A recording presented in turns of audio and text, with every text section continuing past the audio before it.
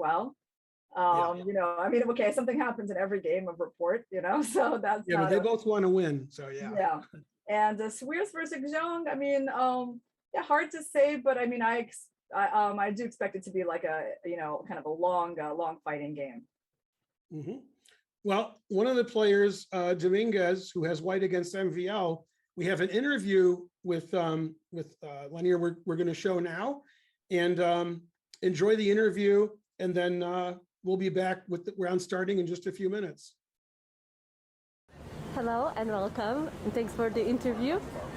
Could you tell us a bit about your game today? Well, it was a very interesting game. At the end, it was a draw, and it looked like not much was happening, but in fact, it was full of ideas. I managed to find this bishop d7, rook b8 idea, giving the pawn on b5 just to get the pawn on b2, and then we get some complications there, given some endgames where I think black was holding in most of the line, but it required a lot of calculation. So I think I haven't analyzed with the endgame yet, but I think we played more or less correct the whole game. It was just the draw at the end. So, over the board tournaments are coming back, and how do you feel? How does it feel to be playing back at Sinquefield Cup? Well, it feels great. I mean, I love playing over the board. We had like a really long break of a year and a half, almost 2 years. So I'm really happy that we are back playing over the board. And I just hope that it continues now. So you played the Rapid and Blitz before Sinquefield Cup. How does it feel switching from Rapid and Blitz to Classical? It feels good. I mean, in general, I like more to play Classical.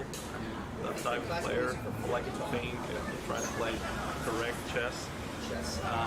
So it's a nice change for me, and also I get the practice from the previous game. So I played like 27 games of Rapid and Blitz together, which is a nice way to like get some practice before the classical tournament. So I do feel good. So you're a GM at top of your game.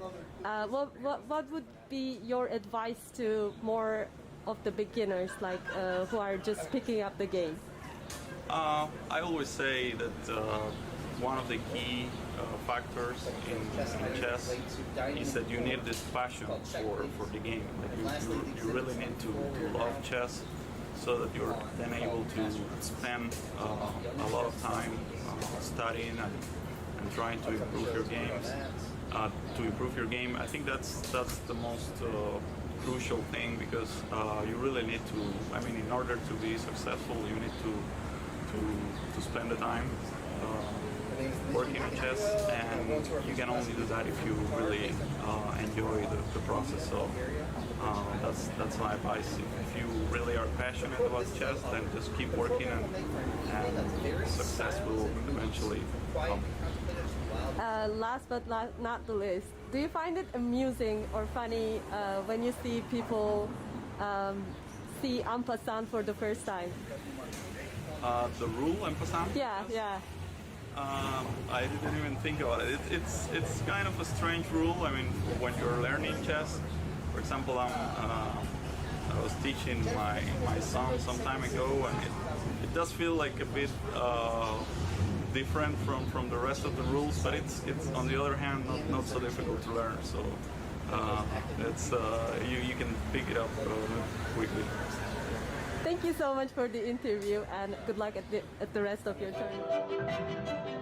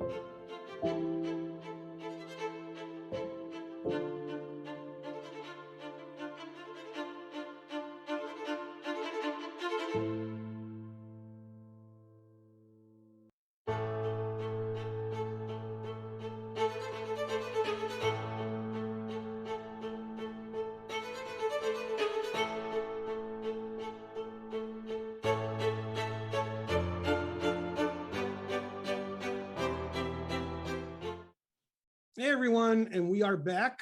Grandmaster Arena Crush and Grandmaster Ben Feingold here with coverage of round 4 of the Sinquefield Cup. Yesterday's round was super exciting. We saw 4 decisive games, and obviously the players make that happen, and the organizers try to make it happen as well by having a no draw agreement rule, so the players have to fight to the end, or either that or find some silly way for repetition, which hasn't happened. All the games have been fighting so far, and hopefully we see 5 more exciting games today. And we're going to start with Fabiano playing Wesley, the marquee matchup of the round. I would say they're tied for first. Some would say they're the 2 best players in the tournament. And Fabiano started the game with c4. Does this surprise you, Arena, or just basically Fabiano can play anything? Yeah, I mean, I would say it's an interesting choice. Doesn't really surprise me because I know this is part of what his repertoire. Of course, he does play e4 a lot more often. So c4 kind of lets me know that, yeah, he wants to do something, a little bit more offbeat, try to, play maybe a less theoretical game. And it, lets me know that his intentions are definitely to try to make this game interesting. That's right. And Wesley actually had a bit of a think before he played c5, deciding what variation to play and what Fabiano has up his sleeve. And again, Wesley's taking some time here to think about what to do.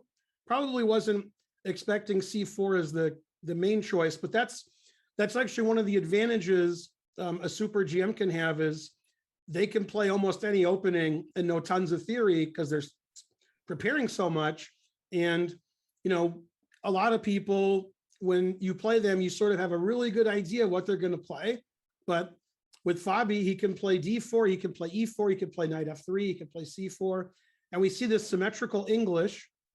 And I guess the question is either side going to fianchetto their king bishop, or are we going to see something more staid like e3, e6, d4, d5? And even here, Fabi's having actually, Caruana played c4 3 times against Wesley in like recent years. Wow. So it's not like he's never played c4 against him. And they actually did have this kind of symmetrical English, but never this exact one, at least not in last 5-6 years. They had a game where Wesley would go for g6, and they had this fianchetto line, g6, g3. So this is already something kind of new between them. Right, and still very theoretical. And Wesley has a choice after knight takes d4 of, well, okay, he played e6, so that's his choice. He goes a3 here. Yeah, and I guess he played g3. Oh, interesting, g3. Okay. Mm-hmm. So the main move here is, I believe, is something like queen b6. Is that, Ben? Yeah, yep, that's what he played. Then they play knight b3, if I remember. And then knight e5, and that's some crazy line. Yeah, that's right. And e4, and there's some crazy line, like you said. That's right. Crazy line, though, I don't necessarily remember. I just know that it's crazy, and I don't know. I remember a game Nakamura, Karyakin, and this, and it's the kind of line where you forget one move and you lose. So definitely. That's right. You got to have a good memory to play this line, otherwise you can get in trouble quick. Yeah. So far they're really going in for this theory. Mm-hmm. Mm-hmm. So now after knight e5, you're saying, well, e4 is a move, right? Yeah, I think that's the main move. And there's no just bishop g2 where they just sack this pawn. I don't think they sack a pawn in this line, but I have seen that in different lines than this. Of course, Fabi has a lot of novelties up his sleeve. So, okay, he played e4, bishop e4. They're both just blitzing this out. Yeah, and Wesley's not taking it back. He's moving very quickly. So he must know what he's doing. Now, what do they do here? Yeah, I don't play either side. So they play queen e2, or am I making that up? Probably. Yeah, I have no idea, Ben. I've seen this position many times, but I've never played either side of this. Bishop d2, I guess, is a bad move because they're going to take on c3, bishop c3, and knight e4, and then they're going to threaten checkmate on f2. That's so there's right. definitely some issues with the e4 pawn here. That's a funny line. Let's have a look. Then bishop takes, bishop takes. Oh no, my knight. Blundering his knight, but not really. And then checkmate. And Irina, you insist that's what's going to happen in this game? No, Ben, that's not what I insist on. Yeah, and then he'll be very happy. Look how happy he is with that Aw. checkmate. You're master of the emoji, Ben. That's right. I'm a master of something. Yeah. All right. Let's have a look at one of the other openings. We got Dominguez versus MVL. Now, that's a Najdorf if I've ever seen one. Let's go to the beginning. Maxime playing his favorite opening, and Dominguez likes to play white in a Sicilian. Very good record with white. A6, bishop E3. And he plays E5 instead of knight G4, which I guess could transpose later. Knight B3, bishop E6, F3, bishop E7, Queen D2. Queen D2, and they're both just blitzing this out. They both have a lot of time on their clock. And castle's queenside. Knight D7. Yeah, and MVL's thinking now. But yeah, this has to be like the main line of the E5 variation. Yeah, it's like this line, was it Anand who won this famous game as black, like where it goes like knight D7, G4, B5, G5, like B4, like that. So, yeah, and one of my former students, Matt Larson, who's an IM, he knows a lot about this exact position. He's done tons of study. He has novelties in the late 20s in those moves, and he's very opinionated. And he would have black in this position with pretty good results because he just knew so much theory and so much prep. And I'm guessing that Dominguez and MVL are armed to the teeth with prep in these variations. So yeah, I think for us it's just going to be interesting to figure out the point at which they stop knowing their prep and will be finally on their own. So we'll look for that moment. Yeah, and it'll be never the whole game. Okay, speaking of knowing a lot of theory, let's get to Sam Shankland. He has white against Mamedyarov. Let's see how this happened. E4, E5. Yeah, Mamedyarov played C5 against him in one of their games in the Rapid and Blitz, and now he went for something more solid. So it's he's trying to play the Berlin. D3, bishop C5. All right, C3, D5. As you said, Mamedyarov is going to play aggressively, and D5 is a very sharp move, not boring at all. And have you ever seen always. it before, Ben? What's that? Have you ever seen this move before? D5.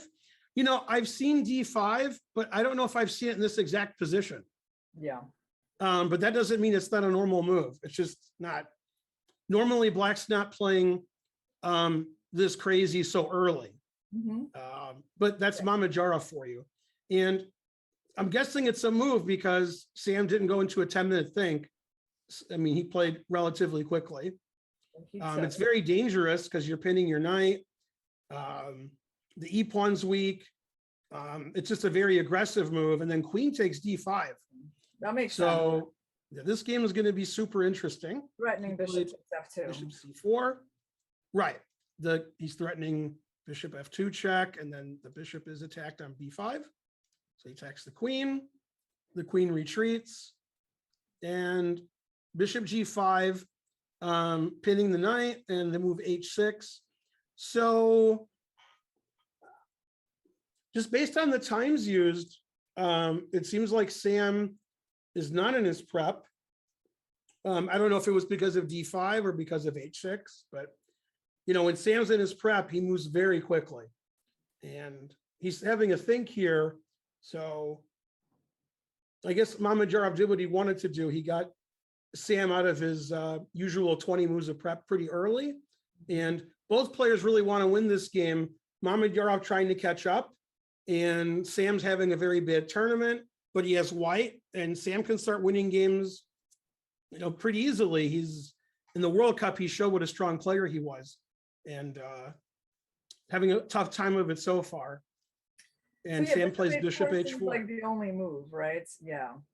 Mm-hmm. And now it's interesting. What is Black's concept? I was thinking, I mean, is it G5, Ben? Yeah, it doesn't even look like a Ruy Lopez because that bishop is on c4. So it looks like an Italian where Black played d5 quickly. It's a very strange position. He could play for g5, but d5 and g5, man, that's even G5, aggressive for him. G3 and E4. Is that just completely crazy? Let's have a look. G5, bishop g3, e4. Rawr. Very aggressive.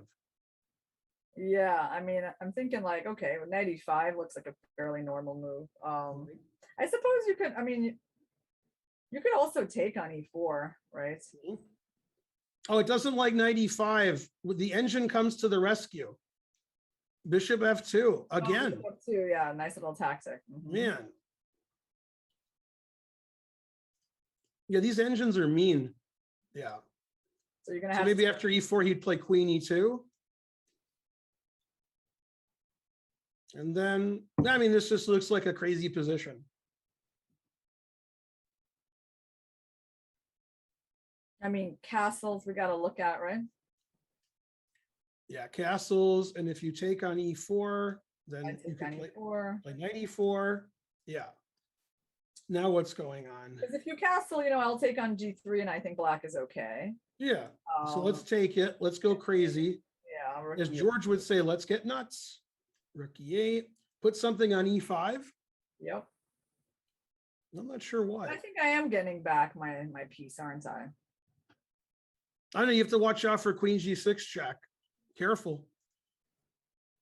Yeah. So what are you putting on? Let's play knight e5.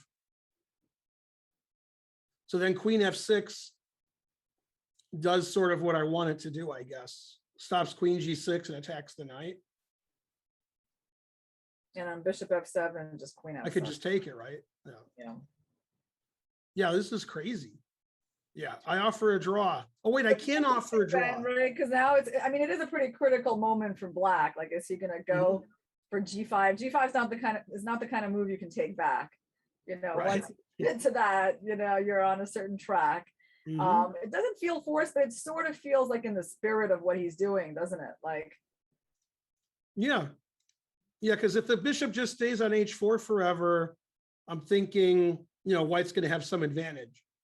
So it's also kind of interesting, I have to say, why he played queen d8 and not queen d6, because that wasn't so Let's go obvious to back. me either, that he actually went into this, like the starting square. Like, what was so terrible about queen d6? There must have been something wrong, but it didn't seem like a terrible idea to go to. it could be that I've seen this before in these variations that White plays b4 and you have to watch out for bishop a3 later and b5. That's right. I've seen that before. I don't know if it would happen here, but that could be a reason why he went to d8 instead of d6. But yeah, it seems like d6 would be a better square if than d8 because of this pin. Yeah. Okay, so they have this position, and let me see if I can refresh and see what's going on. I'll just go to the next game. That'll make it easier. Rapport versus Svidler. We're on move 2. No, we don't. We're not going to have a lot to say about this position. Yeah. Svidler spent 10 minutes already. Wow. Wow. Yeah, knight d7 is not a very common move. G3 on move 1, and then knight f3, knight d7. I guess when we're 5 hours into the coverage, they'll be on move 10. Wow, that's surprising all the way around. Yeah. 10 minutes to play knight d7. So he wants to go e5, I guess. Yeah. So it's interesting to see, is White going to go d4? Could go d4. I could go c4. That's funny. c4, you can't play d4 if you want, which sometimes you do. But you can take on c4. It's not Right. so- Yeah, that's what I would assume he would do. Yeah. Wow, knight d7. Okay, so very original.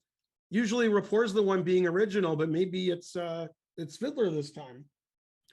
That's okay. Well, we're on move 2, so we'll go to another game. This is Swiercz versus Jeffrey. Let's see how this happened. So it's a queen Like a d6 poison knight or- pawn or something Yeah. like that. Let's see.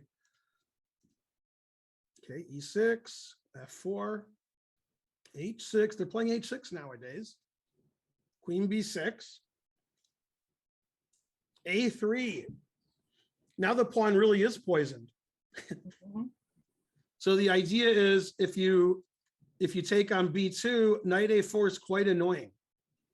And by quite annoying, I mean you lose your queen. So he plays knight B D7. And then, oh, and that's it. Mhm. So yeah, this is I think this really shows that, you know, Jeffrey wants to win this game. He has 3 draws. He's playing the lowest rated player who happens to have a very bad score. So he wants to pounce when the iron is hot, and he's playing a very sharp Nightorf. And Darius is like, sure, let's go. Let's play something sharp, because he wants to win a game too. And this is the part that scares me for White, is he's having a long think. And in these sharp variations, when it's before move 10, if they don't know what they're doing, that could be a little scary. Yeah, well, I would be thinking here too, in fact, because I'm not sure what to do with the king on E1, because you can't go queen D2 since there's a queen takes B2 and you've lost your idea of like trapping the queen with knight A4.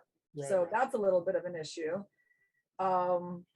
So what do you do, like bishop E2 and castles? You can't really do that, I think, either. So well, there's a lot to think about. I mean, black probably is always going to have these ideas of G5, sacking a pawn. I mean, just as a potential idea.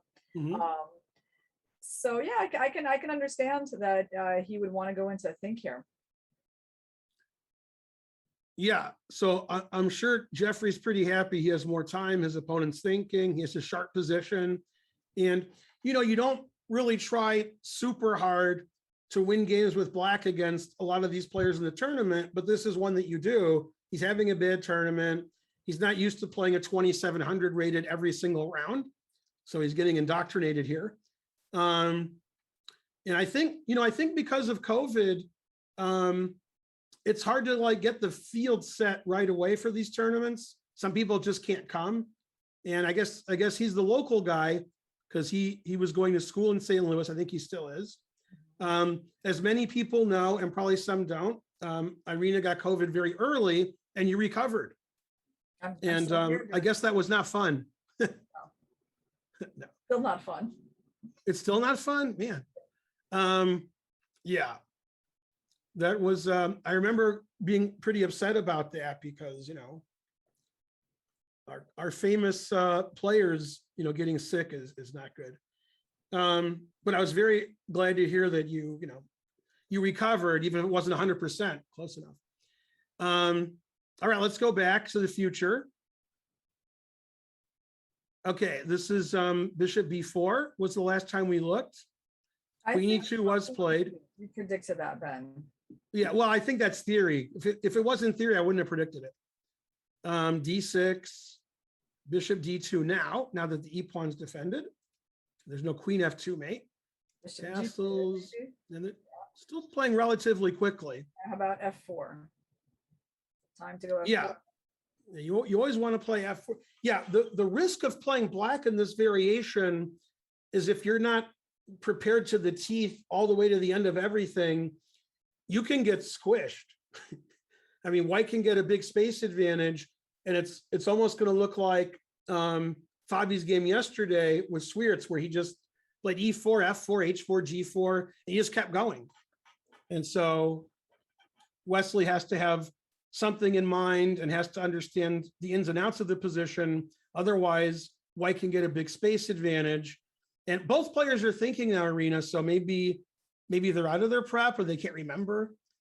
But well, F4 is definitely like the first move I would look at here. yeah, But and actually it kind of reminds me of Fabi's game yesterday, because you know he did have F4, G4. And I'm just looking at this and I'm like, well, F4, knight C6, maybe G4. There you go. Right? I mean, some pleasant memories from yesterday's game. It's very similar because I mean, you don't really want to castle queenside, I think. Is no, I mean, maybe you can consider it, by the way. I mean, it's not insane to go f4, knight c6, castles queenside. But g4, I mean, there's sort of a rule that like if you're just one move away from castling, you can delay it because you'll always have that opportunity. Mm-hmm. So I think that's interesting.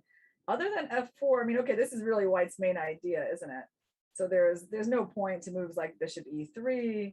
I mean, you're only pushing the queen probably to a better square, to c7. So Right, and you're pinning your knight on c3. Yeah. Mhm. No, I mean, if White wants to play f4, but he's afraid, I guess he could castle and play king h1, then play f4. Problem is, Black's going to attack the c pawn next move with rook c8. So it's maybe he almost has to play f4. Exactly. I mean, rook yeah. c8, that pawn's hard to defend. Yeah, and after f4, I mean, I think, yesterday Swiercz had his knight on g6, which wasn't very successful. So I don't think we're going to see that. Knight g4 just doesn't seem possible because of h3 or possibly even e5. I mean, trying to win the knights. So yeah, f4 knight c6 seems like it's There we go, happen. f4. Mhm. And now I think this is going to be the interesting moment. Because a knight c6, he has a few different things he can do. Oh wow! So he went to g6. He played it pretty quickly. It's almost like he knows this position. But yeah, well, that's interesting to me. I mean, because we really did see this knight, and it wasn't all that great on yeah, that. it does look like Fabi's game from yesterday. It's really similar, except Fabi's king is on e1. But I mean, the only thing I can see is that it's a little harder to play g4 for White. That's one thing Right. with the knight on g6. Yeah, because g4, there's possibly knight h4. There's also like e5 is still probably not that good. How about e5 is possible? e5, f5, knight f4. Bishop takes, pawn takes, like then you got the pin again. which move to start with? I'm saying, if g4, maybe e5 by Black. Oh, if g4, okay, I'll make these moves. Mhm. Then e5, and then you wanna hop in here. Yeah, Let's go knight to the f4. hop. Mhm. Yeah. Although we could play bishop takes c3 first, also good. Yeah. Yeah, this seems okay for Wesley. So there's kind of a point to knight g6. So Mhm. I do think he's going to be discouraging White from going g4. I'm very pleased that this is happening because I was somewhat worried we would see a very staid draw, and we're not seeing that. Nope, we're not. No, we're seeing both players fighting, and we got a really interesting position that all three results are possible, and that's what I was hoping for. But I was worried it was going to be some double king pawn. They were going to trade everything. But Yeah, that's why Caruana's choice c4, that kind of told us a lot, right, about Yeah. how this game was going to develop. And Mhm. yeah, and there's this more kind of unbalanced situation. So the question is, is he going to go like things like h4 like he did against probably not yet, but h4 is always Mhm. in the I card. thought after h4, Black might play h5. Mhm. Let's see. Okay, the engine doesn't say I'm a total idiot, just a regular one. Yeah, now we're going to have a fight. We're fighting for everything. Yeah, I think Black is okay in this position. It's because White hasn't castled yet. Black's pieces are all developed. Well, do you Bishop think c6 White's and gonna, rook c8's gonna coming. castle queenside, or is he gonna go like bishop e3? But the problem with bishop e3, queen c7 is that bishop takes c3 is always Right. a I'd be little afraid to bit castle queenside just because of a5, a4. Yeah. I'm easily scared.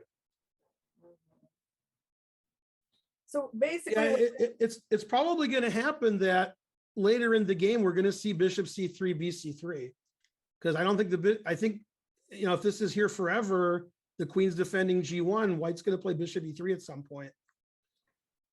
yeah, can we just mention, Ben, like I think that rook a8, just queen c7 is, let's say, one obvious plan for Black. Right, then this pawn's very weak, right?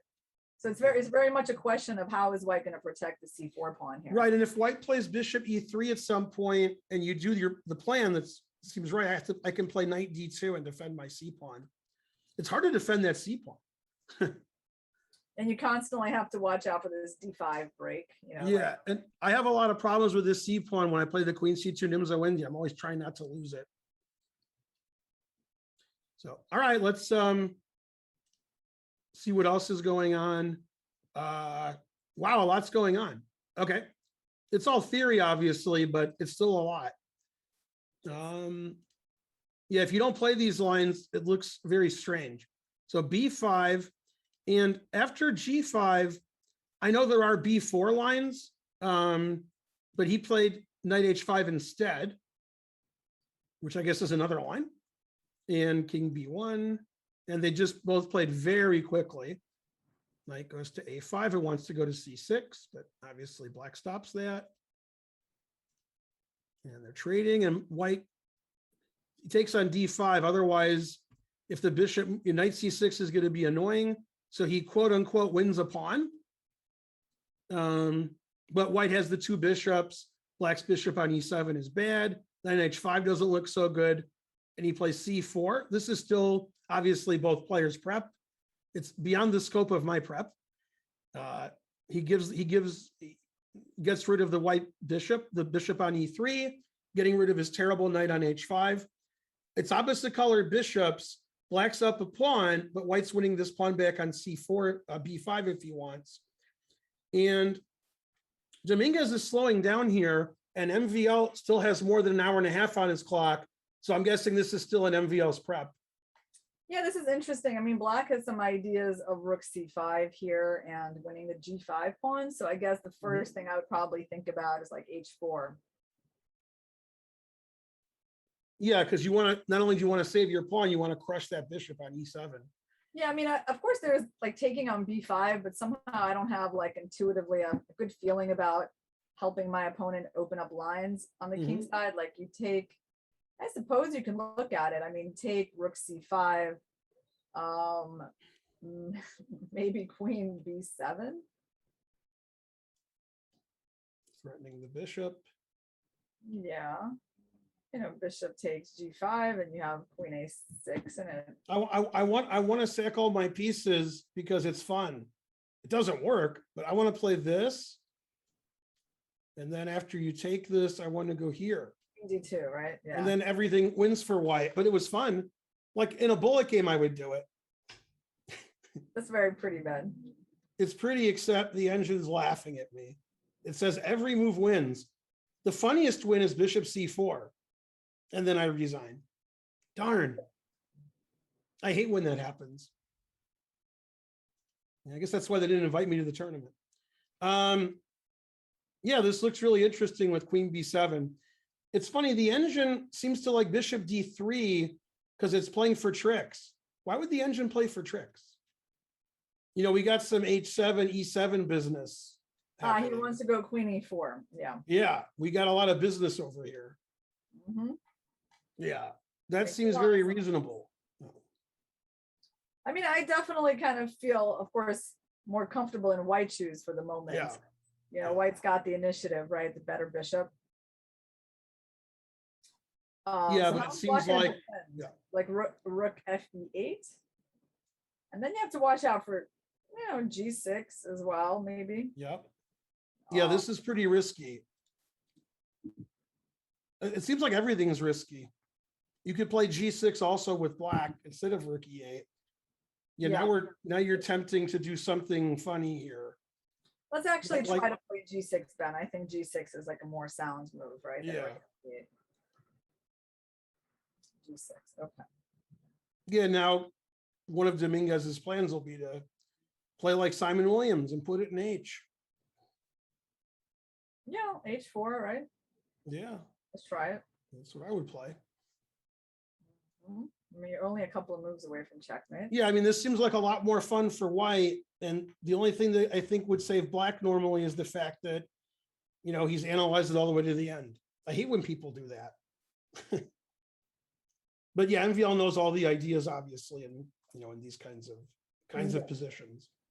But yeah, again, I was worried Dominguez was going to play super solid and we see sort of a weird draw. But okay, now both sides can attack and opposite bishops are good for attacking. And this, I think, is going to be a really interesting game. So I'm pretty pleased about that. I'm pretty pleased at all of the games except for the game that's on move 2. That game, I'm like, wait, what? We don't know how it's gonna go yet. Yeah. Yeah, let's see if they got past move 2. All right, wait, what is this chess? What's happening? It does look a little like Fischer random, right? Wait, what's going on here? Okay, so he played d4 as you suggested. Knight b6, that stops c4. All right, a4, a5 makes sense. And then knight c3. Wow. I love it because they're completely out of theory, aren't they? Oh, yeah. They're just making it up as they go along. And I've never seen a position like this, Ben.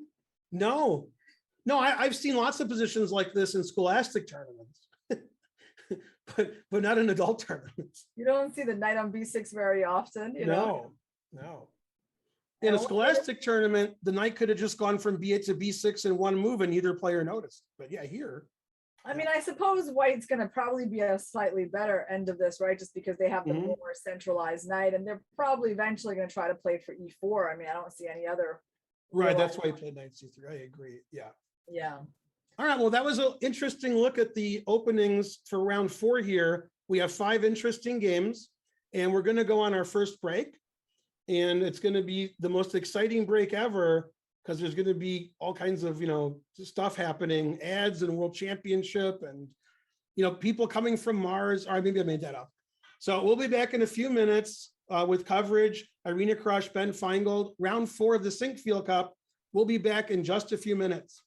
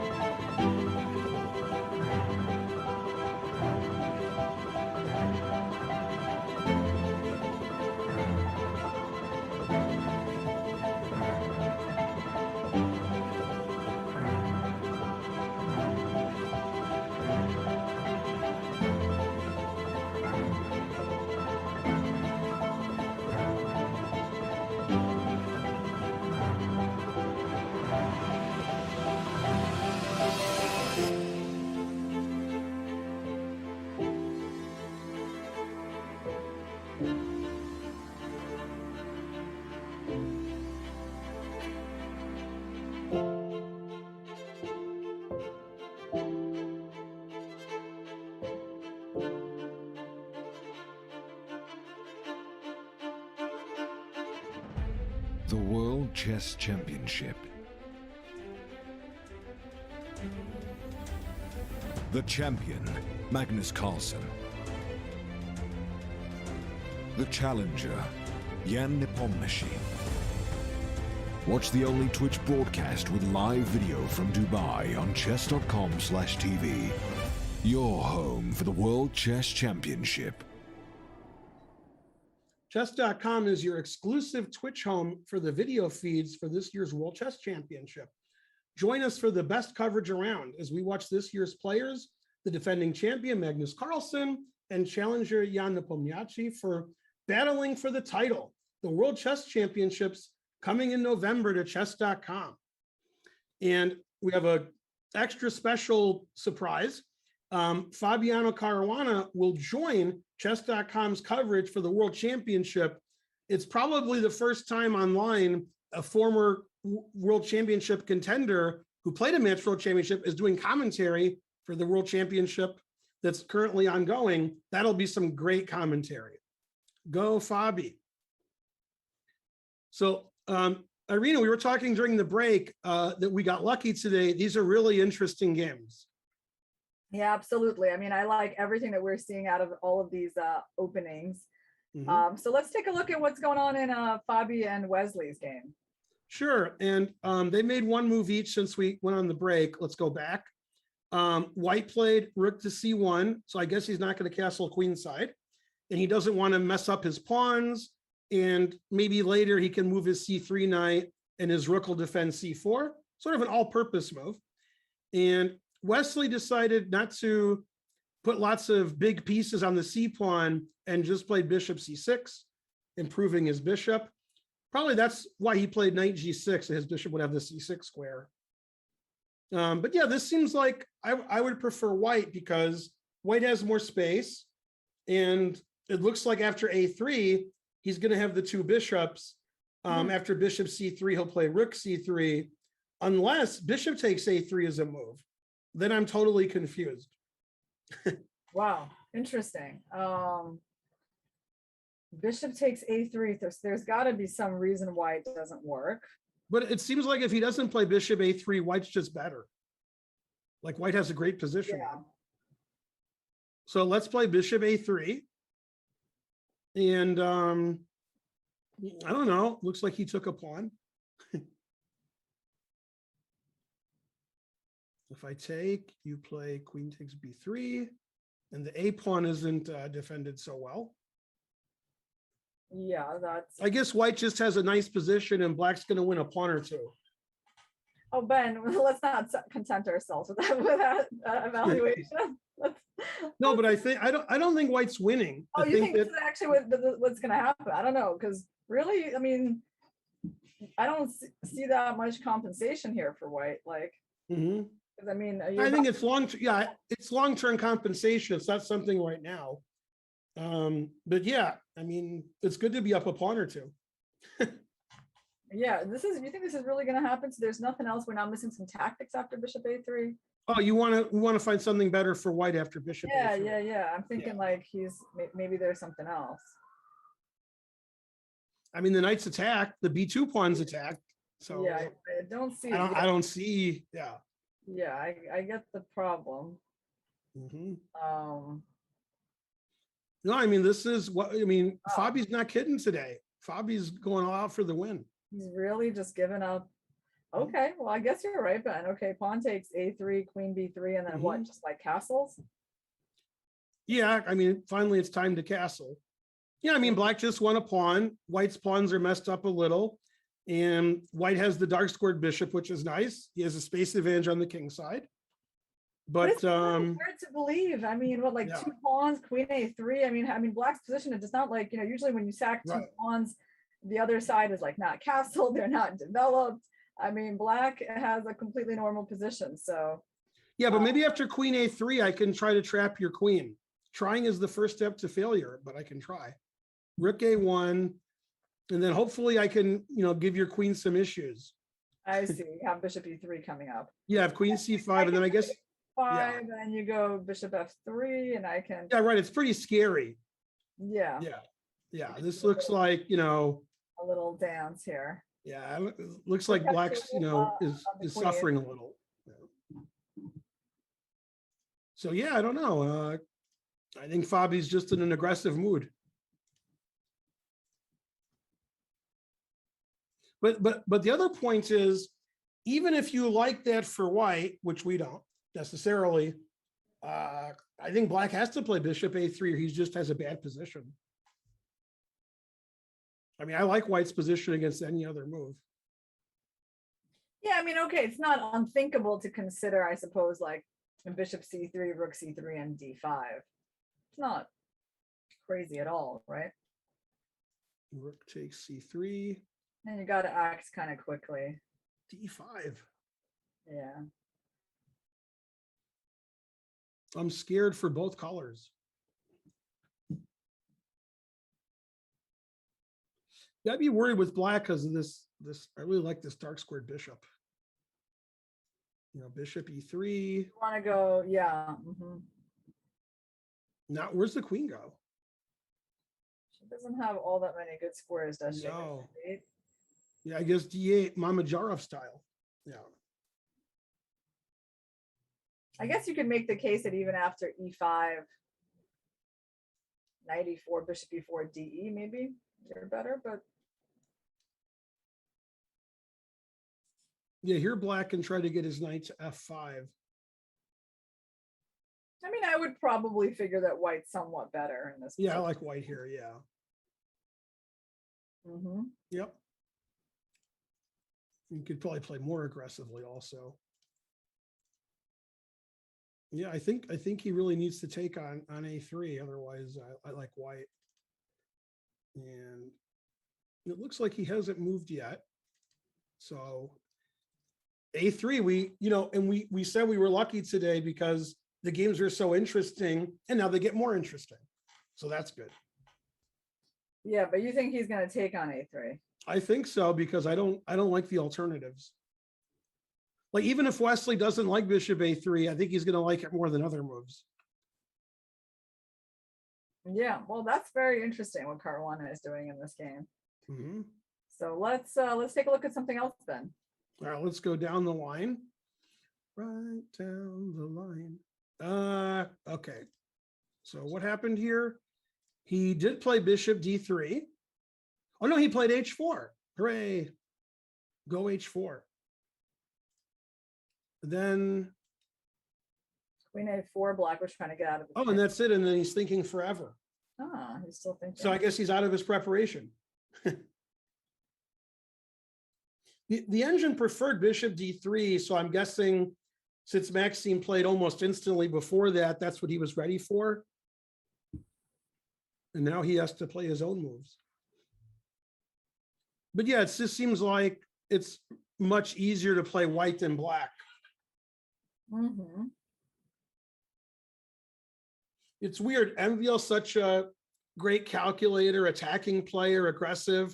And a lot of times when he plays the Najdorf, he'll get some crummy position he's trying to hold. Yeah, instead of, theory in this line, Yeah. Like he doesn't really get a chance to get his kind of crazy positions all the time. I mean, so okay, what can Black do here? Let's think about that. So h4, he might consider rook c5. How about that? Yeah, Okay, I mean, rook c5. Let's go. Is it queen e4, for example? I wanted to play queen e4. I guess after rook e5, I can just take on f4. Yeah, you can take your extra, the pawn you're missing back. And so rook e5, queen f4. I mean, because Black has to kind of get something going on the queen side. Yeah, I mean, we could take on c4 now that the c pawn's not pinned anymore. But the bishop is hanging then. Right. So no, rook e5 first, like you said. Yeah. And then take on c4. Exactly. Yes, that's what I'm thinking. So I guess take this. And then you could take on c4, or you could play, I don't know, rook b8, but that weakens that pawn. Yeah, it's hard with this f7 pawn so weak. How does he get this bishop into the game? I was just going to say, I don't like this position because of this bishop on, the bishop on. Unless you actually manage to put this bishop on g7, it's like very hard to get enough play. Very sad bishop. Yeah. So yeah, he's got an uphill battle here. Dominguez is really good with the white pieces. Man, Dominguez, has a tough time getting any street cred because, he's playing for the US, which has Nakamura, Fabi, and Wesley. Man, it's a tough town around here. Yeah. So we don't think about Dominguez very much, but Svidler rating is higher than Hikaru's, but Hikaru wins everything online, more than everything online. So we just don't think of him in that stratosphere, but Dominguez can beat anybody. Yep. He's a tough opponent. All right, let's see what's happening in this crazy position we had. So we looked at G5. Let me go back. I'm guessing it wasn't played. Okay, so let's see the actual game. He played E4 right away Okay. instead of G5. All right, also interesting. Yeah. He played Queen E2, pinning the pawn. Queen E7. Yeah, it was like we were looking at this with G5 and Bishop G3 thrown in, but he just didn't play G5. Takes on E4. Knight takes E4. What?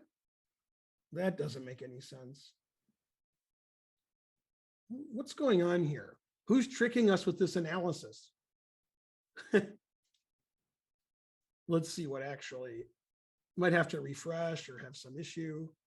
Okay, let's get back to the position.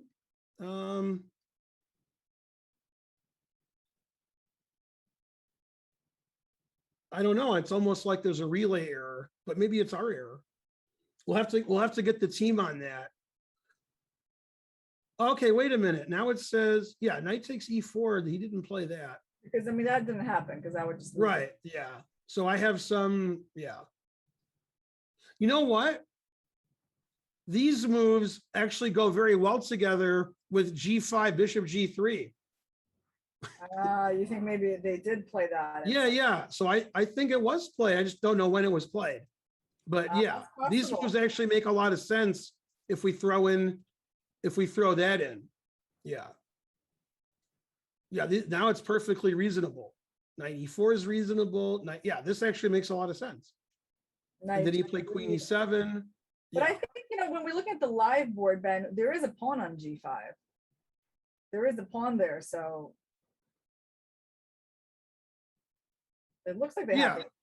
Right. This has to be what happened. Yeah. Okay. Yeah. All right. Now I'm getting worried that we're going to peer out to a draw, but maybe we won't. Yeah. Maybe we won't. Yeah. Well, certainly it doesn't look bad for black, right? I mean, no, this is fine. Two bishops, semi-symmetrical pawn structure. It's kind of interesting which way is he going to capture back. Yeah, that's right. Is he going to go?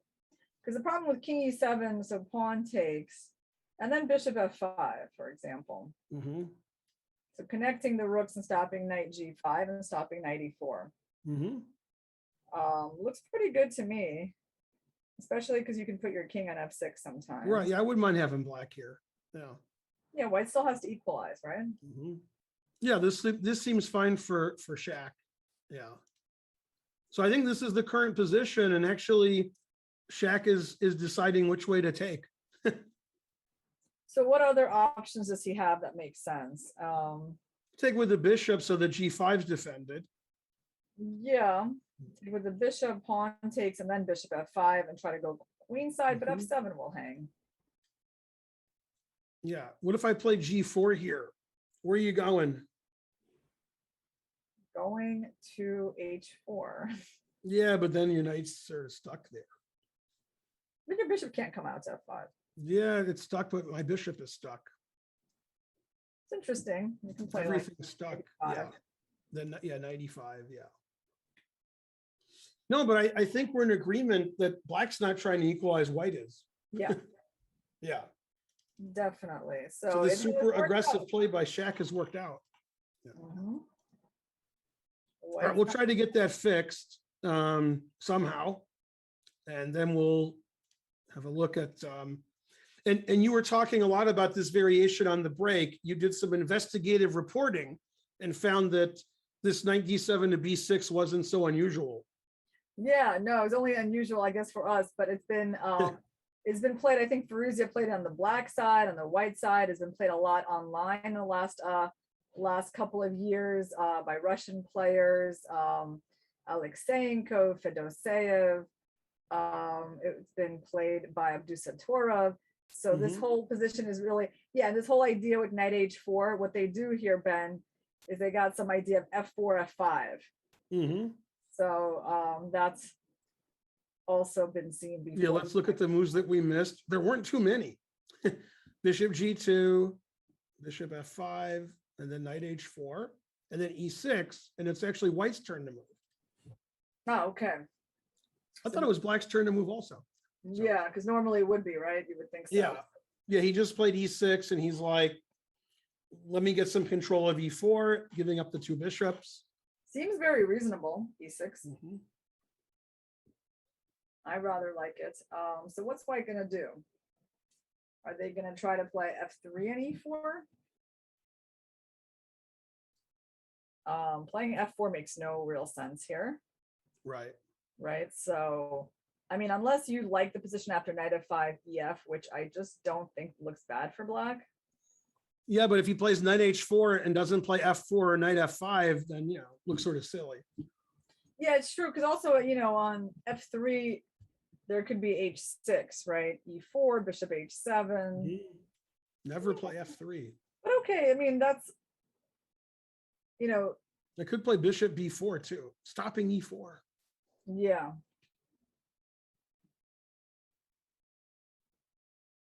Yeah, this has to be okay for black. Right, it's a little It hard has to to do this f3. Yeah. Yeah. No, I like e6. That's an interesting way to meet knight h4. So where is white's play gonna come from? Well, if he wants the two bishops, which I always do, then I don't know, queen d3. And then he just has to hope that in 10 or 15 moves, the bishops get really active. But right now they are not. But yeah, I mean, this seems fine for black also. It seems like these pawns can be Played on the defended. board, knight f5 and ef. That was played? Yeah. Oh, okay. Yeah, with my crazy analysis, it's not easy to see what the actual game is. Good preparation for commentating. So you're saying knight f5, e5, f5 was played, and that Rapport is thinking here. Now white's thinking. I mean, okay, black will obviously be putting a pawn on c6 pretty soon. Got to blunt the bishop. Yeah, and not only can he play like c6 and g6, then he can maneuver the knight to d6 if he wants, and have a lot of control over e4. Yeah, I agree. I mean, I think black's got a reasonable position here to kind of enter the middle game with. Yeah.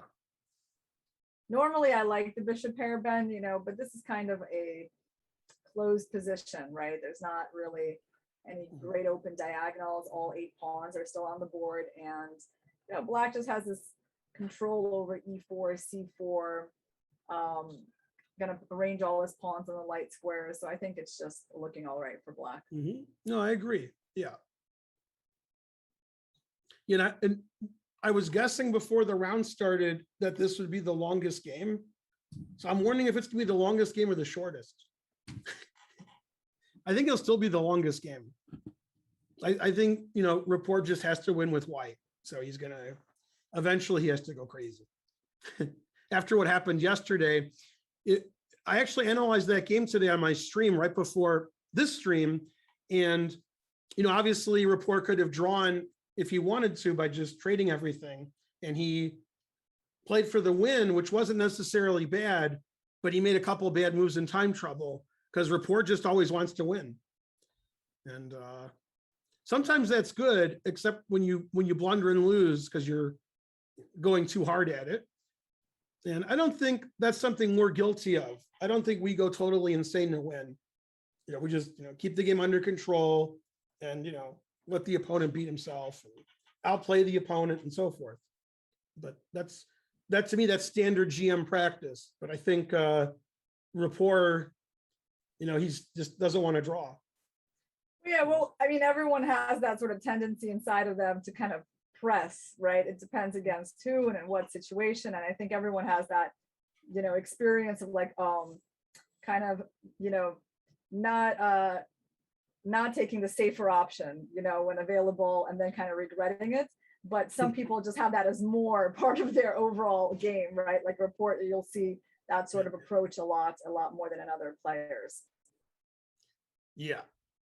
Yeah, and in fact, I actually did a video on Rapport on Wednesday for our own channel, and man, he won some amazing games. It was hard to pick which games to show in my video because Rapport's beaten some strong players, and to me, it reminds me of like a very slightly improved Dubov. Plays like Dubov, but I think Dubov's even crazier. I think Rapport's a little calmer, but man, I love watching Dubov play. I love watching Rapport play. So really glad he's in the tournament here. Yeah. All right, let's get to the game we haven't looked at since, or maybe we did. Swiercz. No, this is the Najdorf, the crazy Najdorf. Let's go back. He managed to get castled queenside. Yeah, it was almost a poison pawn, but he played a3. He played bishop f2. Mm-hmm. Okay. Then the queen went back to c7. Bishop d3. Yeah, I mean, if this bishop was on e3, it would look more normal. It's like white played bishop e3, then bishop f2 for no reason. But all right.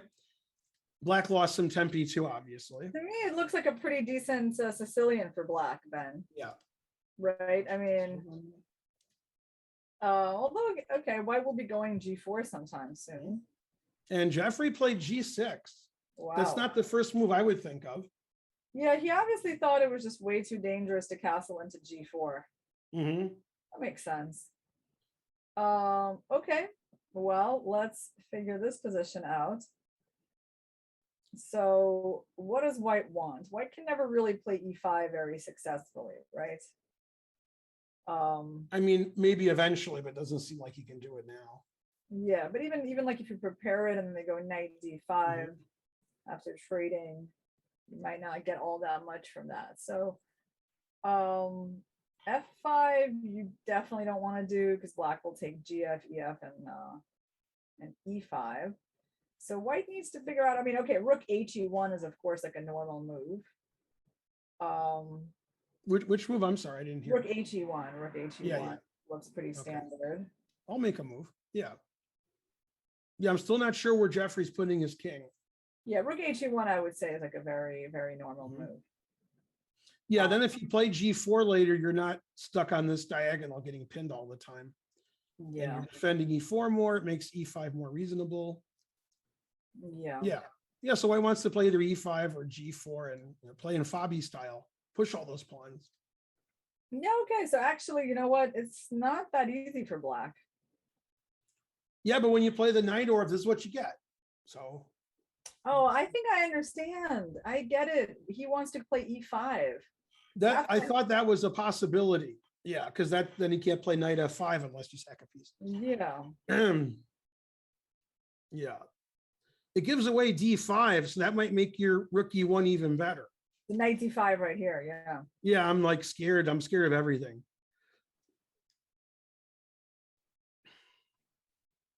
Yeah, now rook e1's great. Go rook e1. Yeah, now if the e-file opens, you're going to get checkmated. You can't castle. The queen's attacked. Yeah, actually like white here. Right? Yeah. But I think when he played g6, that was one of his ideas, is to play e5. Yeah. It's just that with the rook on e1, you can't. And he did play rook e1. Yeah. Yeah. Yeah, actually, I agree with you. I think this is good for white. I mean, if you play the Najdorf, this is what you get. So I mean, Jeffrey can't be too upset. Castling queenside looks like is asking for a sack too on b5, because we got a lot of guys over here.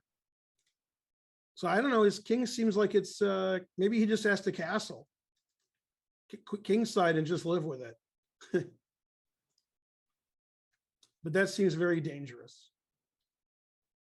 Okay, so if you castle, what are we gonna play? Yeah. You know, some of the sting is taken out of rook e1, I guess. We could still play e5. Takes. Okay. Because now it's defended sufficiently. Yeah, knight d5. And then let's take, you take with the bishop. Man, it looks like I should be able to attack on the king side somehow. Yeah. Like this pawn seems a little suspicious on h6. Doesn't look too terrible for black though. I mean, his pieces are all right, and he also has counterplay with like b4. And this pawn will be weak if I play bishop e3. Exactly. It's a knight orf. That's what you get. So I guess we're expecting castles right here for black. I mean, that seems like the safest move. Otherwise, you know, pushing in the center could be even better for white. And it looks like he quashed the e5 idea with your rook e1. That was good. Yeah. Okay, well, on that note, since we've looked at all the games, it's time for our second break. You can't have more fun than that. And we have more interesting games. These games are getting more and more interesting. We'll probably have a lot of decisive results today. And Irina and I will be back right after this next break. See you soon, guys.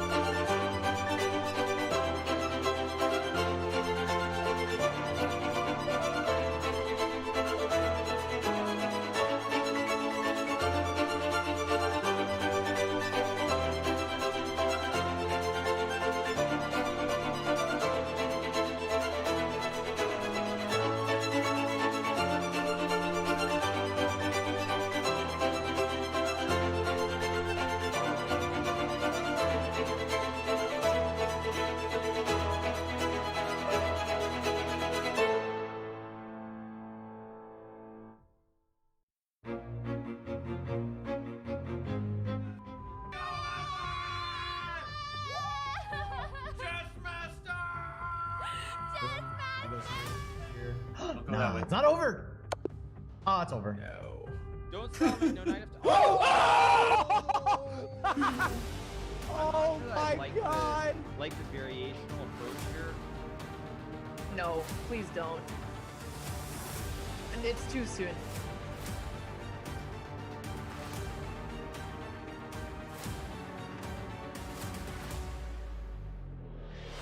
Oh my god! 99.1! Oh boy. Oh, the queen! Oh my gosh! He said he doesn't have time to teach me. Apparently my viewer count Who too gave him the low. Latvian Gambit advice? My endgame's phenomenal. You know why? I pick up Dvorak's endgame book. Now, I can't read a word of this because it's all in chess notation. It makes no sense. And Boy certainly played very well. He did deserve to win the event. Yeah! Oh.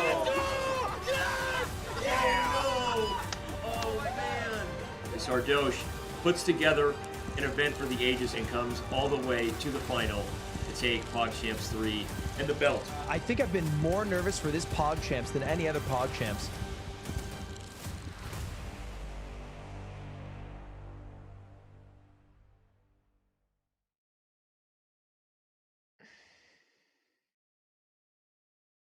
You know, when I said it'd be fun to see a checkmate in 4 earlier, I was joking. It wasn't real.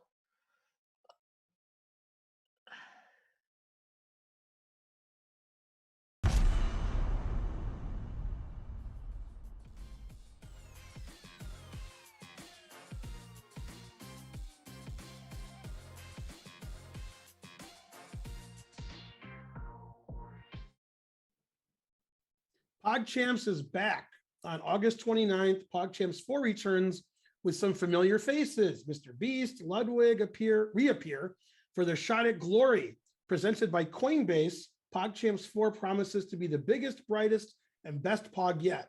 So don't miss out on any of the action. And speaking of the action, we got some action of our own.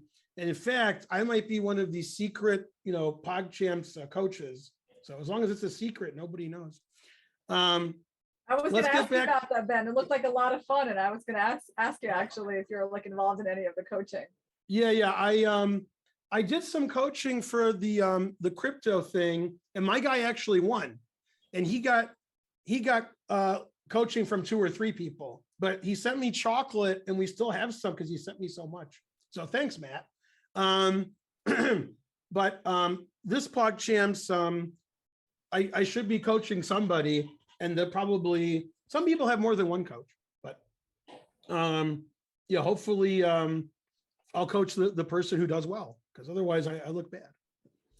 But yeah, it is a lot of fun. It's a really fun event, and occasionally there's some blunders, which are also fun. So as you would expect. Now in the Fabi game, he played bishop takes c3. He did not take on a3, which surprises me because I don't like Black's position here. But anyway, then he quickly followed up with a5. He wants to play a4 and get that b pawn. Queen e3 instead of bishop e3. And let me refresh. I think this is the current position. That rook is having quite a journey from a1 to c1 to c3 to e3. Yeah. Very unusual. Yeah. I like White's position, but of course, Black does have pressure on the e pawn, and I think Queen e3 is a way to alleviate the pressure here and the pressure on b2 by trading queens, and as you said, putting the rook on e3, which is pretty funny. So I don't know if you agree, but I prefer White. I like this Queen e3 move. I mean, it's really because the queen on b6 was really quite annoying for a lot of reasons. Yeah. It wasn't letting the knight go to d4 while Black was threatening a4. White couldn't castle. So Queen e3 is just a very nice way to fix things for White. Yeah, and the problem with bishop e3, which seems more natural, is then you got to figure out how to defend your e-pawn, and now you don't. E-pawn's defended. Yeah, so Black has a big choice. I mean, if he moves his queen back, White can basically just castle, right? And finally get that important move in. You know, okay, his knight will go to d4 at some point. If he takes, rook takes, I mean, it feels like white has some kind of pull. Although I suppose black can look at some interesting moves like, you know, e5, but white's going to go f5. Yeah, we can take a look at that then. Yeah, queen. Yeah, takes that's three. what I was going to change the analysis board. Then you want to play e5? Yeah, it's just an idea.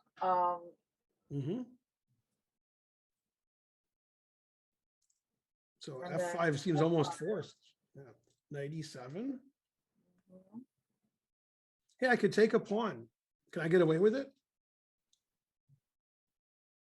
I think you can. Just don't play knight f5 or I resign because that's too complicated for me. Okay. Knight f5. What happens here? What's Knight going e7. on? Okay. Knight c6. Yeah. And So I then, think oh, then I have this. I have this check, Yeah. and then my knight can And escape then easily. you will resign. Yeah. Yeah, right. Yeah. So somebody resigned, but it wasn't white. Yeah.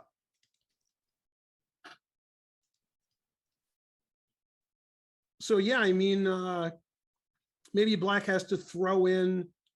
We didn't really have time to throw in a4, did we? Well, we yeah, play we didn't have to after go e5. We didn't have to go e5. We could have, but, Right. but then there's knight d4. That's actually kind of interesting. How about a4, Ben? Yeah. Okay. Also, maybe I can play a4 after f5. Well, but the rook is, I guess not. And what about e5 here? What about e5?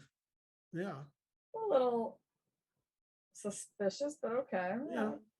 Knight c6 bc, you know, f5, knight e7. I mean, okay, like we're trying to say that we also have some good aspects to our pawn structure, and your bishop on g2 is a bit closed up. And actually right here, Ben, there's this very beautiful idea of c5 and knight c6 potentially. If we can manage that, wouldn't that be nice? No, And I think we can manage that because white's just not all that developed, right? So I think this is reasonable. Queen takes e3, trying to like get that tempo to play a4.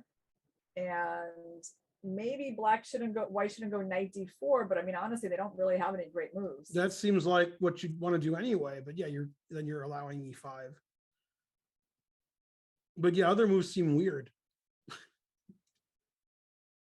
I'm sorry, after a4. Maybe knight a1 to c2. Nah, that's it. Yeah. Yeah, we might actually see this because this is a very interesting way to play. If, you know, Wesley thinks it's okay. Looks like it's okay. Yeah, I think if black doesn't do anything and they both just improve their position, white's going to be doing really well. But if black starts doing things and forcing the action and changing the position a little bit, it gets really interesting. He has So to, yeah, A4, he has to play quickly in the next few moves because, of course, you know, all the long-term trumps belong to white. White's got the bishop here, the space advantage. But what they don't have is the harmony, right? They don't have all of their pieces in perfect positions right now, and black is actually kind of more mobilized. So I think he needs to work with that factor. Yep. Very good. Yeah. So let me see if anything actually happened while I was, you know, being nonsensical like I always am. I don't see that that Wesley's moved yet, so he's having a big think. Yeah, that's a big moment for him. I agree. Like it's like It choosing a changes the nature direction. of the game. Yeah, but yeah, I think Queen E3 was a pretty good move. But yeah, great games today. This is great. Okay, let's go see this crazy Najdorf. Not our only crazy Najdorf. H4. He took on C. Oh, so again, I'm getting the wrong stuff. Oh yeah. I got to refresh better. every single game there's a hanging queen. Yeah, that's right. That's how I know it's wrong. All right, let me try again. Okay, I tried again and I didn't fail miserably. Queen A4. Okay, that's good. Bishop D3. Now the pawn's not pinned, so he could take on C4, which he did. Yeah, because Queen E4, there's G6. So. And that's actually what happened. Queen E4, G6, and then bishop C2. Now Okay. we're threatening the queen and the bishop. So So we're he, kind of down some material here. Not clear why this has all happened, right? But yeah, okay. and then he played H5. So, you know, I'm scared. Wow. Well, this game is developing in a really interesting way. They've played some more moves too, but I understand the next move. He wants to trade queens because this is looking like, you know, white's coming. So, Okay. and then Dominguez played H takes G. And I guess if you take the queen, I can just take on H7. H7, okay. Yeah, that looks good. Yeah. Taking on F7 looks good too, but maybe even better. Yeah, so he took with the H pawn. Man, I am scared and then some. Okay. So let's Man, see. I really like white White's here because turn I'm here? so afraid. What's that? It's white's turn. It is white's turn. Yeah, and this is the current position. Man, MVL's only taken 20 minutes.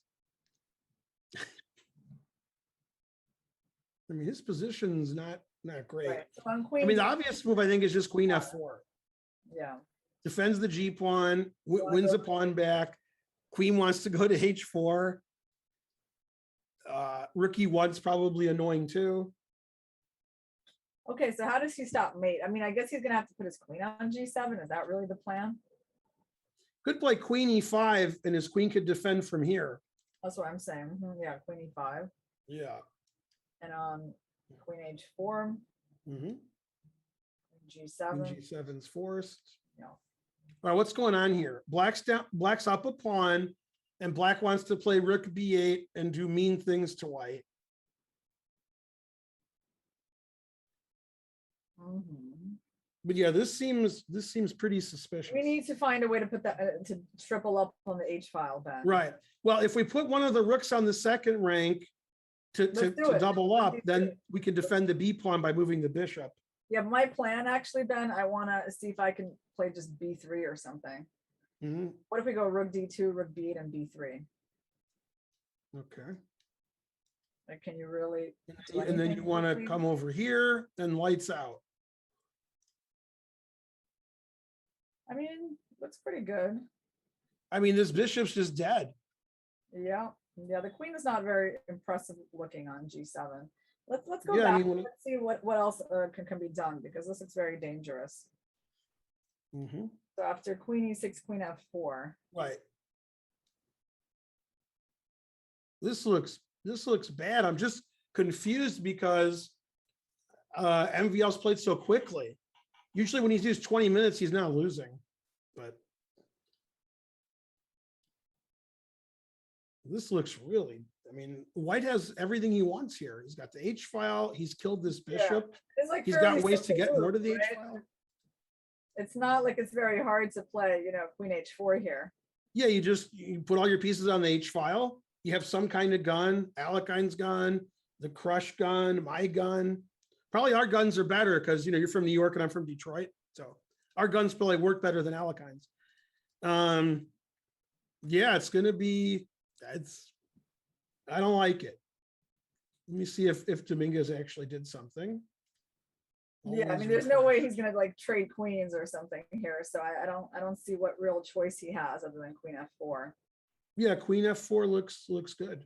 Yeah. Yeah. So wow, Dominguez does like to take a big think. So yeah. I mean, right now it's looking quite favorable for white. Mm-hmm. All right, so shall we go and see something else? Okay, let me get to the actual. Yeah, they actually, when I was confused before the break, which is common, we figured out that he actually did play G5, like we expected. So this was the line that you had suggested, G5, E4, and this was all played. And a very strange move. It's strange to me, but maybe it's not strange to you. In this position, which is where we left off, after bishop takes, Sam played FG.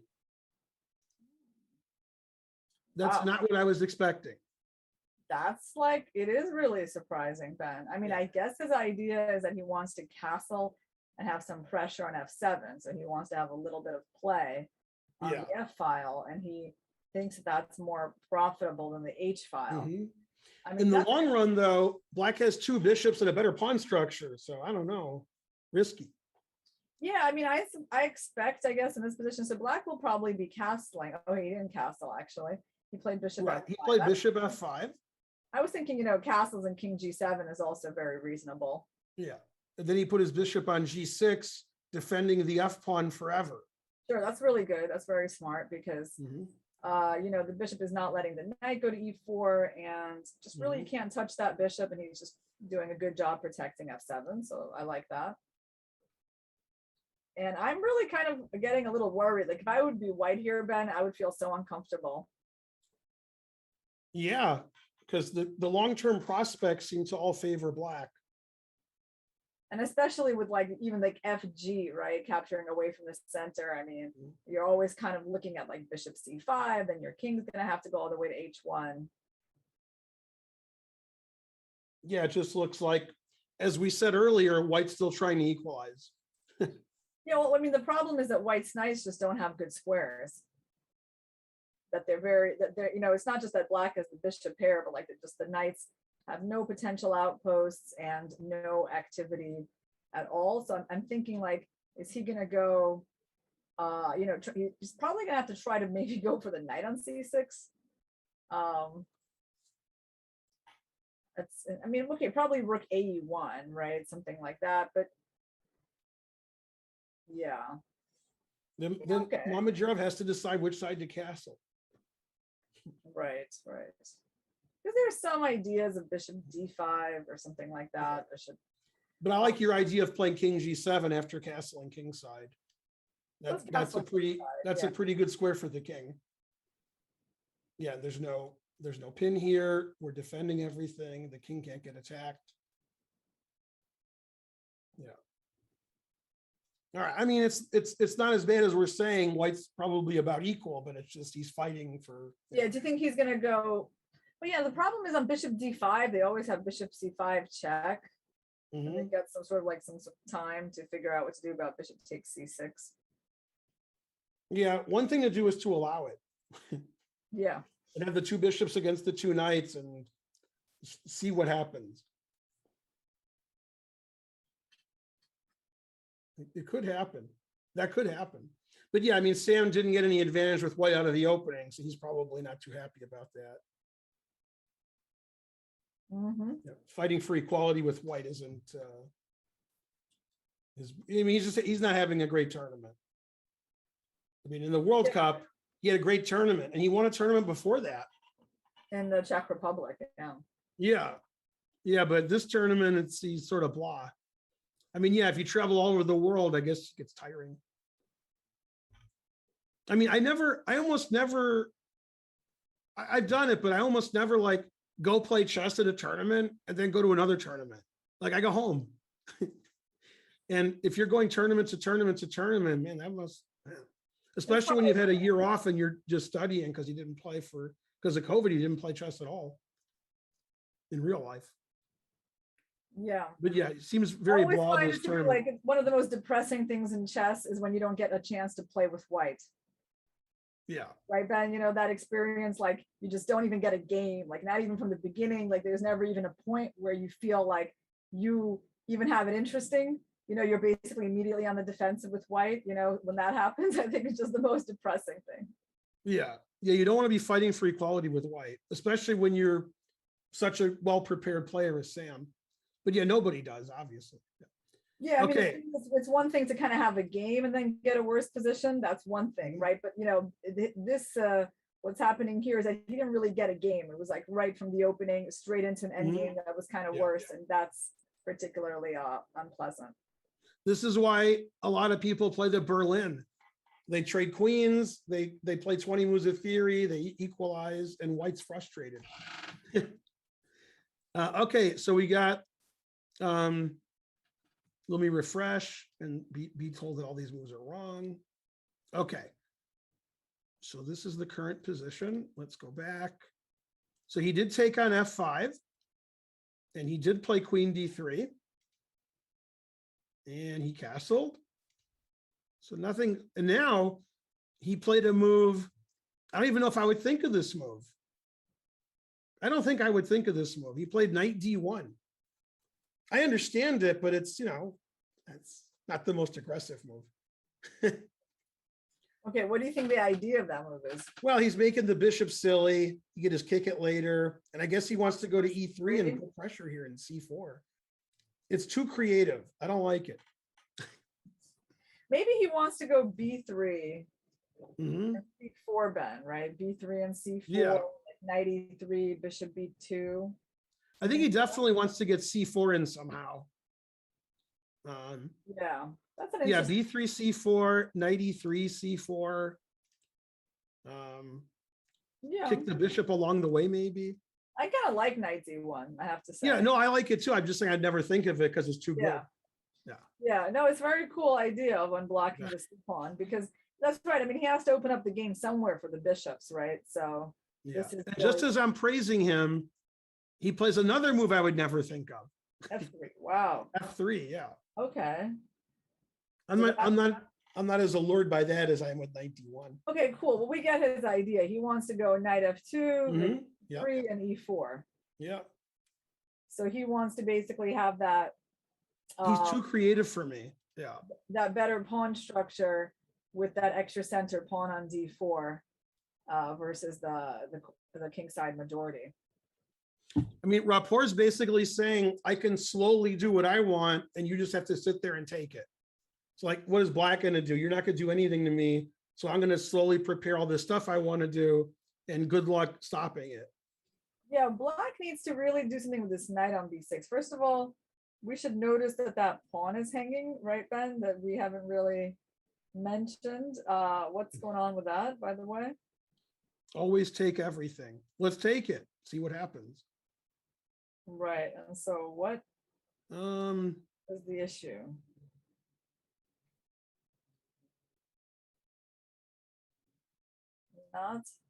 Not completely obvious. No. Yeah, it could just be he ignores it and starts attacking. Let's see, bishop Yeah. h3. Now that's a threat. Yeah. So g6. What if I keep attacking? Bishop g5. I mean, maybe I can. The problem, yeah, if I sneak in e4 and you take with the f1, your knight's hanging on a4. I mean, we might actually see this. I mean, but it's funny because when Wesley could take on a3 and I expected him to, he did not do that. And I don't expect him to play knight takes a4 because it's so weird, but then he'll probably do it. So Well, let's see what else he can do other than knight takes a4. yeah. He could have played a last move too, I guess, after knight d1. And he decided not to do it there either. Right. But yeah, it looks like white has compensation, but I don't see a refutation of knight a4. It just seems like the move is sort of weird, but if it wins a pawn, it wins a pawn. Yeah, I think immediately knight a4, Ben, like there's probably a bishop. Well, okay, we can try bishop g5. Mm-hmm. It's a little annoying, but I suppose there's still like rook a6. Wow.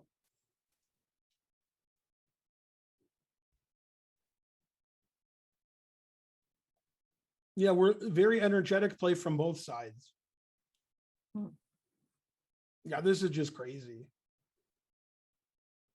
I don't even know what to suggest. If I play c3, you can play bishop e7. You can play b3 and c4, but I don't know. I'm not sure. Actually, b3 is pretty good, Ben. b3 just Yeah. is great here, right? Oh, because now that I could take the knight on f6. Yeah, positionally it's crushing. Yeah, I was just trying to play c4. Yeah. So there's a reason he didn't take right away. Yeah, it looked pretty suspicious, but maybe after castles and f3. Then it's less suspicious. Yeah. Because f3, it does kind of close up the bishop. Yeah. And let me see if this is still the live board. It is, yeah. Okay, so maybe if he takes on a4, our prayers will be answered. We'll finally see what white has in mind. Yes. But You yeah, know, this is a very creative game from both players so far. Black really needs to act quickly because, I was thinking about trying to bring the knight to d6. That's also kind of interesting, Ben. Maybe knight c8 to d6. Well, you can't though because your bishop's on b4, so it gets trapped. Yeah. So you really have a hard time maneuvering those pieces. So I kind of feel like, well, knight a4 is principled, isn't it? Maybe it's not that great, but at least it is a principled move. But Yeah, it seems like if black doesn't do anything, white's going to have a big advantage soon. well, let's try not doing anything. Let's try playing c6, Ben. Here we go. Just Solid. Yeah, let's see. Yeah. Again, solid play. What you got? Like knight Yeah, I f2. still want to play like bishop h3, bishop g5, but maybe he just wants to play knight f2. It seems like it when he played f3. So, okay, knight f2. It seems hard to play black here. Rook a8. Yeah. Rook a8. Yeah. Okay.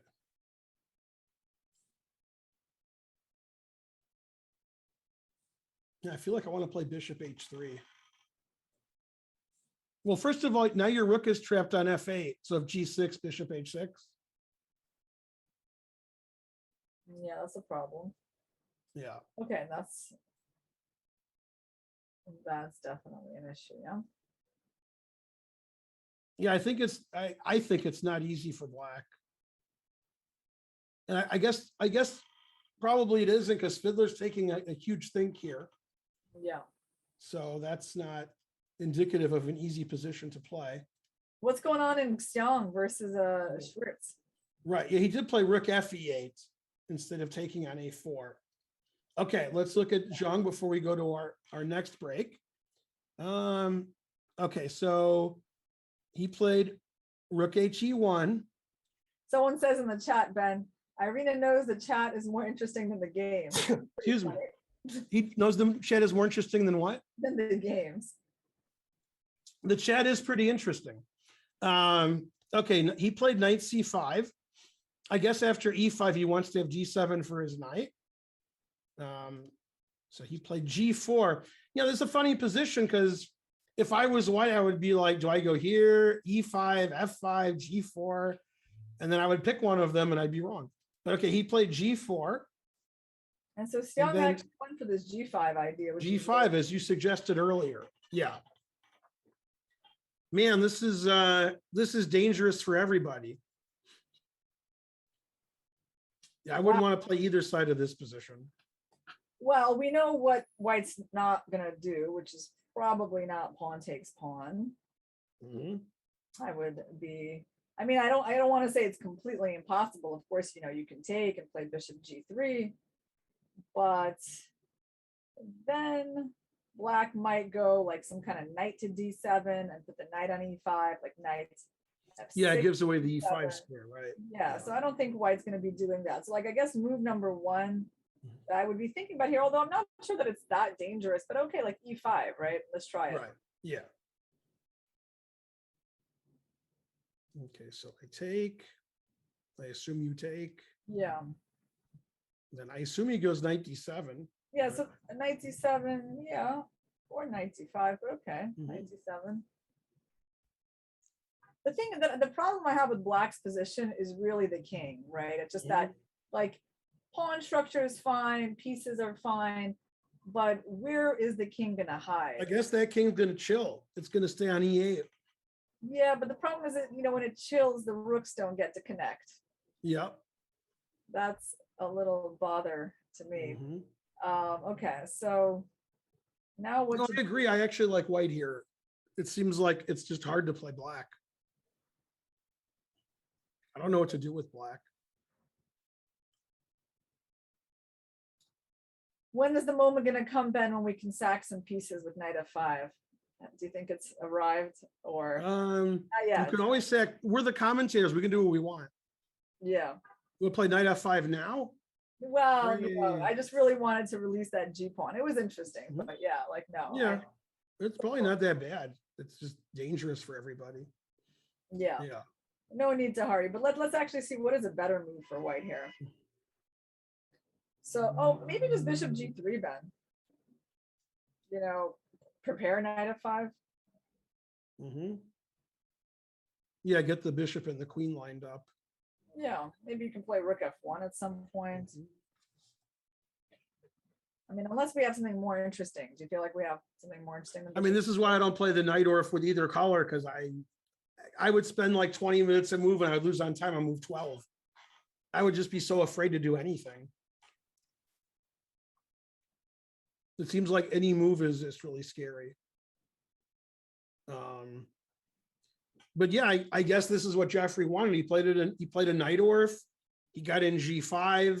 Position's crazy. He has more time on the clock.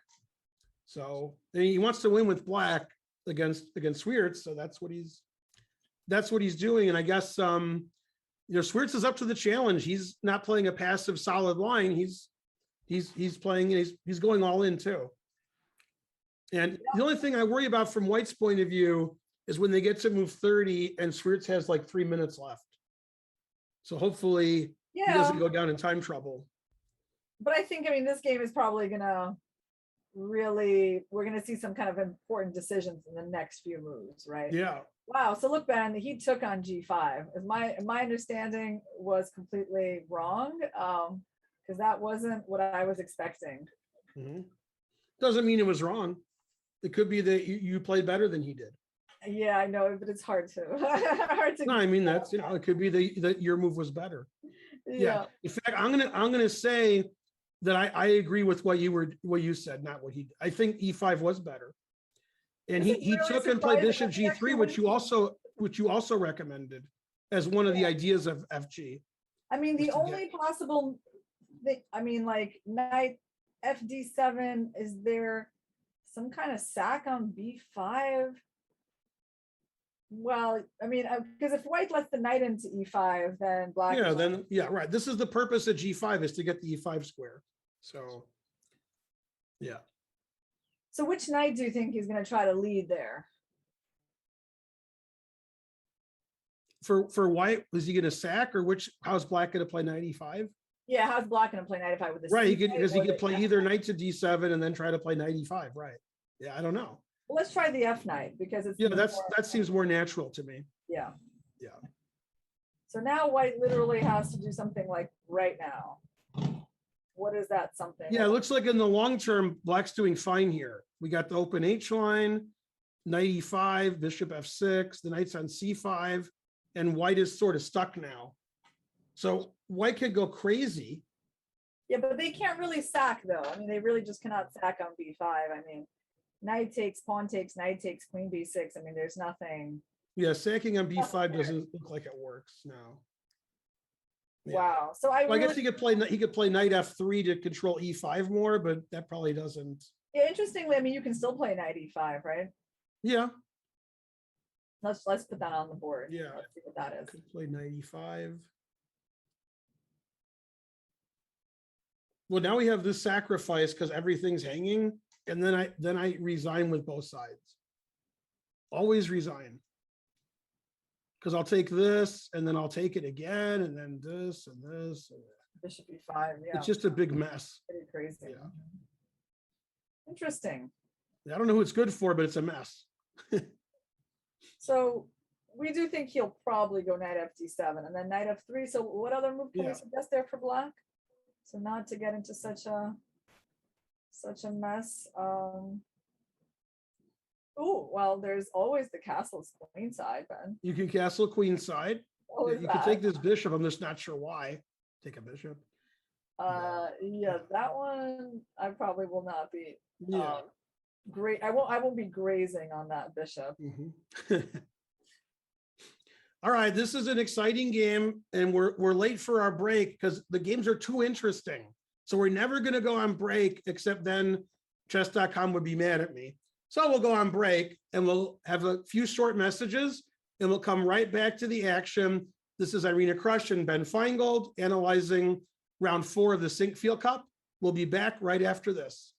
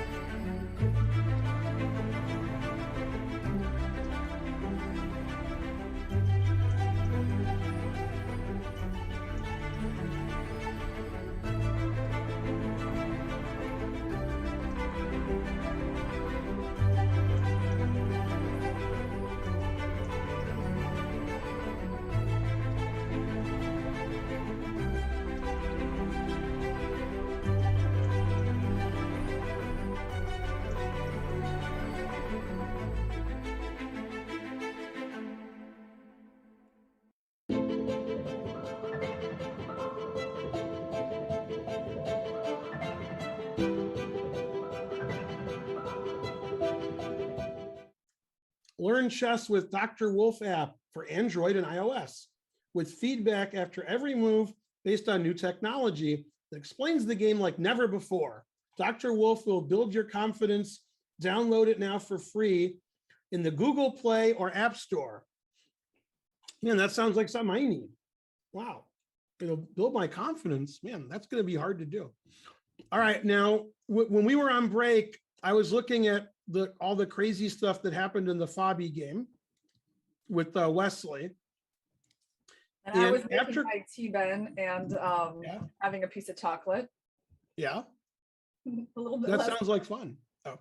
All right. So Wesley played a move we didn't look at at all, which is Rook A6. Okay. So everybody's putting the rook on the third rank in every game and in this game. I didn't realize Rook C3, Rook A6 was the style now. Yeah, definitely interesting. Yeah, he just wants to replace the queen with the rook and putting pressure on B2 pawn. The engine wants for white to switch check now because Rook A6 is so strange. You just move the queen away somewhere like D3, and then why's the rook on A6? But okay, Fabi played more forcing C5. And after takes, knight takes, threatening the rook, he just retreated his rook. And Fabi didn't play the most aggressive move here. He went back to B3. So what are we on? Move 19, and Fabi hasn't castled. Not interested in castling. The C pawns are gone. I'm sorry, the D6 pawn and the C4 pawn are gone. And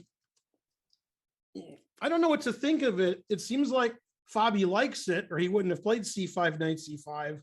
But the engine thinks that white's lost almost all of his advantage, and black is almost equal here. I don't know what to think of that. Happen. He might just trade queens now and play this move E5 that we talked about earlier. So just queen takes E3. Yeah. Rook takes E3, and actually, I rather like. I guess he'll take with the bishop, right? Bishop, but the E4 pawn. Oh, the pawn's still hanging on E4. It's always hanging. Yeah. So E5, good positional move, no? You know, we have a rule in chess: light squared bishop, dark squared pawn. Yeah, right. Yeah. You have to play F5. Yeah, and that's why I think, like, you know, but I'm trying to get you to improve my knight is what the whole idea is. Like, I want my knight to leave G6. So okay, let's go to E7. And I also took control of the D4 square, so you can't bring your knight there. I see the computer is maybe not so impressed with my line of play because I keep blundering the A5 pawn. Ben, how many times am I? Oh, the A5 pawn's still hanging? What's funny is when you told me to take on A4 in the Svidler game, I didn't see it, and I can't see the A pawns are hanging. I know. I don't see that. I'm at the center so much. That's what I was doing. I'm like, what's going on here? Yeah. Okay, let's go back a little. Let's not blunder that pawn. I mean, the idea is fine. But I want to blunder the pawn. Oh, okay. You know, you can throw in A4 here. We can throw that in. Then we're not blundering the pawn. That's true. Yeah, you could take on G6. I guess that wins a pawn. I'm always losing a pawn. And then you're not exactly losing it, right? Because you have to calculate like what's going on. Yeah, the E4 is also hanging, right? As per usual. Yeah. This is a weird position. Yeah. Doesn't look too terrible for black, but no. Yay, we have exciting chess today. Okay, so this is probably why Fabi just thought this position was going to be better for white. Yeah, so black did make the trade. Yeah. We're going to actually see something like this. Okay, yeah, as you said, this is the live. So after rook E3, like, I mean, if you play A4, the problem is knight D4 and this annoying threat of knight takes C6, which is why I didn't want to like let the knight in there. Exactly. Yeah, the knight here, that is what we call a happy knight. Very happy. Um, I mean, I suppose you don't have to play e5. Like you could go, well, yeah, but the problem is a5 is hanging, right? He played knight g4 as we were speaking. He's going after the rook, rook e2, bishop b5. Ooh, that's annoying. Rook e2, bishop b5. Wow. Rook cannot go to f3, obviously. So, okay, this looks pretty good. Okay, can't go here, can't go here. So the rook's going to go to c3. Okay. What's the plan? Is it? No, it's not f5, I don't think. I mean, it's interesting. It's not like actually, maybe it is f5. Maybe it is f5, knight c5, knight f6, and just put pressure on the e pawn and try to use the fact that white's king is in the center. And yeah, this seems reasonable too. I'm wondering if I can play rook c6. I guess I can, but one of the good things about rook c6 is not only am I doing good stuff here, but your a pawn's hanging again. So maybe I can take all your queenside pawns. Your knight on g6 is still bad. I don't know. I'm grasping at straws here. yeah, I mean, there's compensation. It's hard to imagine that like black is doing very badly, right? But, right. Yeah. Yeah, but there is compensation. So, okay. So rook c3. What other ideas does he have other than f5? Oh, look, watch this idea, which we're going to frown at. Back to f6. Oh. Rooks e3, knight g4 draw. That's an actual move. No. Yeah, I hate when I do a funny repetition, but it could happen. Because a knight c5. I mean, other than knight c5, how are you avoiding the repetition? You're not, right? You have to play knight c5. So Otherwise, it's a repetition. Yeah. There was a real. You know, we could play your e5 again. I mean, this pawn's pinned. Now e5 makes a lot of sense. I think you still have to play f5. I don't know if you have to, but yeah. Yeah, this seems fine for black, no? By the way, knight takes f5 is a threat. Yeah. So you gotta literally like castle or something. No, I mean, this e pawn's weak and we're attacking it twice. We could try to attack it again. If you castle, I'm getting the d file. I mean, yeah, this seems fine for black. Yeah, I'm really afraid we're going to see the repetition because he played knight g4. So I think that's what he was hoping for. Yeah, good move by Wesley. I mean, I think this game actually is very likely to end in this repetition. Oh wow, did he go f5? He played f5. I don't know if it's right. Oh, he hasn't yet played it. It's still knight g4. Still white's move. Right. Okay. Yeah, he's still thinking. Want to make a bet on this game? I'm going to bet that it's going to end in the repetition. Yeah, I think so. Yeah, I think the players had enough excitement. Yeah, so somehow, I mean, it was not so easy for Fabi. Yeah, I mean, Wesley played kind of interestingly to get himself some counterplay. Rook a6 was an interesting move. And maybe he just kind of underestimated this whole knight g4 idea. Yeah, knight g4, then back to f6 is a weird repetition, but they're all sort of weird. Yeah. Yeah. So let's move on, Ben. Let's see. I think that's going to happen. Yeah. All right. Let me get to the actual game by refreshing. Yeah, Vache will be good. Let's check in because wow, it's I think this is the position, or is this our position? Is this our position? No, it's their position. It's we went to this too. Yep. This rook d2 was your idea. Yeah. Okay. So he played queen take. This is the last position we saw. Then he played queen f, and we predicted all of this. And what's funny is white has several ways, I think, to double on the H file, but he chose your way. So that's good. Rook d2. And wow, as per usual, Dominguez has playing really slowly, like he always does. But also like he always does, he's playing very well. Yeah.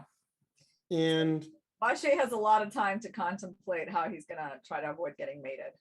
Right. And even though he's down half an hour on the clock, Dominguez, they played a lot of moves already. They're on move 28. So Dominguez is not really in any time trouble whatsoever. No, I don't like MVL's position at all. The problem is just how simple it is to play for white, right? Right. Like once he's here, I mean, he knows what he's got to do. The only question is on rook b8. Like, I mean, do you think he's going to play b3 or he's going to try something? I mean, he has to play b3 because otherwise there's c3 and rook b2. There's no incentive for him to play like things like right. B3 just very safe. Yeah. Man, that's my arrow from last time. For looking at this position. Because the queen cannot move at all from g7 because the queen. Yeah, I don't see any counterplay for black. That was it. You threaten mate in one, and then Dominguez stops it, and that's it. I mean, do you think he's going to play like, f6 at some point or f5? He might actually have to do things like that. Like, man, let's try that. Let's go f6. Let's see. Well, never play f6. I mean, I know that the c4 pawn hangs. I know. No, not f6. I mean, bishop here to d5 is also annoying. Yeah. I mean, it's not good. I like taking here also. If he loses it like this, and I mean, it'll be like a very one-sided game, which is also right. Yeah, it's like he lost without a fight. He played like a million moves of theory, and then he resigned. Right. He's like, "Yep, I lost." Yeah. Yeah. This didn't work out well for him. That analysis. Yeah, I mean that's that happens sometimes. Let's see. So how about there's some games that we haven't really looked at. How about Shankland, Mamedyarov? What's going on over there? That was that FG that confused me. Let's see. Oh, look at that! He did give up his bishop for the knight. They did all the stuff we said. Yeah. Somewhere. So what happened there? It was. So he played bishop b5 in the last position we looked at, and then he castled, and that did happen. Makes sense. And then knight b3, d5. He has to stop knight e5. Yeah. Okay, and Mamedyrov's thinking here. Yeah. Okay. Interesting. So Shankland's playing a lot faster than Mamedyarov.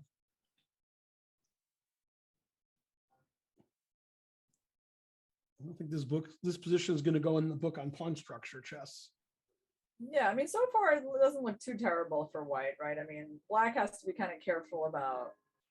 Almost all knight e5. Like, what is he doing about that? I mean, black's pawn structure is very suspicious, obviously. Yeah, he has some problems to solve. Yeah, I agree. Because bishop 6, there's c4 maybe. I'm just surprised how quickly Shankland's playing. I didn't expect him to have a big time advantage against Mamedyarov by playing the middle game, and now endgame, I guess he's just playing much faster. Bishop f6 I was just gonna say that because I was like, there's nothing else. There's no other way you can stop knight e5. Yeah. Because at least the bishop will be better there than on d6. When c4 happens. When you originally suggested bishop to b5 to ruin the pawn structure, I thought this was fine for black, but now I sort of like what Shankland did. Yeah, I think he's on the right path. Yeah, sure. I like ruining all those pawns. He's trying to find those outposts for the knights. So bishop f6, and yeah, I think if white plays the right way, I mean, first of all, we have to look at the move knight f d4. I mean, what does black have there? Just a simple move. Feels like white totally has the initiative right now. At least not to be worse. That's my feel. No, I don't think white's worse at all. I did think that, but after this bishop c6, I've changed my mind. Yeah, I think Shankland's played well the last few moves. Bishop b5 takes c6 was good, and I think it wasn't easy if Mamedyarov didn't like it. It was. I mean, after bishop b5, what else can he do? I mean, it looks like this is going to happen. So, yeah, you got to do what you got to do. Yeah, it looks like that just forces that. So yeah, that was a good idea you had, bishop here and here, because it looked like, it's hard for a lot of people, and I guess me, to change what you're doing. Because when he played FG, you correctly pointed out he wanted to attack F7. And then when Mamedyarov defended F7, he's like, all right, now you can't play bishop D7. Let's go here. And so he just decided, we'll forget about that and we'll mess up his pawn structure. And that seems to be like it's the right plan. So Yeah, it's just a matter of like the time that Black didn't have time to consolidate. Yeah. Now let's see what the current position is. Probably still this. Yeah. Bishop F6 and Shanky's thinking. He's thinking, but yeah, knight of D4 looks very, very logical. I mean, what can he do? Like bishop takes F6, bishop takes D4, knight takes D4, C5, knight C6. Yeah, but that's looking good for white. Yeah. And then knight C6. I mean, I'd rather have white here. So. Yeah, I mean, the engine says it's equal. Draw, maybe it's going to be a draw after like. Right, it'll probably be a draw, but I would take white. Yeah. I think a draw is logical outcome of this game. I don't think anybody blundered yet.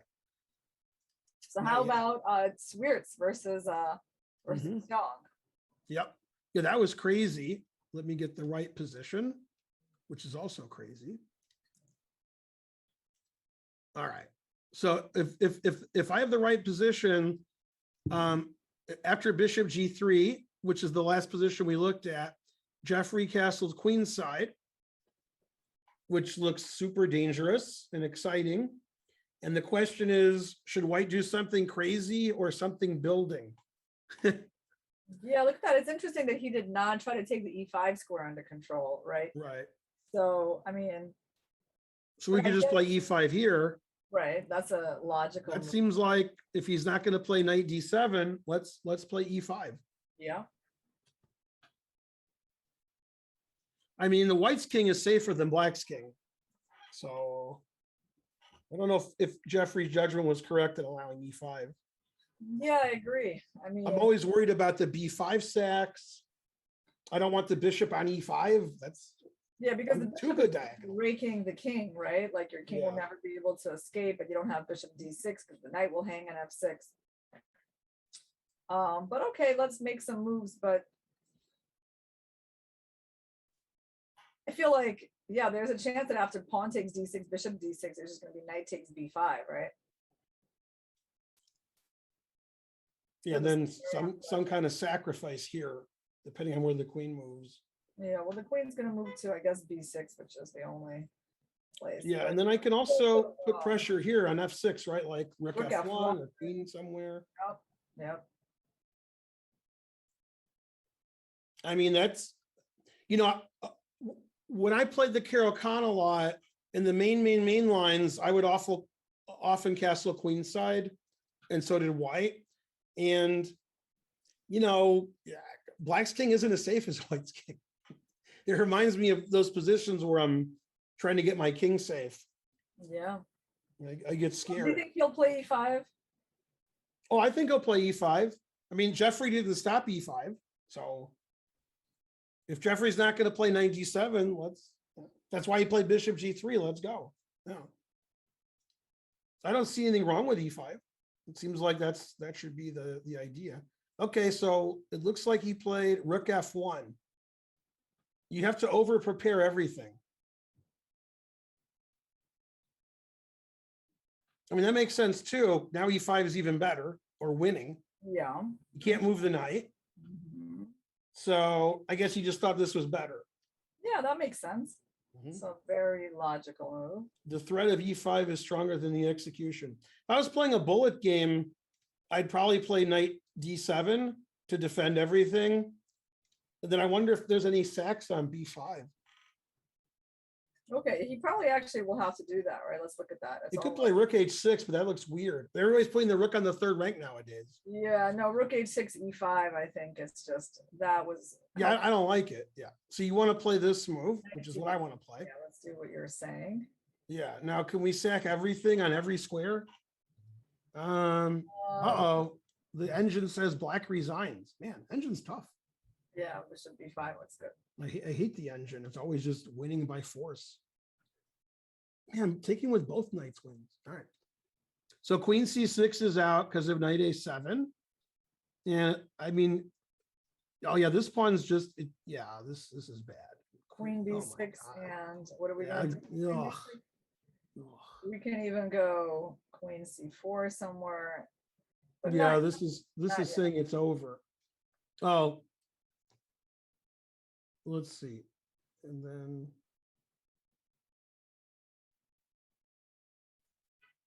oh, rook takes d6. Oh, d6 is interesting, yeah, right? yeah, because you're gonna win the queen. Yeah. And then the king has to go to discover check and knight here. Yep. All right. Now, rook f1 is probably a good move because it just makes e5 stronger. Yeah, that's pretty interesting. Preparing rook e5. f1. It's a good move. Yeah. Most important thing is that black is not getting control over the e5 square, which is why, you know, we really thought that like one of those knights should head towards that square instead of castle's queenside. Mhm. Jeffrey played queen b6. Yeah. And yeah, the engine does not like black's position at all. Right. So I It's like assume- everything's good.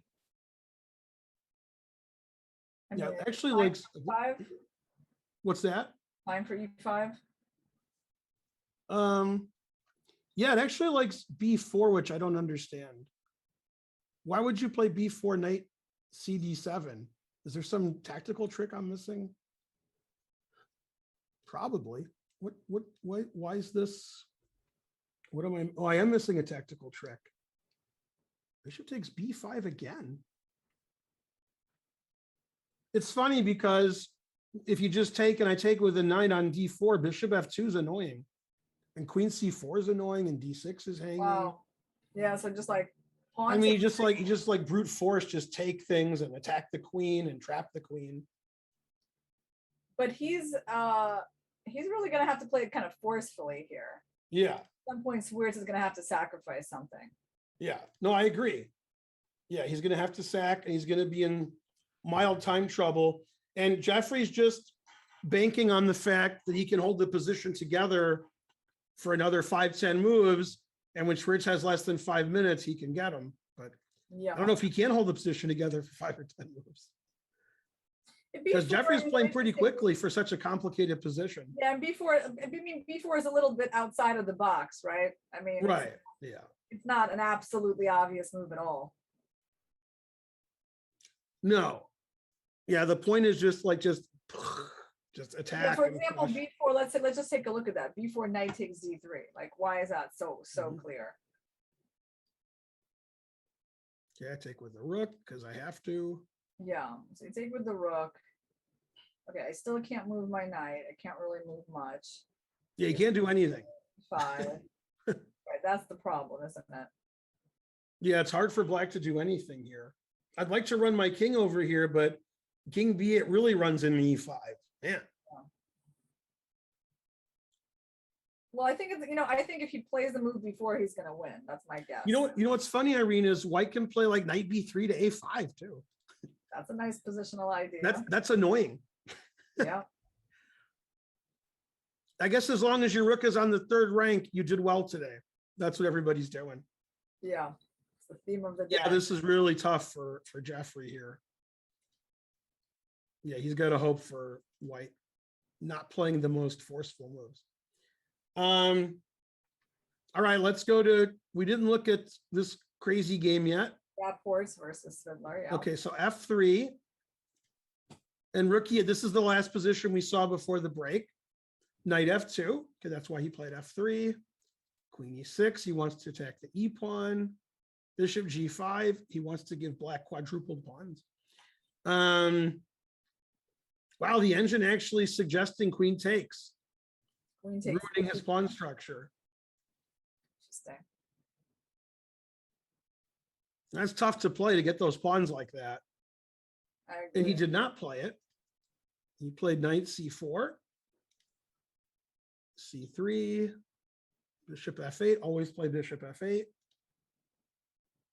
Rook ae1, defending his e pawn. H6 maybe. What's that? H6. I don't know. I'm just. Yeah. Is that what? I always want to play knight b2, but it probably loses. Oh, knight b2, yay! You played it. Okay. I didn't say it didn't lose, but yeah. Okay, so I thought he was going to play. Oh, if queen b5, I can play queen b6.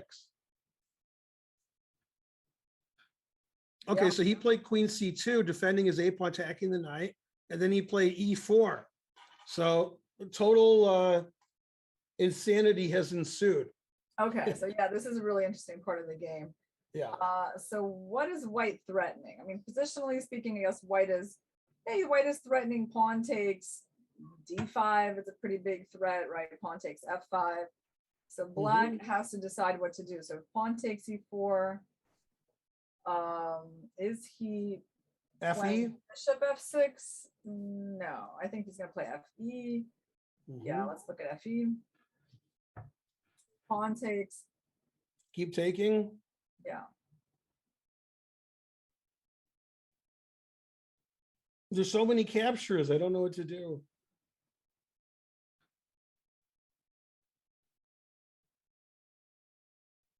Yeah, knight takes.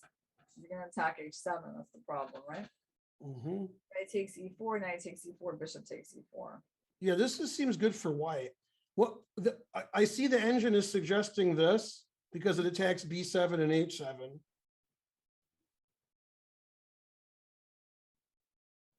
Although black's a pawn up. So Oh no, I don't know why that's that important. Yeah. I'm not a big fan of that either. So, but yeah, I think I'd rather have white because I'd just be afraid to play black here. It's just scary because white's basically got what he wants. So Svidler has to defend accurately, which he does. Svidler's a good defender. So I think e4 is it. The last is he didn't take on e4 yet. And the players have about the same amount of time, and it's overtime again for our next break. And all 5 games are fascinating, and we're just hoping that the Wesley game with Fabi doesn't end in a repetition. And we'll be back after this break.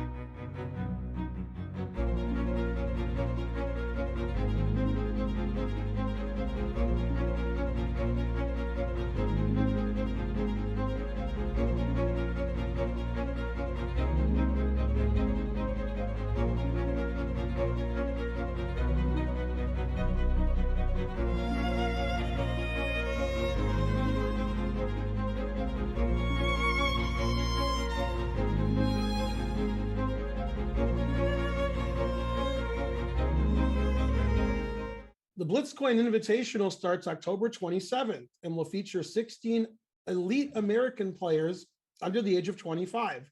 Their prize, you guessed it, 1 Bitcoin. Don't miss out on seeing GM Daniel Naroditsky and others battling out for the Blitzcoin Invitational, sponsored by the Charlotte Chess Center.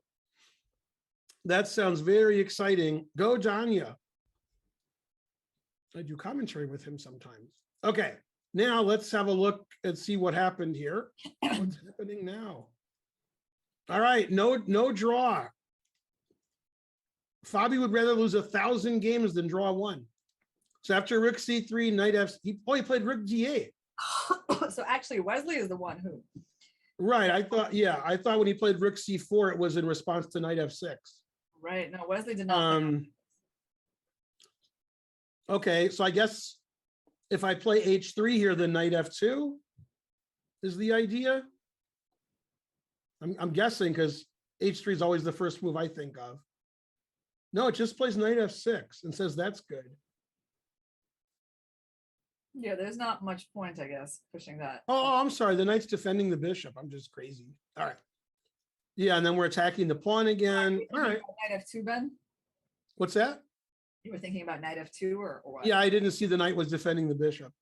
Yeah. That's how I would lose this game. Okay, so he played Rook C4, pre-defending the pawn. He played Rook C1, Rook C3, Rook E3, Rook C3, Rook C4. That's why he's number 2 in the world. I don't know, Ben. Is it that convincing? No. And the engine likes your suggestion of always playing E5, and it actually very slightly prefers black. And of course, even the engine hangs the A pawn. That's how tough it is. Who would have thunk it? Wow, because there's some tactics, right? Because like a knight on knight A5, there's Rook D2, and on Bishop A5, there's Rook D3.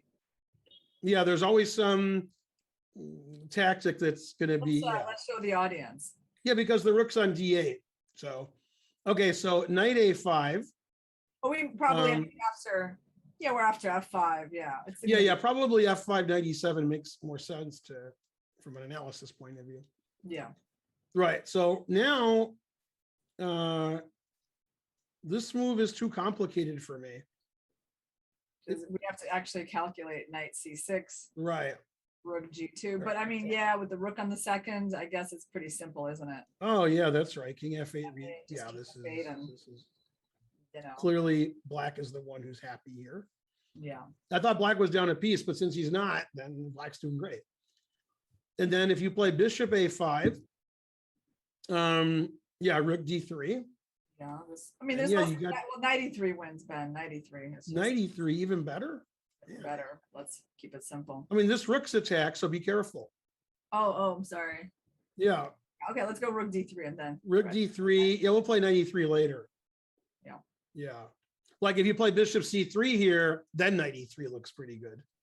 Yeah, and a knight C1, there's Rook E3, and then the bishop hangs. Yeah, I mean, maybe white can hold on here, but white's trying to hold on. That's not what Fabi was going for. Yeah, so I mean, basically all the numerous rook moves were actually not a sign of a very healthy position. Yeah. No, I mean, Wesley, I thought was going to be worse, and then he sort of analyzed his way out of it. Okay, so after Rook C4, he did not play E5. He played Bishop B5. He just wants the rook to move some more. Bishop B5.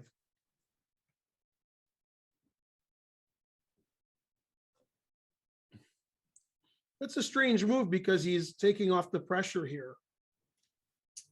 So he did not go E5, yeah? What's that? He didn't go E5. He played Bishop No, E5. he played Bishop B5. Yeah. Yeah, and that takes the pressure off the E4 pawn, but it stops white from castling for a while, I guess. Yeah, I mean, it's a reasonable move, right? I mean, yeah, the rook on H1 is just terrible.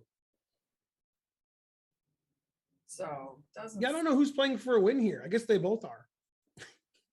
Yeah, I feel like Wesley is feeling pretty good here. So let's see what's going on in Dominguez game versus Bachier, how advanced that has been. This game is going to end very soon. Yeah, so we're getting closer to the Okay, so let's see what we missed. Rook D2, MVL was thinking, and I know the engine liked Rook C5, because then if you take this pawn, Queen H8 isn't mate because you can trade queens and run away. And he actually did play Rook C5. then F4 probably. Unfortunately, just like when he played H4, F4. Man, the truth hurts. Yeah, I'll show that variation to because it was confusing what I said. After here, White's threatening mate, Queen H8, Rook H8. But after something taking on G5, for example, now this isn't mate anymore, although it was mate, but now it's not, because the king just can go to F6. Hooray, and Black's winning, confusing the audience. Okay, and the players are too good for that. So after Rook C5, he just played F4, and man, the truth hurts. F6, you predicted he might have to move his F pawn. The engine hates F6. Go engine. I love engines. On the other hand, the engine's not very happy with Black's position. So, you have to defend like a genius here, and then you're probably still lost. What does the engine say? Rook B8. Okay, so the engine plays Rook B8, threatening mate. And then after B3, White's winning, but I guess it's less winning. But F6, not good. He plays Rook H2. And that's annoying. The pawn takes G5, I guess. Yep. And then he played Queen E1. Wow, what a good move. That makes a good impression, doesn't it? The queen. That's a great move. You can't play Rook E5 because the pawn's here. And you don't want to allow Queen E6. You don't want to allow Rook H8. Yeah. And I think resigning would stop them both. Yeah. I mean, that's a great move that he saw. Your go-to strategy, Ben, right? In any difficult position. Yeah, I'm trying to stop the winning move, so I give up stopping them. Wow, that's such a cool move. It is really nice. Yeah, because you had the queen in front of the rooks, and you, like Alekine's gun, you want them behind. But this is great.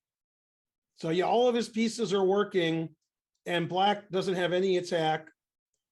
That was really nice. And obviously when he played Rook H2, he saw FG Queen E1. Yeah.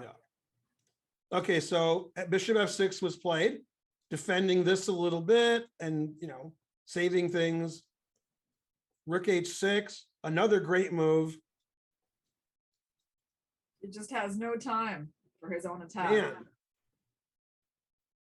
Yeah, those opposite color bishops work well when you're attacking. Queen E6, Rook G6, it's all happening. Wow, this is like the game of the tournament for me. I mean, he beat MVL without any problem. If I beat MVL, I have a lot of problem. And I guess he's still thinking, man. And then, yeah, this is it. This is the position. I mean, the thing is, like, yeah, there's even Rook B8 and Rook takes B2 is not really any threat, right? Right. Yeah. C1. So what can he really do? I mean, I think there's nothing. I think this is resignable. I mean, he can play Rook F5 and just kind of. Let me show you a fake line that I saw in my head.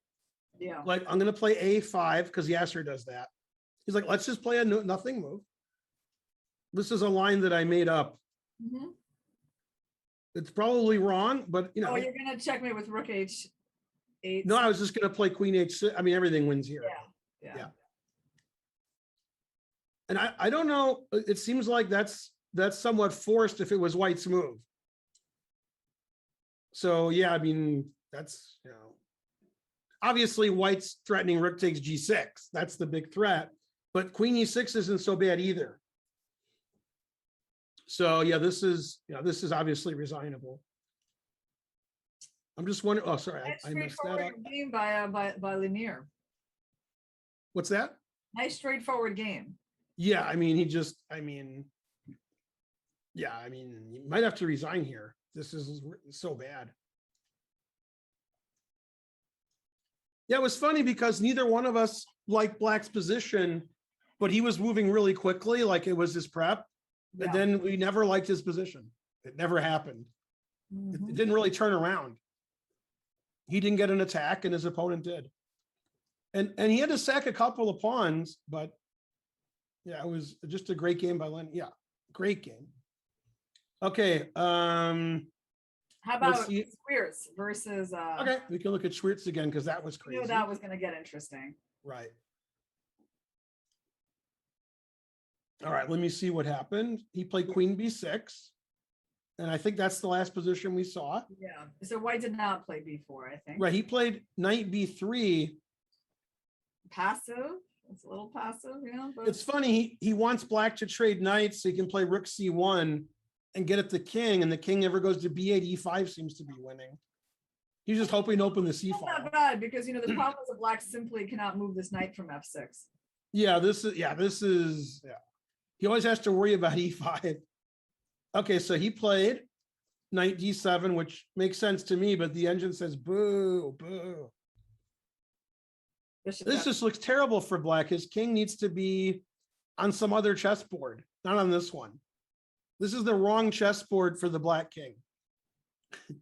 A4 is interesting, actually. I think, he played A4. It's actually a very Mhm. logical move. Bishop F2 attacking the queen, Then A4. and then A4.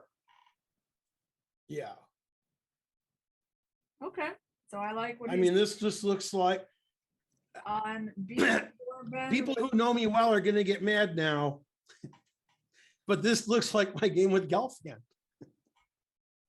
Gelfand played the hedgehog against me probably before you were born. And then he castled queenside, and I just checkmated him easy. But yeah, this is reminding me of Gelfand, where all these things are. And then, he just got crushed. My king was on the king side and it was safe. So I just pushed my queen side pawns, but this is giving me flashbacks. This king is, that's not good. Ben, what do you think the plan is after B4? Is it just knight A2? I like knight A2. Yeah, we're threatening this pawn and this pawn.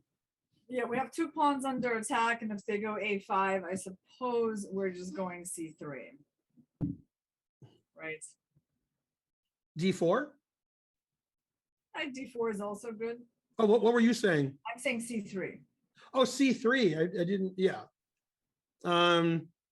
Yeah, the engine says every move wins because Black's position's awful.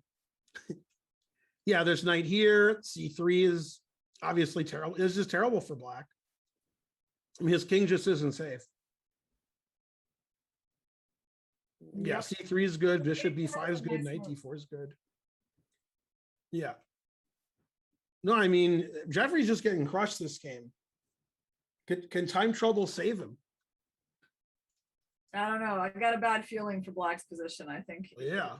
might be the game that Swiercz, gets on the board this tournament. It's the game Swiercz got his groove back. One of my favorite movies. How Darius got his groove back. All Yeah, right. this is just terrible for Black. Let's take a look at what is going on in Shankland, Mamedyarov. Let's refresh. Anything going on? Or Refresh. a lot is happening. Okay, so the last time we looked was Bishop F6. And you thought Shanky would probably play Knight D4. And he did. And then we thought this. And then he defended his pawn. Back to B3. So it looks like he wants to play C4. Yeah, and then I don't know where Black's rook goes. Makes sense. Oh, so he played King B6. Right, he played King B6 so that you can't play Knight C5 after C4. Yeah. Look at that. White has actually outplayed him. I agree. No, I agree. And not only has he outplayed him, he's playing quicker than Mamedyarov also. Yeah. No, this is really nice. The night, everything he did was nice. Yeah, I think Shankland went from trying to equalize to now he has a big advantage. Okay, but now let's find a move for White. What is White gonna do here? What's the plan? Because on Rook F6, there's Rook D6. Well, I could just play C4 like I wanted to. Yeah, now you'll never play rook d6. Mhm. Okay, so rook d3. Yeah. Question is, I'm a little concerned though, because with c4, what happens if your knight doesn't manage to get into the game? I might be a little bit, we might regret having that pawn on c4. So okay, let's see. I don't like this bishop.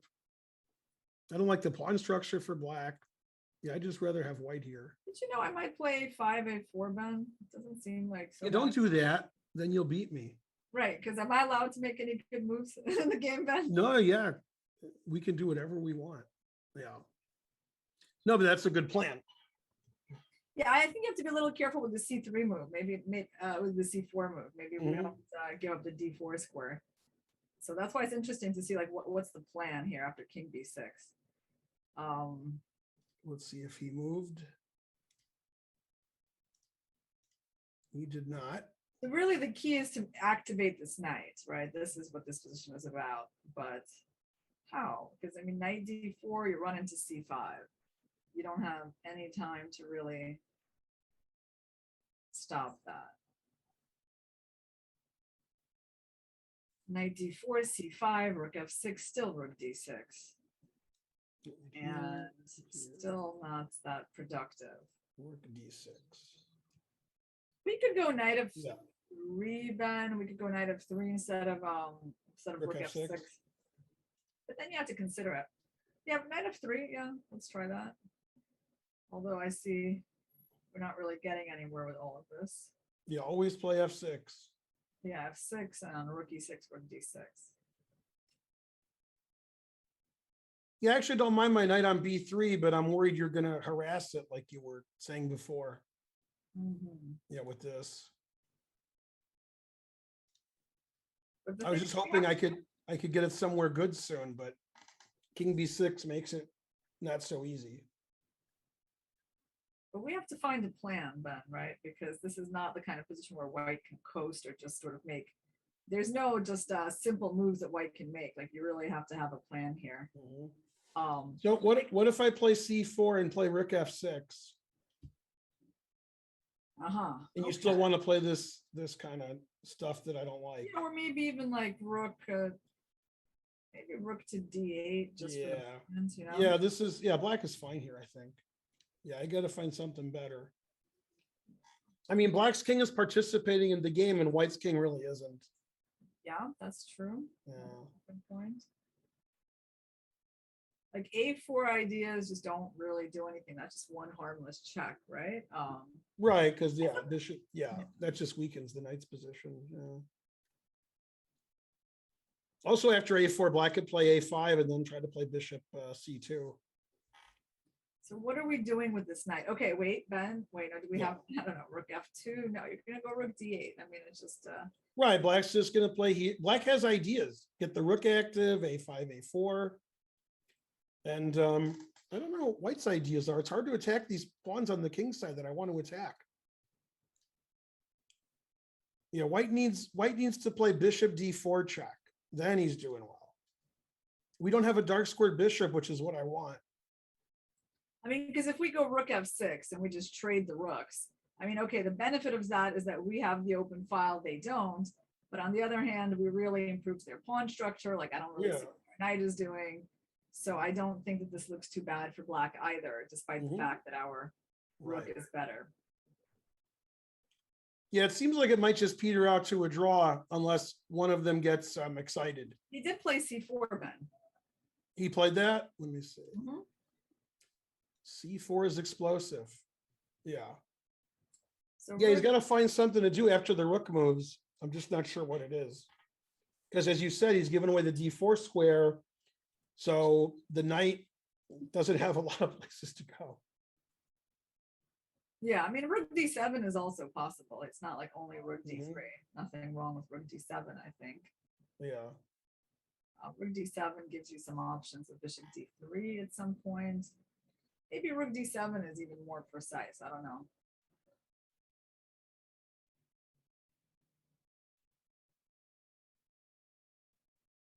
I like rook d3, but yeah, I like Shaq's position more than I thought I did. I thought he was in a lot of trouble, but seems like he's probably equalized here. But yeah, I think Shanky did outplay him, and he got a good position. I still prefer white because of this. Pawns are so terrible. But yeah, I don't see how white breaks it. I think I'd rather have white though, just to have a better pawn structure. Yeah, well, this game, okay, seems pretty balanced. I think we covered it quite thoroughly. So now, where are we going to go, Ben? We're going to go on break soon, but let's look at one more game. Yeah, I thought that was one of the options. Where are we going to go? Let's see here. Let's see. Let's just go back to the game we're all interested in and see what's happening. I don't have anything happening unless I'm doing something wrong. Fabi hasn't moved yet. That's possible. You can go do a big Someone thing. has said in the chat, Crush has beaten Fabi. Well, that's true, guys.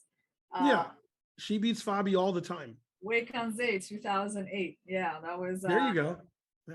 He was already pretty good. He won the C group. He was rated 2590 then. Oh, in 2008 he was good. Yeah. It's good. He was. Yeah, I beat Fabi in, I think 2001, and he was 11. When he was 13, he was better than me. When he was 11, I was better than him. So that was before he went to Europe. It was in Philadelphia. And they were like, you lost to Feingold, get over to Europe. Terrible. So he really hasn't moved yet. This is a really long think if he hasn't. This should be 5. Yeah. So his. I don't think he's moved. Yeah. All right. So all 3 results are possible. And I mean, every game is still going. They're all really exciting. Want to take just a quick look at that? Yeah. Which by game? the way, Vacher lost. Oh, yeah. We thought he was going to resign soon. Well, he has to resign now because the computer says it's mate. So he played Queen B7, threatening mate, Queen E6 check, and now it's just mate. In fact, it's that mate that I said. If Queen F7, that's the mate. Yeah. Hooray for Ben.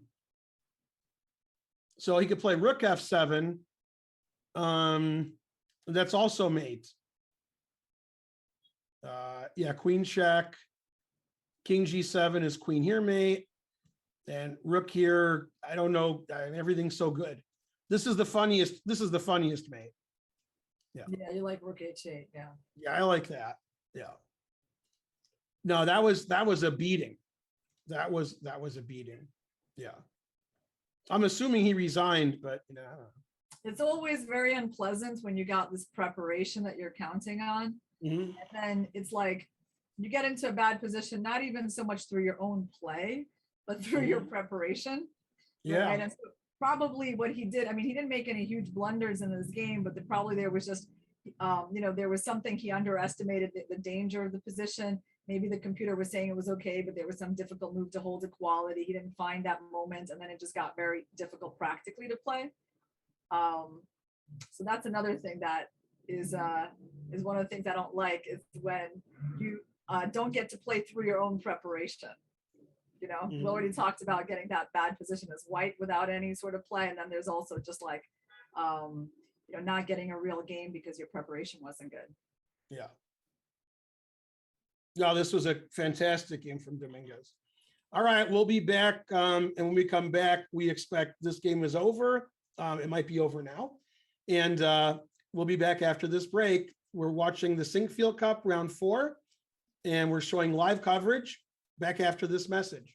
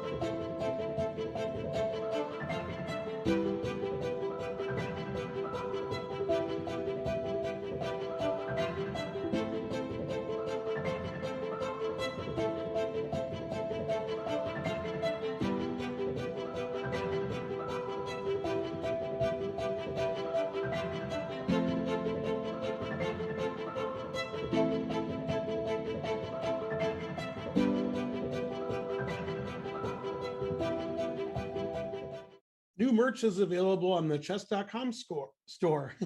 Go to go.chess.com/merch to check out our brand new designs. Always good to have a lot of merch. And we have a very interesting position here. During the break, and possibly right before the break, MVL did resign, and he lost his game, and that was just a model game from Dominguez. I mean, just played really well. He got the advantage out of the opening. He pressed. He advanced his king side. Black never got an attack. Then he won pretty convincingly. Now, the game Reno and I wanted to look at was this Rapport Svidler game.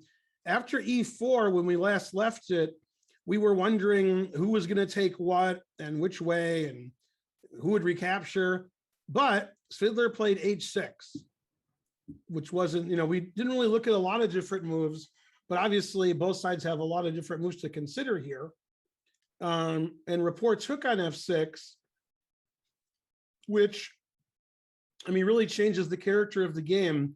And he actually... What's going on, Ben, is that, for some reason, I was saying, I remember when we had this position that maybe white can take on D5, but in reality, there's always queen E1. The point is that the pawn is pinned, and then black would sack the queen for the 2 rooks and just get a bunch of materials. So that's why white did not capture with the pawns. Yeah. Let me get rid of you. All right, I did it. No. Okay, so he, instead of retreating his bishop, I guess C1's a safe square. He traded on F6 and then played E5. So the game wasn't going to get opened up like we were hoping, but there's more moves to come. We got to point out that the reason he didn't take either of those pawns is because of knight E3 fork. Right. If you take either way, knight E3, and we have a very happy knight. Let's see, how happy is that knight? He's let's see. There's too many ways to be happy. Okay, here I got it. He's going to be as happy as this knight. There we go. Yeah, I like that one. Yeah. Okay. So yeah, knight E3 is coming if the E pawn disappears on D5 or F5. So he played E5. You know what's Ben, is that in this fact, the bishops of opposite color, just like the Dominguez Vachier game. Yeah. In fact, I guess he could take on F5 so that he has knight G4 at the end, but I don't like that bishop on G2. So the engine approves of E5. Queen moves F4. Very exciting pawn structure. This reminds me of the World Championship match game between Anand and Carlsen, when Anand was pushing on the king side with a devastating attack, and Carlsen just got a passed pawn here and queened it and won the game when Vichy blundered. I remember it seems like that. a similar, a similar sort of structure, but black's not really queening yet, and white's not checkmating black yet, so it's not as exciting as that game, although it will be. H5. White was actually about to play G4. Yeah. That would have been quite annoying. Yeah, so he played H5 to stop G4, giving up the G5 square to the knight if he wants to do that. And he played H3 because he really wants to play G4. G6. And he did. Yep, G4. Although Svidler played G6, making the pushing of all the pawns not as simple. Takes. And he played Queen D1, always retreat. Very exciting position. White temporarily sacrificed a pawn. He wants to win this back. And he's playing for an attack on the king's side before black gets anything going over here on the queen's side. And then maybe the A pawn is going to be pretty strong. Obviously, that knight on C4 is great. And as we were talking, black played G3, doesn't want to give up his pawn yet. So isn't this kind of fascinating, Ben? I mean, the whole direction of this game is really Yes. Yeah, this is great. And that's what we expect from Rapport. And we expect no less from Peter. neither one's having a good tournament. They both really like to win. And positions where you're not sure who has the advantage, unless you're staring at the engine, then you have a good idea. That's what we want to see. Very difficult to play for both sides. And what move are they on? 25? Yeah, 25. Peter has 12 minutes left and Rapport has 18. Should be enough, but yeah, Peter's going to have to play a little bit quicker than his opponent over the next 14 moves. So let's make some predictions, Ben, about what's about to happen. I mean, obviously white's going knight G4, right? Yeah, I think so. I Yeah. think that's pretty clear. And okay, they got to stop knight F6. So this bishop is going to go to either probably back to G7. That's what I would think. Yeah. Yeah. And now white, it's like maybe just simple queen F3. I mean, that's no, queen F3, there's knight D2. It's not so good. How can we win the pawn back? This is funny. The engine's suggesting a move I don't know if I would think of it, but I understand it now. Knight E3. Wow. Yeah, because it attacks the D pawn. If I play knight takes C4, that's going to be good for white because D5. And yeah, after you trade knights, I'm coming. Rook takes G3, F5, bishop H3, I'm coming. I mean, black's counterplay on the queen side doesn't look very good now. They are really going to suffer because they're hemmed in bishop. Yeah, I mean, I think you have to play F5 here with black. Otherwise, if I play F5, it's not going to be good. I'm going to be all over you with all my pieces. Dominguez style. Yeah, but Yeah, that's interesting to trade the knights. I would have thought this knight was attacking, but actually it's blocking the queen, it's blocking the rook, and this knight on C4 is a fantastic piece.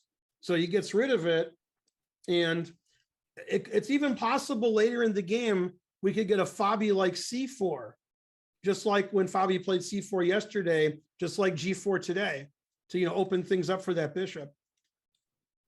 So this doesn't look fun for black because this bishop on G7 is, as you said, it's hemmed in. actually, this is the position on the board, right? So he did play knight G4. I just made all these moves. I don't know. Yeah, that's the live, but so he has to find knight E3, which is, I think it's quite doable. I think he will find it. Yeah, he played knight G4, bishop G7.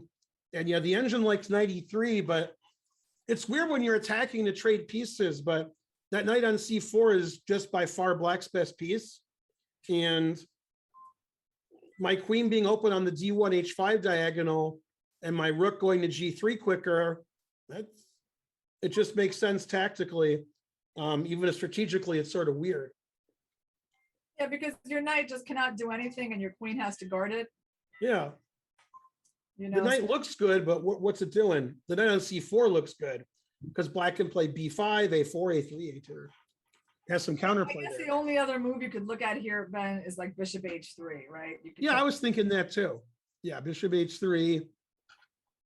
It takes the pressure off of D5 though. That's unfortunate.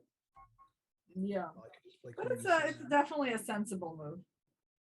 Yeah. Because I mean, black's gonna have to go like king F8.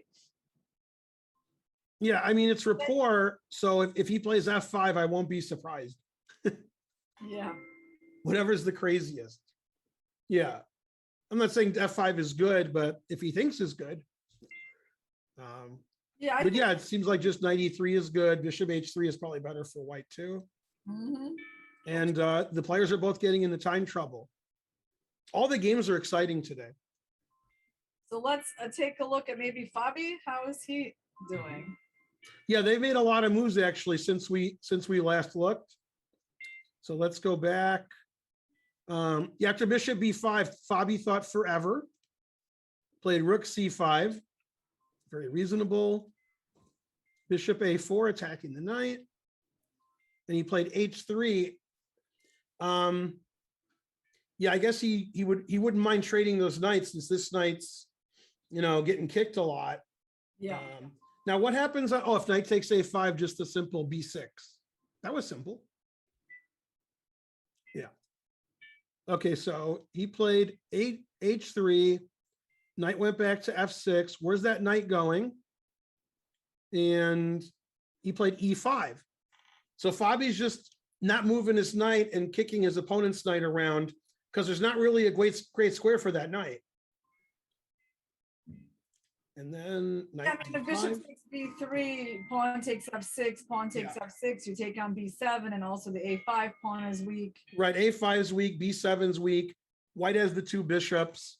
Bishop. Yeah, probably White's even a little better here. Yeah, or more than a little better. So he plays knight d5. And then, yeah, bishop takes, I assume is the right. Pawn takes. And he gets the knight to d4. How did Fabi do it? How did the bishop a4 happen? He got his knight to d4.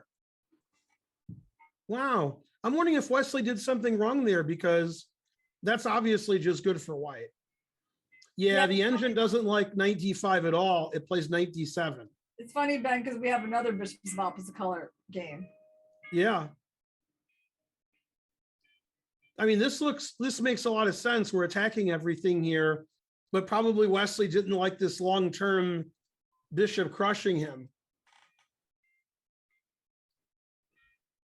After rook Oh, this is really interesting. After rook c3, Black should play bishop c6. That's hard to see. Yeah, that gets rid of that crushing bishop, and if you trade, then Black has good counterplay down the b file. And the knight, yeah, the knight can go with tempo to either f5 or d5. That's a hard move to see. Yeah. So I guess I don't blame him too much, but this looks bad. Knight d4. Yeah, now White has really established control over the center, got his knight to that outpost. White is much more superior to Black's knight, and actually, if you look at Black's minor pieces, you really just wonder what they're doing at this point. Right. Obviously, that was a dream for Wesley to have an isolated pawn, and Fabi's knight's on d4. He must be very pleased. Okay, b6. So Black has to act quickly before White gets his king and his rook to the correct positions. Otherwise, it's probably just a technical win. So he's just making a threat every move. And he didn't trade rooks, even though he wants to trade rooks on b8. He just wants to put the rook. Yeah, that's true. Yeah, rook on c8 is just much better. Okay. And he played rook b8. Yeah, I guess you can't really give up your pawn on b6. And this is the position that I have. I mean, the problem is that if Black would have gone rook c4, White just plays, I don't know, even bishop e3 just has so much control.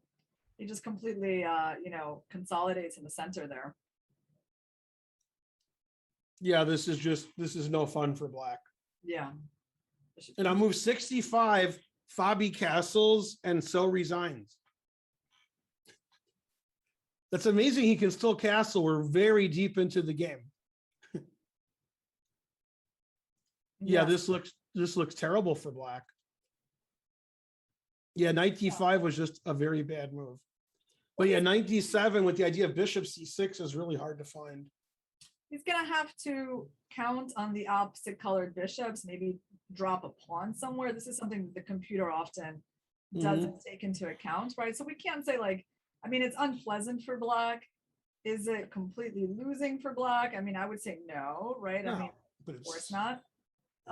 So what's he gonna do here? I mean, he can take, but he doesn't really want to trade rooks, but I don't think he has much of a choice, right? So the rooks are coming off the board. Yeah, the rooks can, yeah, he can just keep attacking the rook.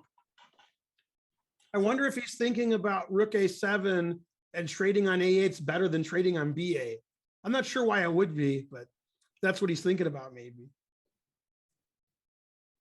There's nothing else really to think about. He's not going to repeat and draw, so. So rook takes b8, rook takes b8, and I suppose we gotta go like king f2 or king e2. You're gonna go rook c8, and so yeah, White still has to do some work. Rook c8 is very important for Black to play back onto the open file. So No, this isn't easy to win at all, but you know, with the knight on d4, you just take white. But I think, you know, what the ultimate plan has been, of course, is for white to push f5, right? So they're going to go bishop c3, king f3, rook e1, prepare f5. Yeah, it's going to be a slow and tedious process. Yeah. Yes, but it's going to be, it's very, very passive for black. Black needs to desperately trade knights, actually, by the way. So black is going to go knight e7 ASAP and try to like, try to go to c6. Trade somehow. Yeah. And white's going to avoid it, right? Because white. I like the way Fabi is doing this every game. He's just pushing his pawns, having a good time. Space advantage, yeah. Yeah. Yeah, this looks unpleasant for black, but maybe holdable. Maybe. Yeah, I think this is actually going to be really interesting to see how he tries to convert this position. And so all of this is on the board, and white did play king f2, and so we're expecting, I think, rook c8 here. I mean, I suppose there's other things they can do. Right, this is the current position. Yeah. Bishop d7 is a move. I don't know why that would be that good. Well, bishop d7 hits the h pawn, so white can't play rook c1 right away. And then maybe after knight e7, he can go to f5 or c6 with his knight.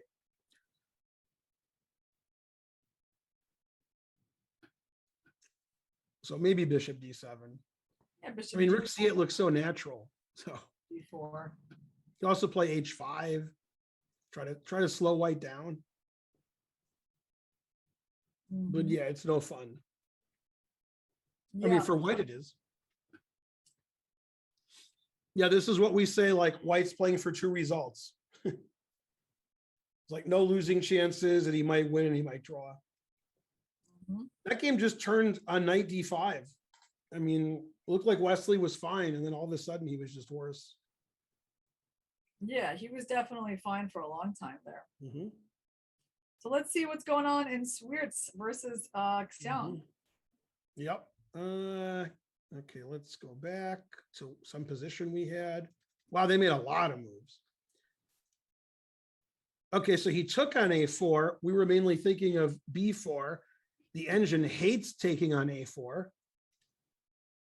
Yeah, this looks, man, this looks bad for black, man.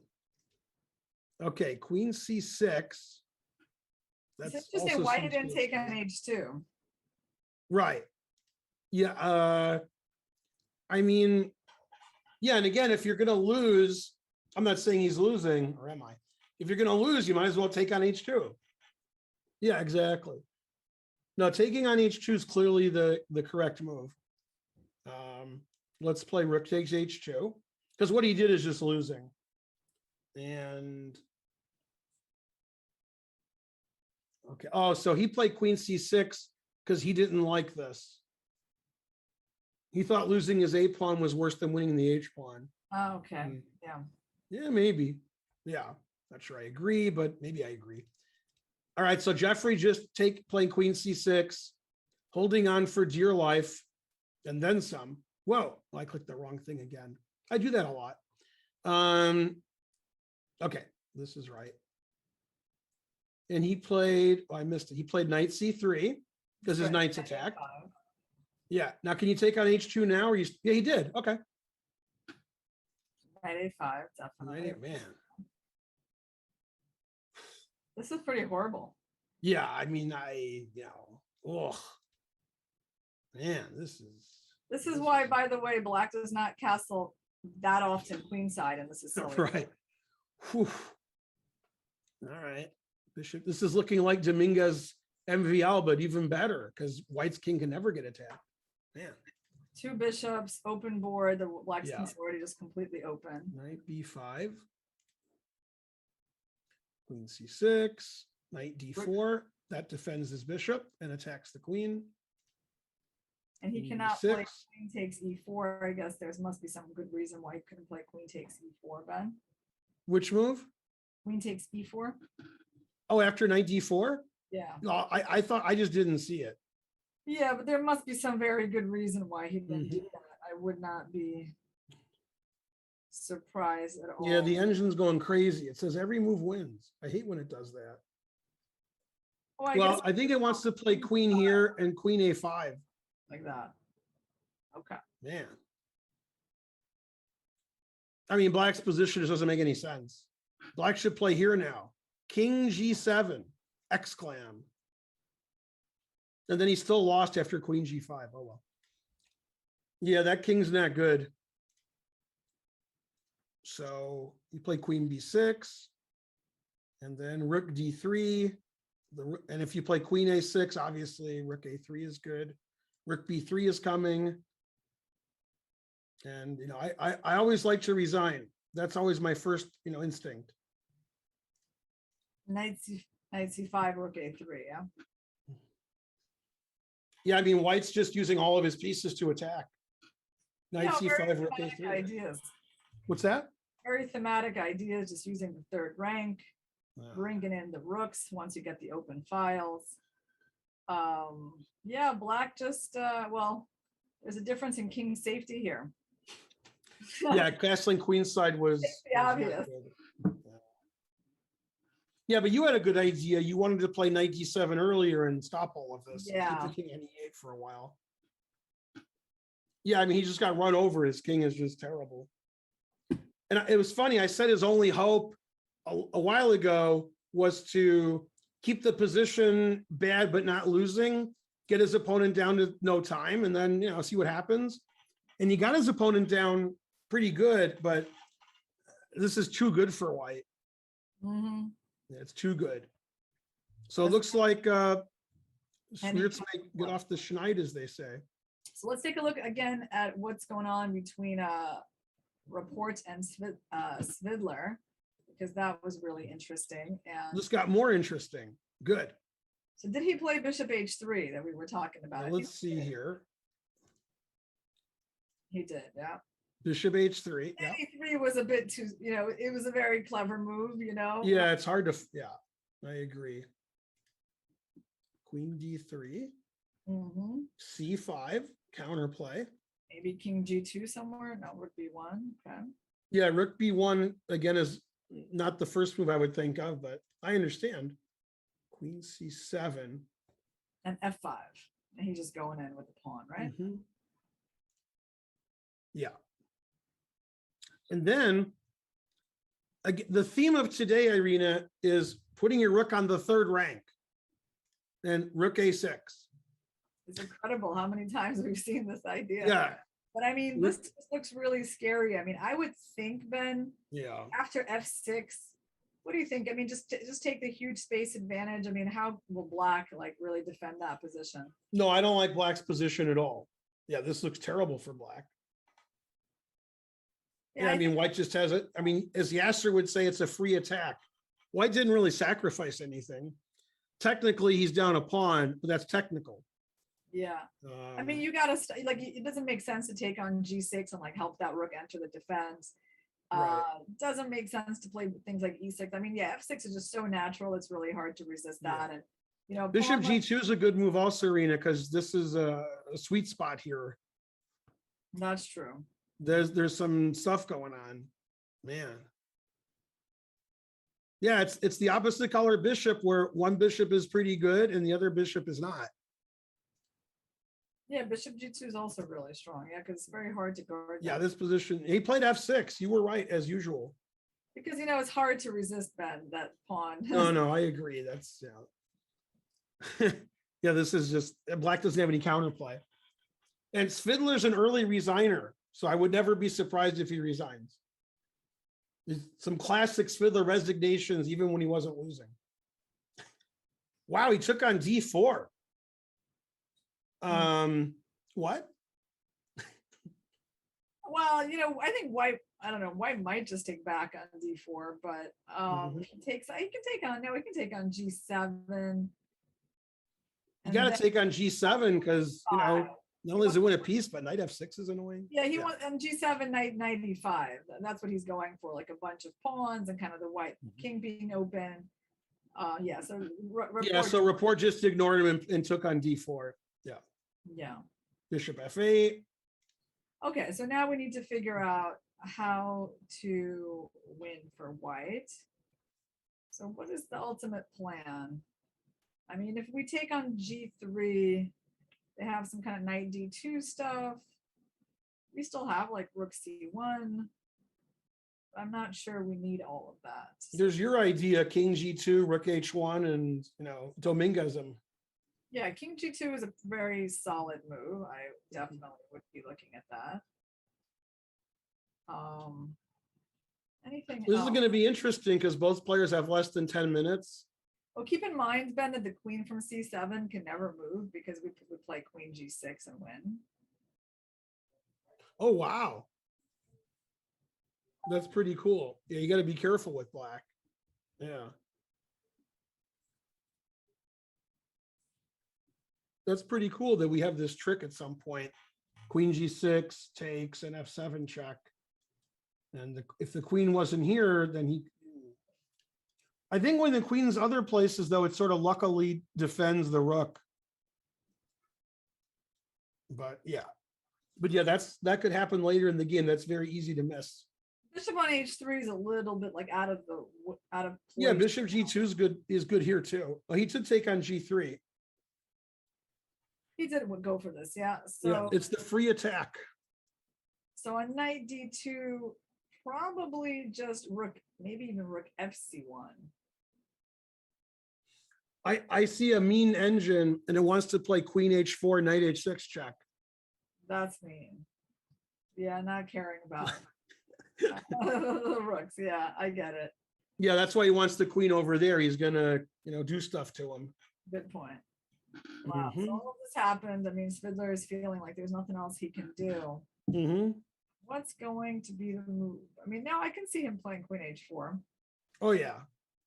I don't think he played queen G3 to not play queen H4. Yeah. I think he wants to play queen H4. Because, if you attack the queen with one of the rooks, like if you play rook BC1, queen B6 attacks the D pawn with check. Yeah. Rook FC1 doesn't look like the rooks are in the right place for mating them.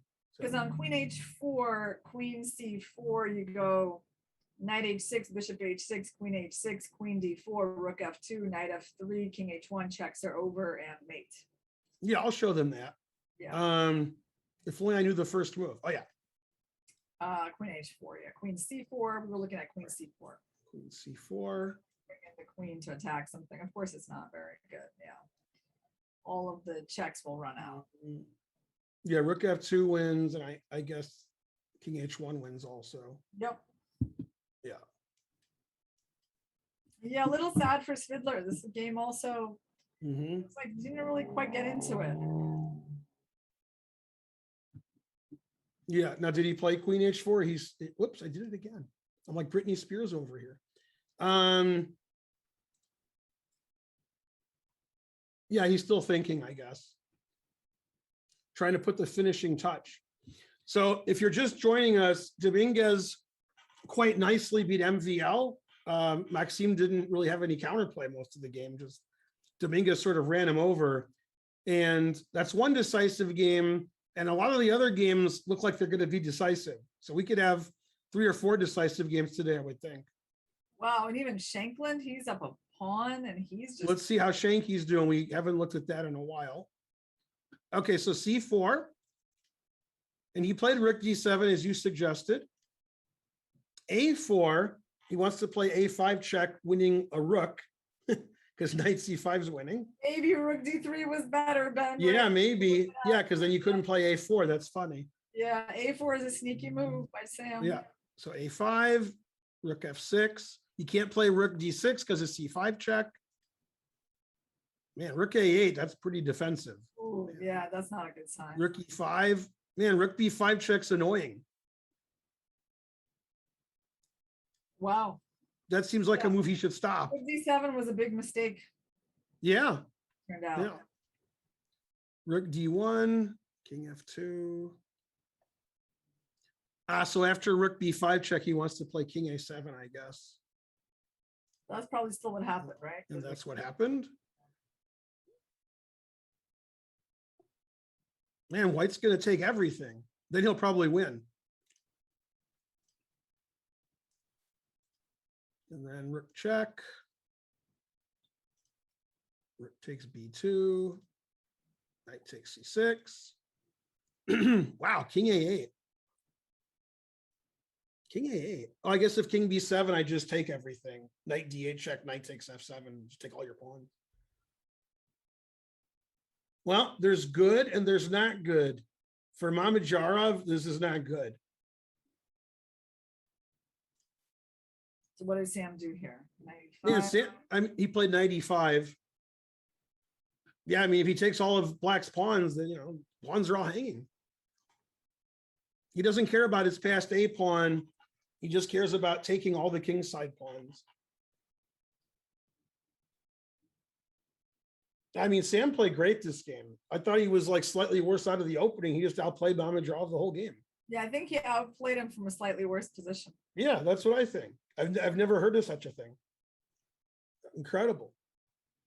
Well, it was very sneaky. You know, it was like Black was doing fine, and then somehow he got those doubles pawns, and somehow he lost his bishop pair, and he couldn't really get that well coordinated. And one more move with like rook d7, which was inaccurate. So, yeah, Sam is definitely doing well here. So let's see the final. Sam's going to win this game. I have predicted. And the engine isn't giving like plus 1,000, but this just seems really easy for White to play. Take all the kingside pawns. That's the plan. Good plan. Oh, interesting. He just took on c7. Huh. What happened? Oh, bishop c2. Is this the game? Knight takes f7. This is the game you mean, or some other game? Yeah, we're going further along because like a lot has happened actually. Okay, h5. Yeah, he took all the kingside pawns. Great. Check. King d4. This looks terrible for Black. He does care about his a pawn. Who would have thunk it? Man, look at the difference in king positions. Pretty Black terrible. h4. And now this knight c7 move is really interesting. Let's see what he calculated here. And the engine approves. Engine likes it. Yeah, why is he giving up the g3 pawn? So king b7. Yeah, I think he wants to play like knight b5, rook b6, and go queen or mate him. Wow. Yeah, when I go here, I don't know what you're going to do. I mean, this pawn's really hard to stop. Yeah. But okay, I guess we should take, well, actually a6 check. Oh my God. Yeah, a6 is good. Man, a6, a7, it's a good plan. Yeah, the pawn is just promoting, isn't it? Yeah, this is bad. Yeah, the engine's playing rook a2 here. Oh, well. Oh, then knight c3 forks the rook and bishop. Damn.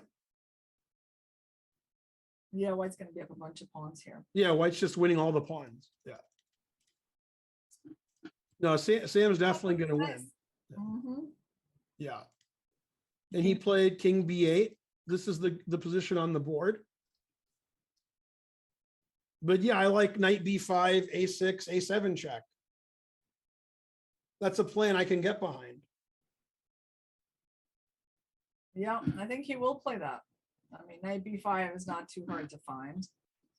Yeah, that's an a6 going to be good. And if he doesn't let him do it, and I just take this pawn, I don't have any pawns left. You know, we're actually threatening mate after a6, like rook f8 is a mate on the back rank, so it's not promoting the It threatens rook f8 mate. Yeah. So Sam, man, we got a lot of decisive results today.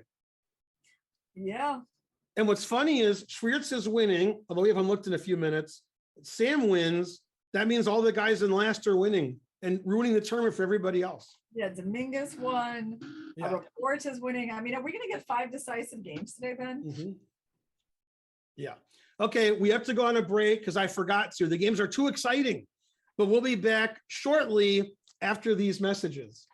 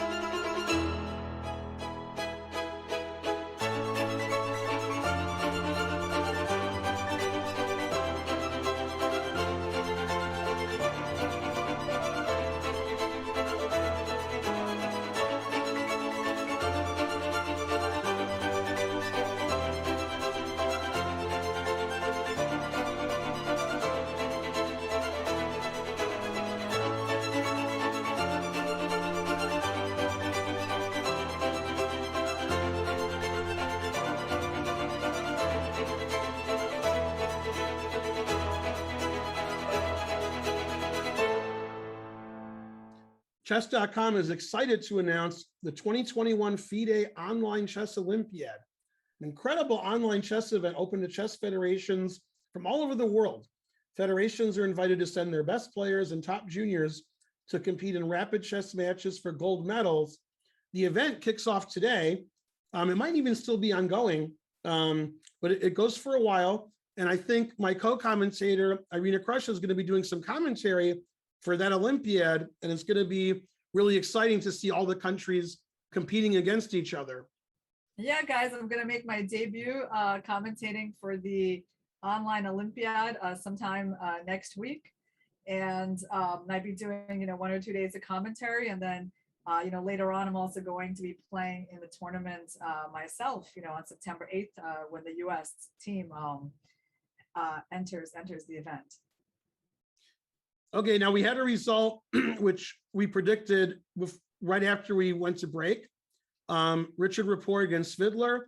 Rapport did play Queen H4, and I don't think Svidler wanted to face Knight H6. Did he do your favorite thing, Ben? No, he sacrificed a piece to avoid getting mated.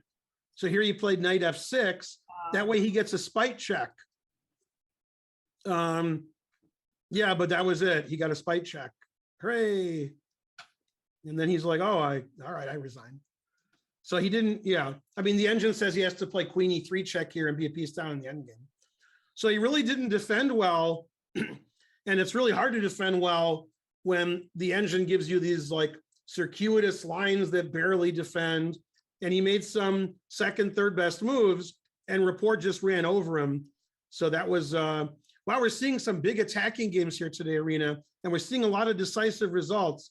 Unfortunately, also during the break, Fabi threw most of his advantage away, but we have another result, which we also expected would happen, quite quickly. In Sam's game, Sam did win, and this is the position that we saw when we went to break, and we were espousing Knight B5 winning, and Sam played Knight B5 winning. And instead of losing all of his pawns, he went down fighting. Take on G3, A6 threatens checkmate, and we're also going to queen, so they're both good. Rook H8 stops checkmate. Rook G6 maybe. That's very simple. Yeah, and now it says King E4, which obviously is wrong, but they put the kings in the middle. So I think after Rook H8, probably Shaq resigned. And then when they put the kings in the middle, they thought that white played King E4. This is a very common thing that happens. So we're going to have to dock Chris Bird's pay. Come on, Chris, get the thing right. Many moves win here. And I guess after Rook B6, the way the game should end is Black should checkmate himself because it's so cool. That's a cool checkmate. That's very Obviously, that loses for Black, so he should, stop playing the move that wasn't played. There's probably people all over the world that go, why did he resign? King E4 is a blunder. And then A7, threatening A8 queen. If you play Bishop F3 to stop the pawn, I check and take your rook. So that's not good. So King D7 is forced. And then a lot of moves win here. For some reason, it wants Rook C6, Rook B7 is the most accurate. Yeah, Okay. although it's not like Rook B8 is a bad move either. No, yeah, yeah. And then the problem is white can just play Rook G7 and there's no counterplay. The G pawn's not dangerous anymore and Black's just dead lost. And there's other ways to win also. And I think Shaq resigned after he played Rook H8 because it says King E4, which means, the pieces were put in the middle. Rook G6 here is also quite good. Then there's no counterplay. The pawns can't do anything and, we just win. So everything wins. Shaq resigned. A great victory for Shankland. We thought he was equal or worse out of the opening and he just outplayed him the whole game, which is Ben, really the opposite of what I was thinking. We got 3 wins for white today. Yep. There's a lot of wins the last 2 days. This was a great day to do commentary. Everybody's attacking and winning. Now, Swiercz was winning last time we looked. And let's see what's happening now in the live board. And well, this says Swiercz has 15 seconds left, so that's not good. Let's see, what was the last time we looked? Oh, it was a long time ago. Okay, so he played, all right, he played rook d3, knight c5, and you suggested rook a3, which is winning. King b8, knight f3 attacks the rook and pins the knight on c5. He sacrifices the exchange. Okay. Yeah, otherwise, you're probably going to lose your queen here because of rook b3, because the knight is pinned. So it's hard to keep this pin. So he just took on f2. Always sack the exchange. Knight takes e4. Jeffrey's getting some counterplay. King c7, defending his queen. Knight d4. The engine still likes white, but not as much as it did before. Obviously, the players are in terrible time trouble. And somehow Jeffrey got to threaten checkmate as well. Bishop b5, f5. Wow, what a crazy move in time trouble. f5. Although I guess rook takes f7 is quite annoying. Jeffrey's doing a good job of, keeping things complicated. Yeah, he's good at doing that. Yeah. For further reading, the chat should all somehow find the game John Burke versus Jeffrey Xiong from the World Open about a month and a half ago. Jeffrey was dead lost, and he just kept playing for tricks, and eventually he won the game. And John Burke still tied for first. Okay, yeah, Jeffrey's good at being tricky. See, but yeah, the engine loves white. White's up material, and Black's king is still bad. But Jeffrey's trying. E5, very crazy kind of chess. Just trying to make the game a mess, even when it's not. Knight c6, Good move. working everything. He just ignores everything. His rook's attacked, his bishop's attacked, and he just ignores it. And the engine agrees. It says that's the best thing to do. And he took on b8, takes on b5. The knight is semi-trapped or trapped. And c3 is coming, which threatens the rook on f1 and checkmate. It's interesting because, if Black winds up taking the knight on b8, he has like 3 pieces for the rook, which is for the 2 rooks, which is not a balance that we see very often. Right. And I'm sure he would be very happy with that. And I don't see him now. What move number is it? Oh, it's 40. He made time control. So he didn't lose on time. does White need to make his? So White has made the 40th move as well. Yeah. Black just made the 40th move. So Swiercz is safe. And the engine likes knight a6 check and rook a7 check.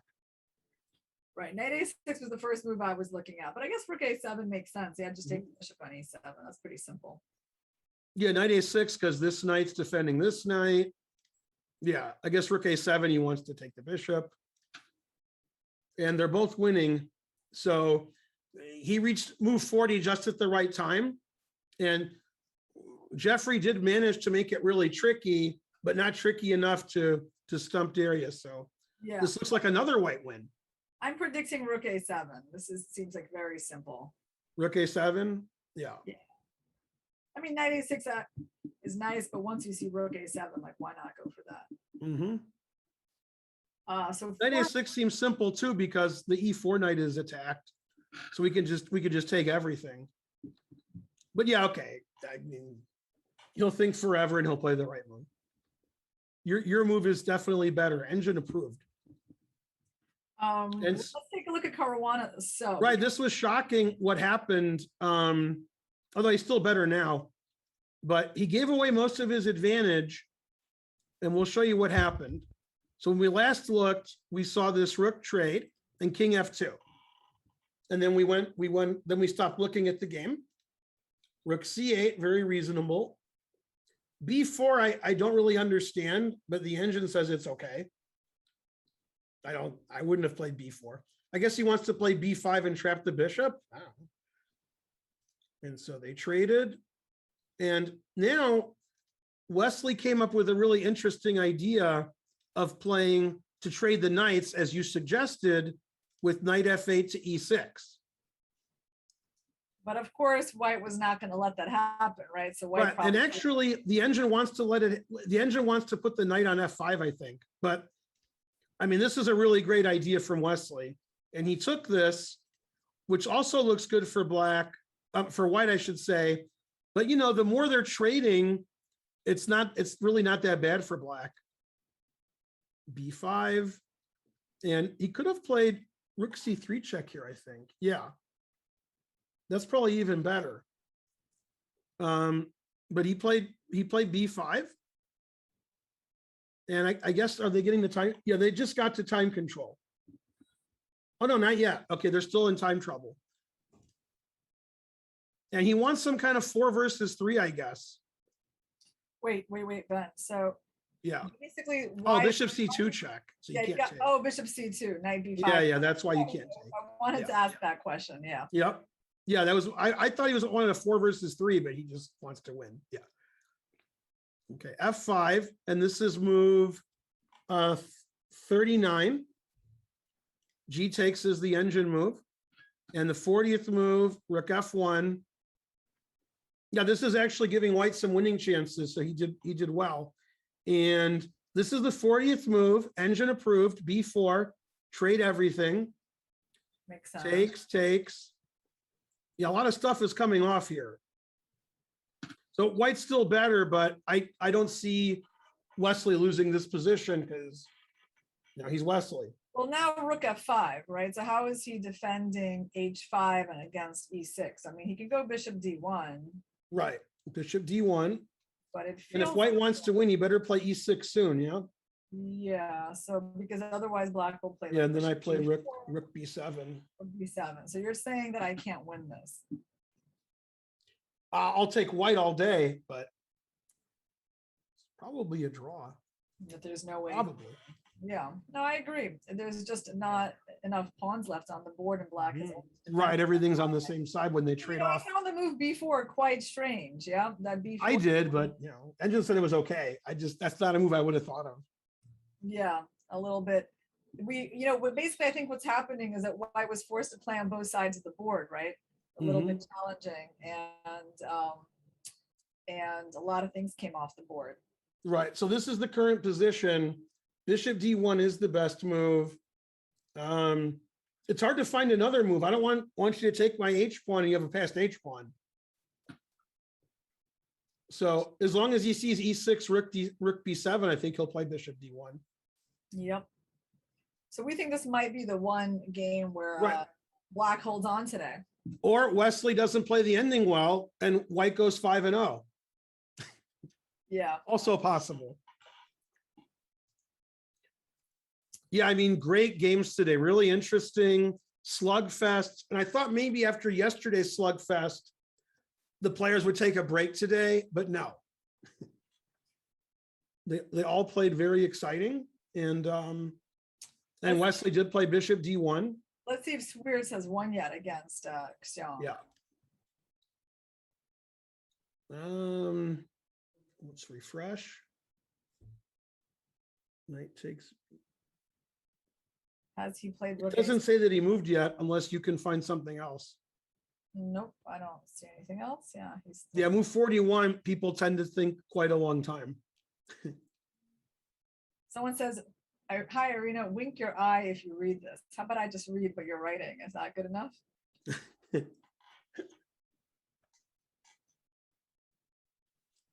Yeah, the people watching today got a really good show from the players, just like yesterday. It's refreshing from some of the quick draws we see in other events where they're not even playing some games. That's not happening here. This is what we want to see.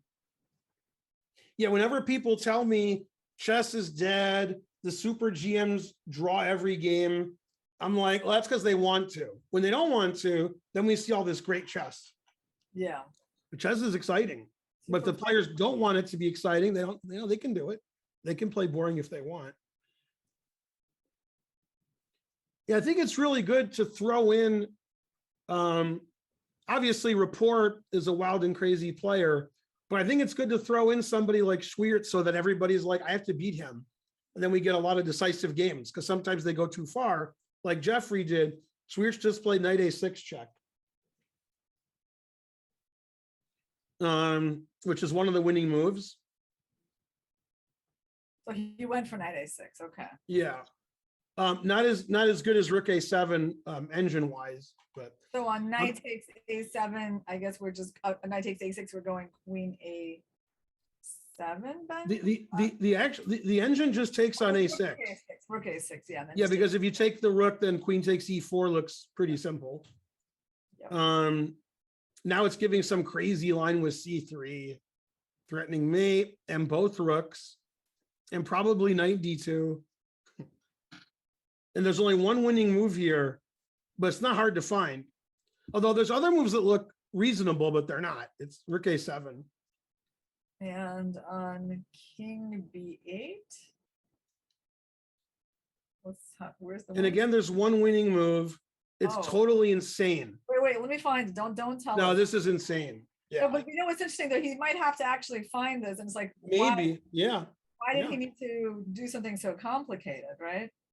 No, I mean, Rook a7 looked very simple. Okay, but don't tell us, Ben. Let's yeah, but rook let's a7 looked like there find were other moves, for it. but there weren't.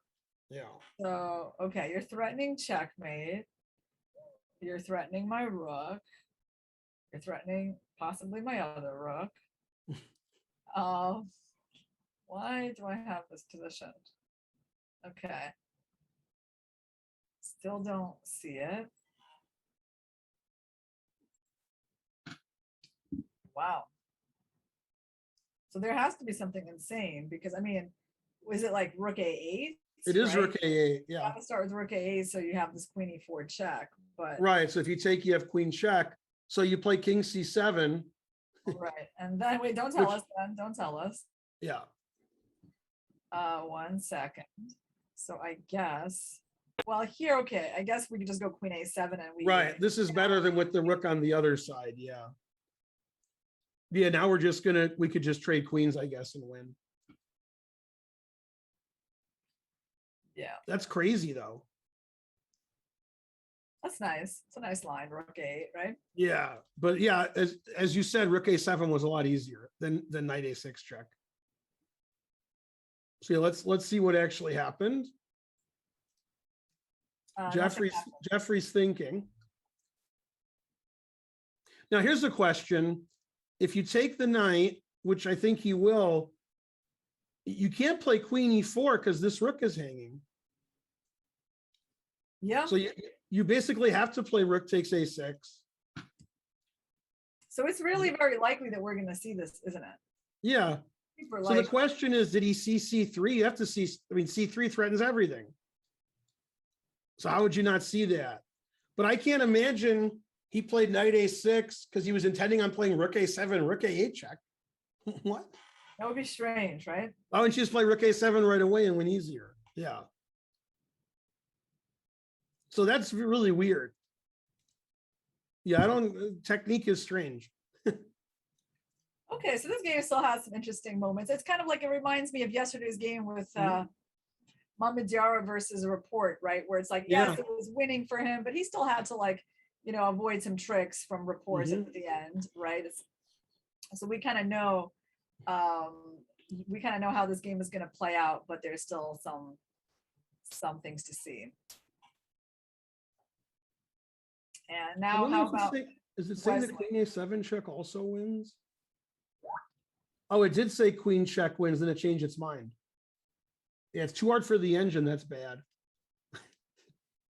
This did happen, Irene. He did play rook a6. So Jeffrey needs to play c3 so we can see these crazy variations. I would be surprised if he finds rook a7, rook a8. That's just weird. No, But I guess- he's gonna have to find it because But he has to find it. Yeah. back is against the wall, so he's gonna find it. Mhm. Wow. I mean, otherwise, what is he gonna do? Lose? Right? I mean, I guess on c3. I mean, there's also queen a7, right? Can we take a look at that? Because he might get tempted by that. Right. And at first the engine said it was winning, then it said it was equal. Queen B7, right? Or something, is that it? That all the rooks were Um, winning? No, Queen B7, I could just move my rook. Oh, okay, okay, yeah. Or maybe So even that's F6, I King don't know. D8, Yeah, King C8. I mean, there's a lot of threats here.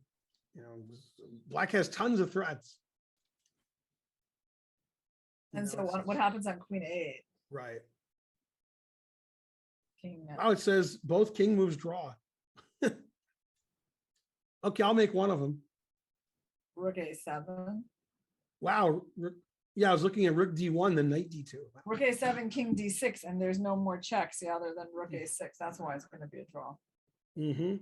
That's crazy. And it says this is also a draw. Rook check, knight check, takes. That's just an And this is a draw too. That's funny. Yeah, I mean, this is a lot harder than if he had played Rook A7 as you suggested. Yeah, he's going to have to avoid a few things. Yeah, he'll have to Yeah. make some decisions here. I mean, Jeffrey hasn't played C3 yet, but I mean, Jeffrey could just take this, and okay, he played C3 and Rook A7. Oh, Rook A7 has already happened, so he's calculating. Yeah. Nice job, Darius. Wow, he has to find Rook A8 after King B8. That's funny. Yeah, and everything else is easy, it says. So Do you want to take a look at the? yes. So bishop to D1. And I guess Fabi's still thinking. Yeah, they both made move 41, so he has the luxury of, trying to squeeze his advantage. This game had a lot of topsy-turvy things happen. Seems like Wesley was fine, then Fabi was much better, then Wesley was fine, and then It reminds me a little bit of the Shankland Mamedyarov game, right? yeah. Definitely felt like one side was completely fine, and then it just turned in the other direction. Yeah, this looks, again, white's obviously better here, but there's a good drawing chances, probably better than winning There's chances. not that much material. I mean, if you think about it, first of all, you can't use your H4 and G3 pawns at all. So like those are just irrelevant. So like what do you really have to win the game with? Like your E pawn and black is counterplay, with the rook. So you can't really move your knight from D4 because of rook B3. I think this will actually be pretty easy draw for Wesley. All right, we'll have a look at the last two games when we come back from our break. And stay tuned. This is round 4 of the Sinquefield Cup with Grandmaster Arena Crush and me, Ben Feingold. And we'll see you very soon after the break.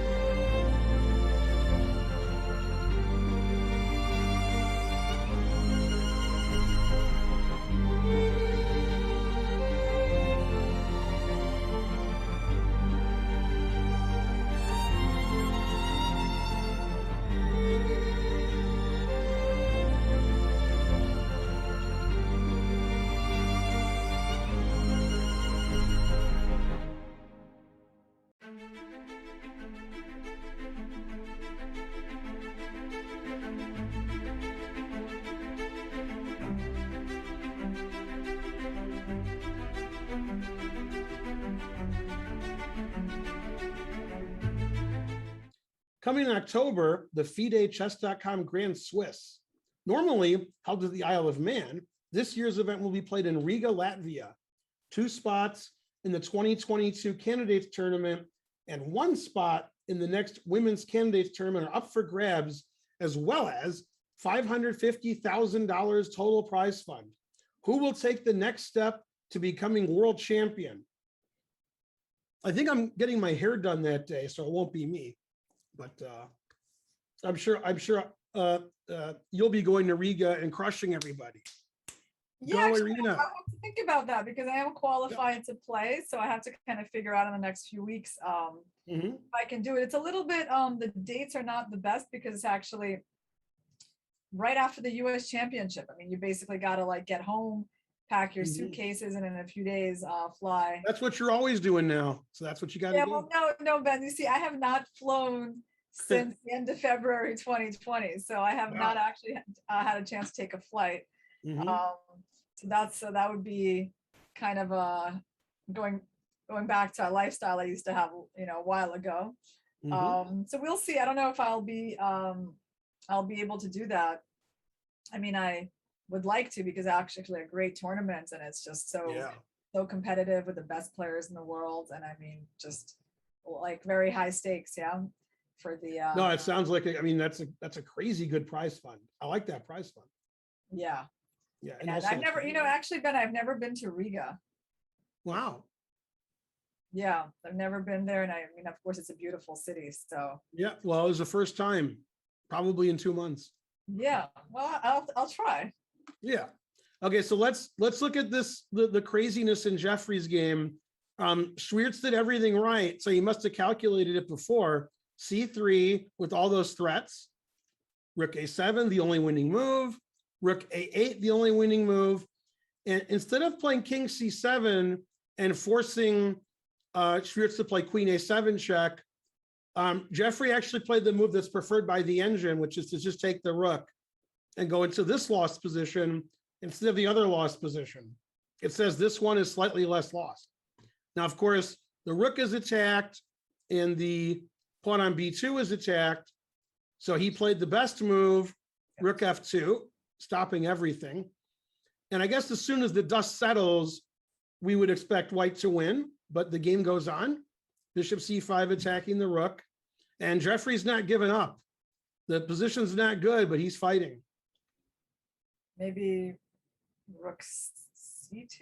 No, I don't like Rook E2. What else can be done, Ben? Yeah, Queen D5 is a move also. I like the bishop. D5, yeah, it's nice. I mean, this is winning, but it's going to take, he's going to have to work. Jeffrey's making him work. He just needs to advance his F pawn a few more moves. And then yeah, but it's amazing because, 15 moves ago, I did not like Jeffrey's position at all. And he's really made a fight of it. He's making Darius go into time trouble. He made the time control, and he's just hoping that white gets in time trouble again. Yeah, he's tricky. Sure, you got to give him credit for fighting and staying in the game. No, it's great fighting, especially, he wasn't thinking like I'm fighting for a draw. This is a game he really wanted to win. The lowest rated player, not doing well in the tournament. Jeffrey drew 3 games, and this is the game he's going to lose probably. All right, then we have a couple of moves, I think, in the Wesley game, Black against Fabi. After Bishop D1, Fabi thought forever and played Rook F6 instead of E6. All right. That doesn't seem to give as much winning chances, but I guess he has F5 for his knight, and he's just keeping the tension. Bishop G4, King E3, Rook B1, and the engine now says that white has no advantage. So interesting. I mean, Fabi's idea, I guess, is to come up here, but I don't know what that does. None of that is going to be unfortunately possible, yeah, because of Rook B4. Yeah, and also Rook E1, and Black's going to be better. Yeah, so this is just, this is going to be a draw. One of the computer lines is E6, bishop E6, knight E6, king E7, and draw.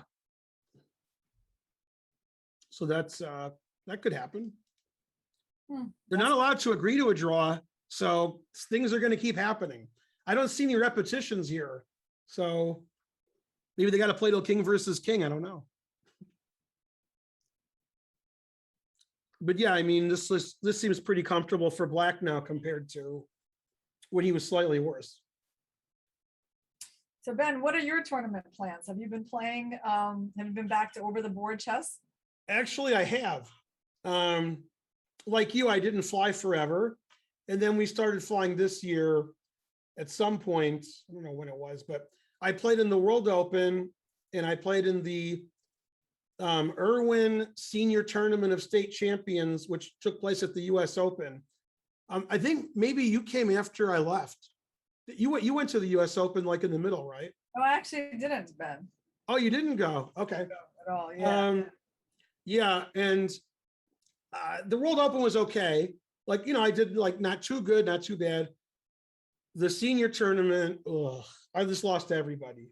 So I haven't had fun flying to tournaments. I'm just not doing well, but it's fun. It's fun to go. And, you know, and my wife Karen went, and her son Archer and Olden went with us to Philly.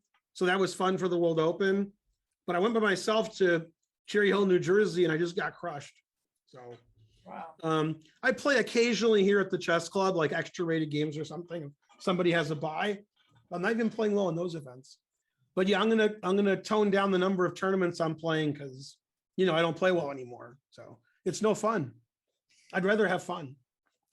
Yeah, it's tough when you go and you don't have a good tournament. You know, it's tough to get excited, for sure.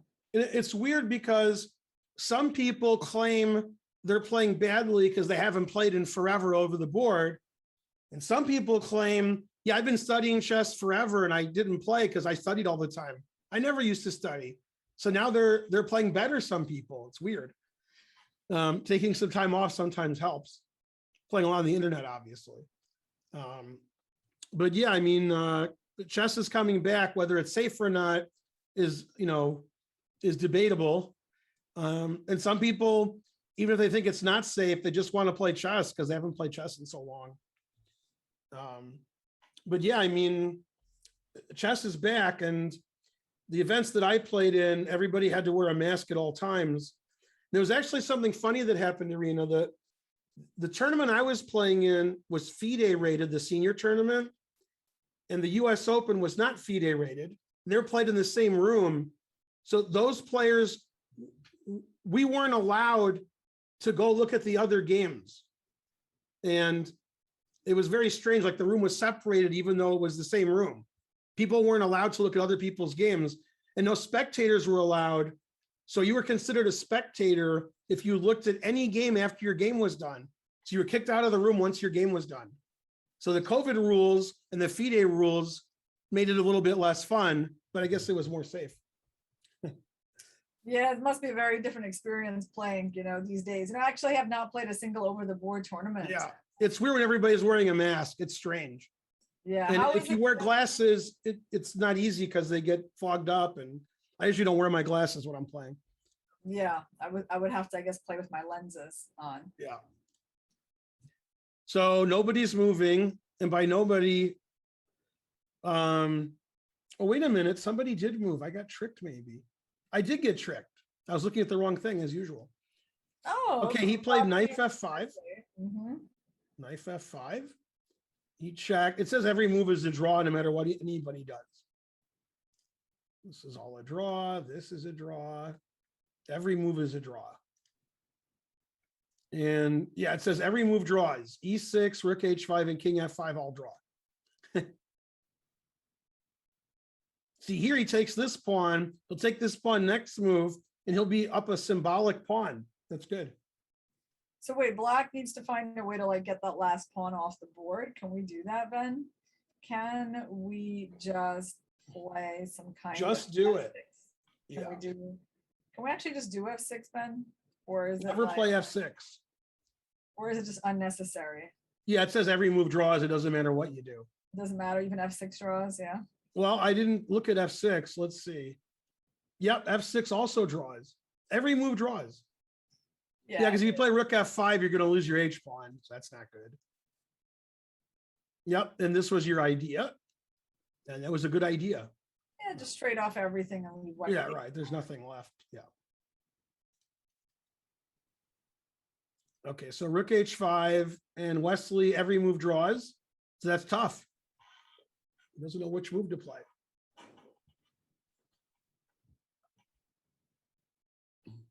One of the ways the engine likes is rook G1 and then rook G4 and says, aha, you can't move anywhere.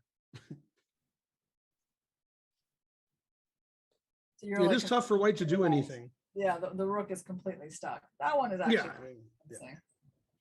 Yeah, this pawn's not dangerous on H4, and these pawns are blocking each other. So he played King G7. Yeah, he's going for this idea. He's going to play Now, let's see, let me go back. before here. King G7.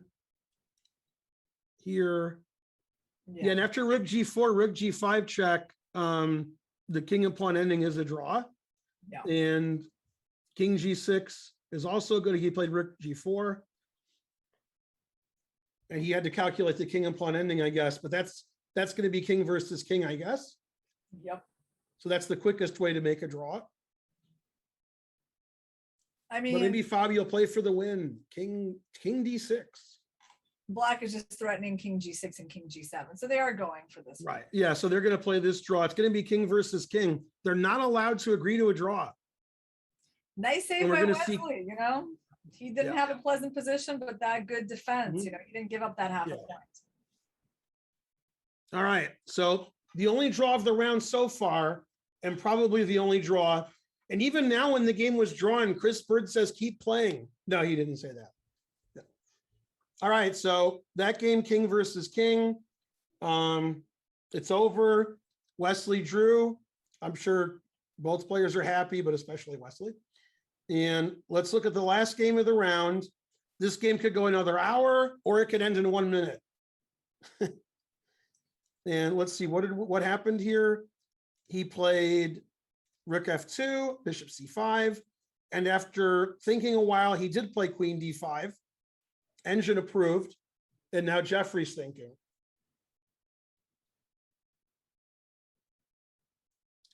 It's not easy for Jeffrey. Jeffrey has a losing position. White just wants to make sure there's no perpetual. And then the F pawn's going to decide. But he's really putting up a big fight. Yeah, it's very hard at this point to even make one single move for Black, isn't it? Yeah, and it's funny, if White does win, that's 4 decisive games 2 days in a row, which is very unusual at the Sinquefield Cup. Yeah, it's kind of amazing for me getting so lucky as a commentator to come in for rounds like this, you know? Right, and Rapport, Swiercz, and Shankland all having not a good tournament, then they get White and they all win, and now everything's fine. Yeah, it's going to be super close. And I mean, so who is going to be the leader? I mean, we have Dominguez, who's I think Dominguez, So, and Caruana are tied for first. Yeah. Exactly. Mm-hmm. Yeah, Mamedyarov needed to win to tie for first. Mamedyarov basically fell, Vachier-Lagrave fell back by 1 point. So yeah, that's right. So basically Dominguez took Vachier's place at the top of the standings. Yeah. So the 3 highest rated American players all tied for first. It makes me want to shed a tear, but I'll keep it together for this broadcast. But when the broadcast is over, I'll be a mess. I'm not sure if Irina believes me. Maybe. She's like, I want to say this, I want to say this, but we're doing a broadcast. Yeah, so what is Xiong going to play here? I mean, do you think he's just going to resign? No, I mean, he has to defend his queen, I guess, with some king move. I just don't know which one. I mean, he could also push his G pawn, G4, G3. Yeah, no, I don't think he'll resign. It's a losing position, but you know, if he can get his opponent, he keeps trying to get his opponent down to less than 5 minutes. He did it the first time, but his position was too terrible. So he's gonna try to do it again. But yeah, I mean, this was a very nice game by Swiercz. If you play king a6, would you go queen a8 and just trade the queens, Ben, or? That's my first thought. I like my F pawn. Let's have a look.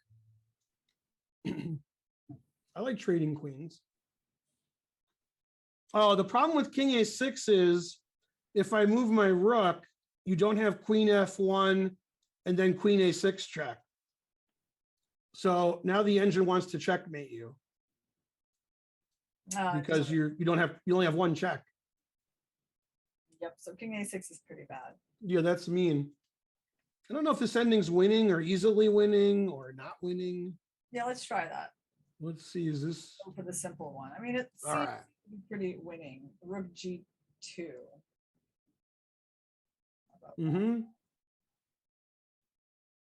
Yeah, rook. You want to play rook g2? Just want to win that pawn. You guys should be winning. I mean, this pawn's just too strong. Yeah. Yeah.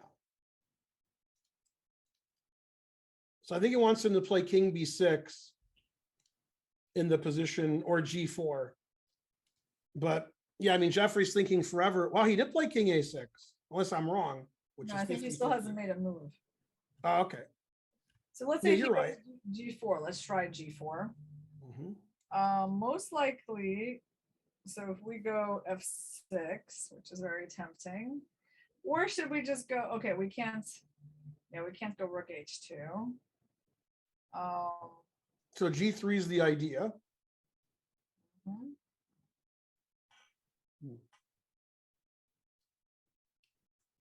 I mean, it's saying rook c2 the engine, but I'm scared of all these checks.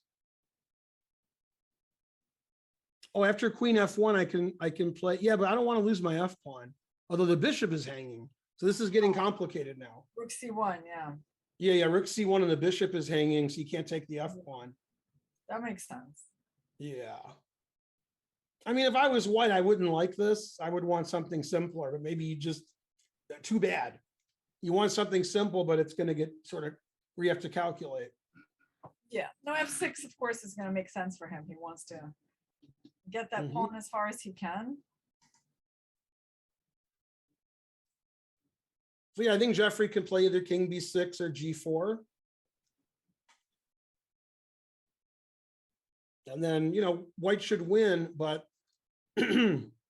people get tired after playing for 5 hours. So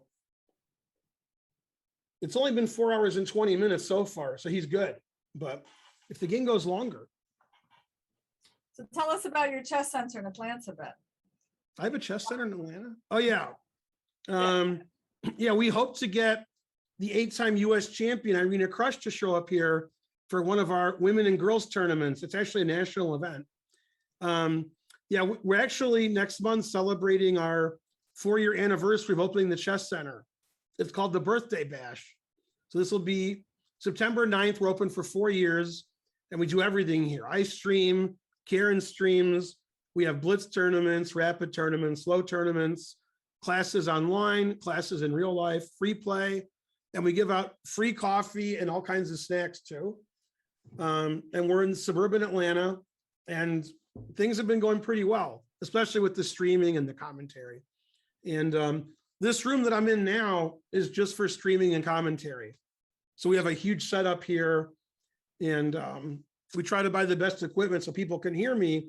But it actually turned out, Irina, that without a microphone, people still heard me, and I wasn't even streaming. They were like, "What's that noise?" Because I was so loud. People hundreds of miles away could hear me. So I had to tone it down a little bit. Okay, so we have some moves actually while I was waxing idiotic. King b6 was played, and now queen e6 check for some reason. Okay. And the engine is furious at that move. Doesn't like that? I don't like it either. Oh, we like the rook. Oh, rook h2 there was queen f1, right? Mm-hmm.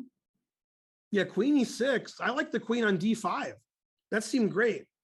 Okay, so now the rook is hanging. Yeah. Not really an amazing checks. Yeah, I don't like queen e6 check. I like my queen on d5. It was sort of like a lazy check. I mean, the engine still likes white, but now it says like +1 instead of +1 billion. Wow. I mean, black, black has a lot of dangerous pawns, counterplay against the king. Bishop's pretty good. He's down in exchange and white's queening his F pawn, but still black's not really in trouble of getting mated anymore. So, and his rook is still hanging. He hasn't moved his rook. Queen d5, queen e6. I mean, it wouldn't surprise me at all if Jeffrey doesn't lose. Because the move that you gave at move 41, rook a7, that seemed much cleaner than the knight a6 move, where he was forced to play this crazy sequence to be winning, and now his technique seems to be not the best. Okay, so let's think of a move here for white. I mean, the rook's under attack. So what's he gonna do? Rook. Oh, let's try rook h2. How bad is that? Yeah, but trying is the first step to failure. Right. So let's try. All right, the engine says all zeros now. Queen d3 check. Okay, cool. King a2 then. Right, and then c2. Wow. So That's a tough pawn. There's this much play left still. Yeah, now we got 3 pass pawns. Yeah. I mean, this king on a5 is surprisingly safe. Right. Yeah, that's why queen e6 was bad. On b6, we could attack it everywhere. He's going to be just kicking himself. Right, this isn't easy at all now. Yeah, queen. When the queen was on d5, there were checks galore. Like sometimes the rook checks, sometimes the queen checks, and after queen e6, king a5, the rook's not involved in attacking the king anymore. The queen's not on its central post here on d5. It's over here, which is away from d3, which is a big deal now. We didn't have queen d3 check before, but now we do. Yeah, the other thing is like someone is saying maybe queen a2 and repeat, but like the thing is like psychologically, white's not going to want to repeat. I mean, he knows he was winning. For him to repeat the position, yes, of course he can, but pretty difficult to do psychologically. Right, Ben? I mean, he's still playing for a win. Yeah, he's playing for a win, but this just repeats once, I think, and then, yeah. I mean, it's going to be the same position if he does that. Yeah, I guess I'm just saying that, like, of course, if white wants to not lose, he can, like, play. Oh, yeah. Yeah, of course. Yeah. No, I mean, and again, these things happen to the best of us. It could happen in the next 3 or 4 moves that white actually has to play correctly to draw. He doesn't want to draw. And then bad things happen. Bad things happen to good people. All right, let's try. I mean, I guess you're going to tell me, Ben, like on rook c2, you're going to go bishop d4 maybe, or what move is? No, I think rook c2 is the best move. Yeah. Yeah, that's correct. Bishop d4. Bishop d4. So you want to... I wouldn't mind taking this and then playing queen f1 and winning. Yeah, can I even tell you what else you're threatening, Ben? You're even threatening maybe... Well, I was just looking at queen f1, rook c1, c2, c2, queen e2, and yeah, after queen f1, probably you have to play king a2. But no, I mean, this is not easy. This isn't all 3 results possible position. Why this is happening, Ben? Because we were getting kind of bored of this game. We thought it was over, and so Yeah, we just thought White was going to win and have good technique, and Jeffrey's like, no, I'm Jeffrey. Yeah, he's an amazing defender when he's losing. That's why his rating's so high. Because he not only does he play well when he's winning, but when he's losing, he fights to the end. And probably Swiercz isn't used to this kind of resistance from people who are a class or 2 lower. Yeah. Okay, so bishop d4. What else can he do? I mean, basically you just want to take on b2, and the rook is past him now, so it's like you're not going to mate black with just your queen. No, I don't see any reason why this rook is better than this bishop. And I like this pawn, but if anybody's getting mated, it's going to be white. Yeah. If somebody gets mated, white's going to get mated, not black. So yeah, this isn't easy. Let's see if they've made any moves. They got to move at some point because the time's getting low. Yeah, he's not moving. I mean, Queen E6 was just like a random check that made his position worse. I wonder if he was surprised by King A5. Perhaps, yeah, that makes sense. It's a little Yeah, bit. because if the king goes back, he's got a million checks. He can figure it out later. But now, he's got to figure it out now.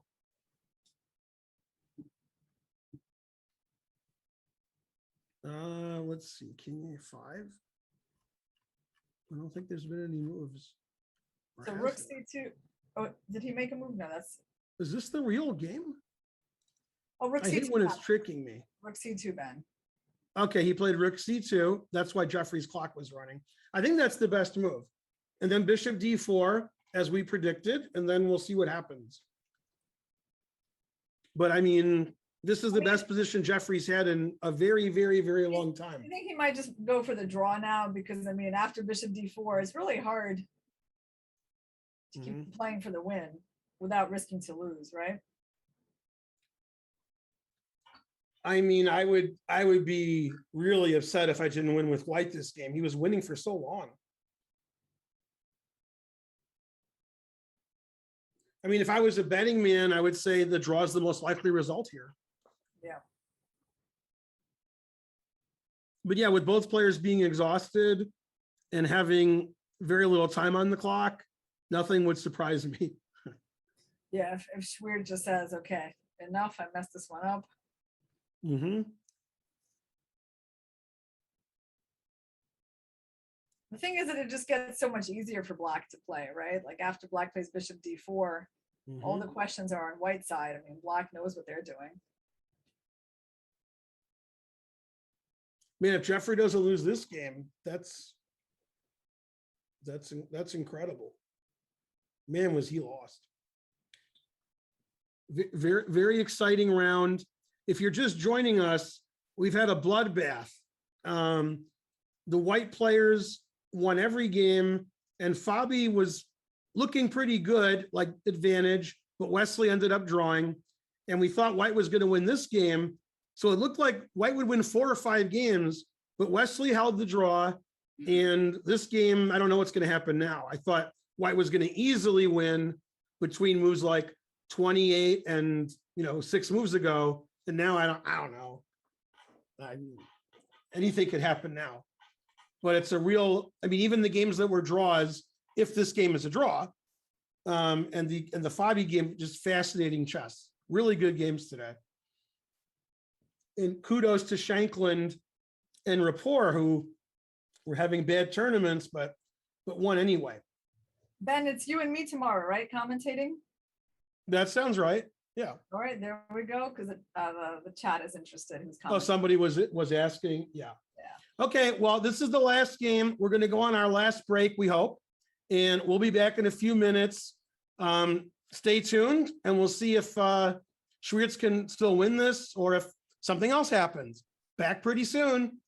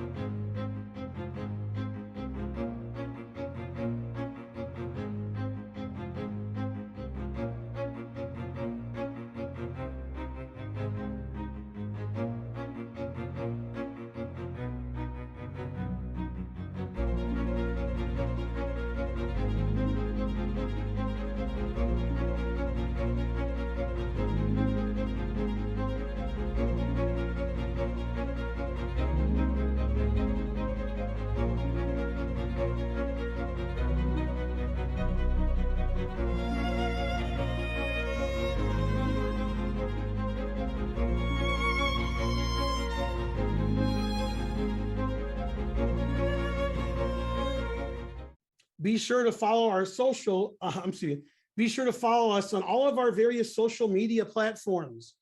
You know, it was 7 words, so I couldn't say it right. There's lots of social media platforms, and Chess.com is on all of them. We showed you guys. You can't escape. It's like the Borg. There's nothing you can do. All right, speaking of escaping, as soon as Jeffrey looked like he was escaping, he blundered right after we went to break. He didn't want to blunder during the show because we would, so he waited till we were on break. Instead of bishop d4, he played bishop a3. And the reason that's so much worse than bishop d4 is the e-pawn's not defended by the bishop. So you don't want to give that up with check. And the good thing about bishop a3 is if white thinks he's winning with queen a2, now he's losing because queen f1 check. And the king can't go to a2, rook here, and there's actually, queen takes f5, rook c2, and this is actually a forced win, but it takes some time. What's that? We find it. Hold on, let's think. Where's the forced win? Oh yeah, it's actually pretty cute. It's cute. Queen d3, queen d3, queen d1. Yeah, you're gonna. It's very geometric. King here, pawn takes check, and then finally we play c2. Yeah, that's beautiful. Yeah. Now, obviously, Swiercz isn't going to play queen a2, but some people would, like me. Okay, so after bishop a3, he played the only winning move, b3, and after b3, Jeffrey's thinking forever. And he thought for several minutes, and he actually did move. He played queen c5, and I mean, his counterplay is gone, the f-pawn is strong. Jeffrey wants to somehow get his queen involved, like bishop b2, queen a3, but too slow. White has more than one move that wins here, but I think, okay, f6 is probably what I would play. The engine also liked rook e2 to try to play rook takes e5. Yeah, a bishop here was just an awful move. Yeah, it's very sad, because the bishop on d4 was on an outpost. It was guarding. It was guarded. It was centralized. It was just so intuitive, right? And then somehow on the side of the board on the short diagonal, it's just kind of getting stuck. So this is what happened actually, Ben. So black is banking on trying to checkmate white. And I guess it's funny. There's more than one move that wins Irina, but b4 is really cool. That's a cool move. Yeah, and the idea is if you take with the queen, well, it says queen e5 check, but I like my line. What's wrong? Oh, my line's terrible. Okay. I was going to play queen a2. I missed bishop a3 check. Yeah. And this is winning because we can't get our queen here in time, because we can always just play rook takes bishop with the queen on e5.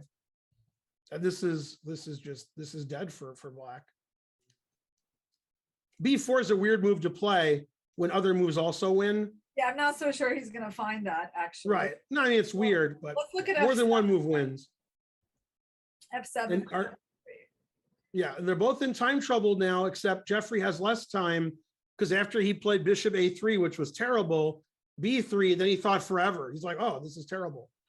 Now, one line I want to look at, because it's the most forcing, is after b3, let's say Jeffrey, plays for this same mate. I'm sorry, not queen c5. Check and bishop b2. Because this could look pretty dangerous for white. But unfortunately, his e5 pawn's not defended, and his king is wide open. So we can't allow this queen trade with queen e2 check, which limits where the king can't go to a6. But Ben, so where does the king go? Yeah, let's say the king goes to b6. Yeah. Yeah, and by the way, if you go to b4, I immediately trade queens. You can't stop me. King b5, queen c4, and king a5, queen c5, and queen c4 wins. So you have to play king b6, as you said, to avoid the queen trade.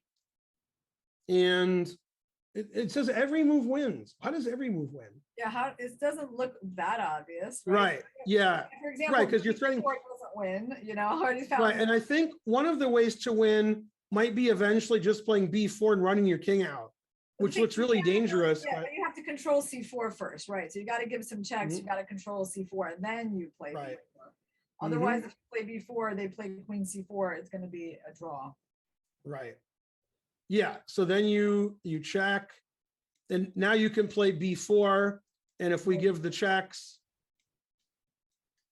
and here's another check, and then that's it.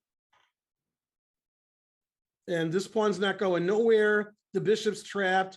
And you would never see these kinds of positions if black's bishop was on b4, on d4. You'd never lose either pawn, and there wouldn't be any of these tricks. But yeah, the bishop's just bad on b2. Well, Jeffrey avoided that.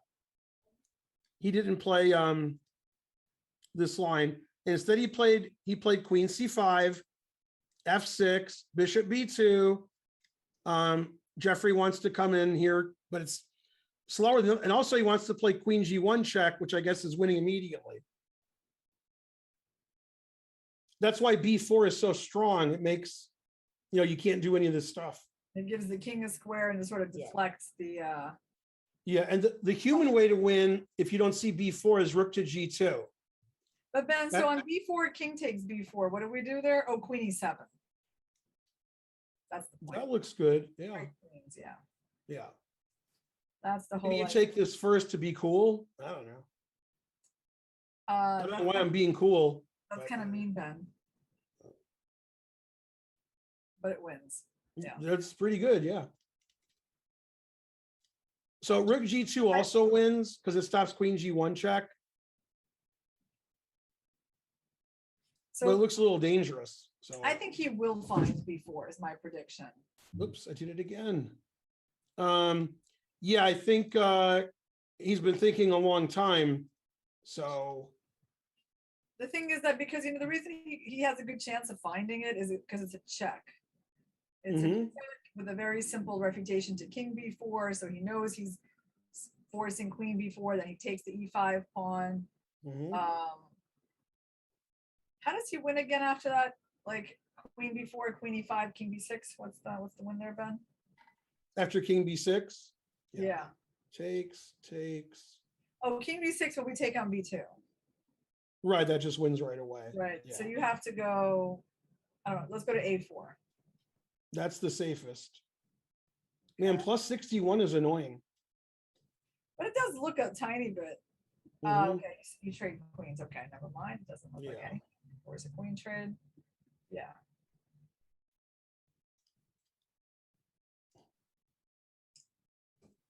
So I mean, he's getting, he's thinking a lot. If he doesn't play B4 and he plays Rook G2, which also wins, he's not going to have a lot of time on his clock.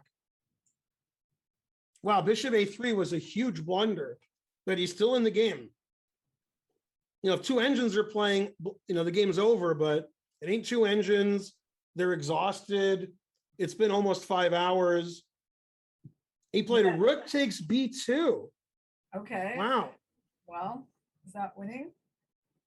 I don't know. Queen endgames. I mean, anything can happen. But pawn takes. He's gonna go B. Is he gonna go B4? B4 wins immediately, and it's the only move that wins. There's no other move that wins. Queen A2, Queen B2. Nice idea, Darius. He did play B4. Yeah. Yeah, king takes allows queen here, and queen. Yeah. Actually, Jeffrey shouldn't have taken the rook. He should have played queen G1 first. Ah. Yeah. Still winning. Then king here. He forgot about B4. He forgot about Dre. And this is still winning for white, but this is better than what he did. What he did, he has to resign. Yeah. Yeah, this is just resigns. What's funny is if he didn't play B4, it's a draw.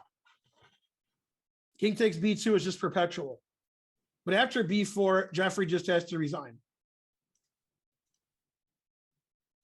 King takes queen E7. Oh, that's painful for Jeffrey. Yeah. So white did win 4 games out of 5. Darius wins his first game, and Jeffrey loses his first game after 3 draws. The players who were not doing well in this tournament did really well this round. Shankland, Rapport, Swiercz, all winning.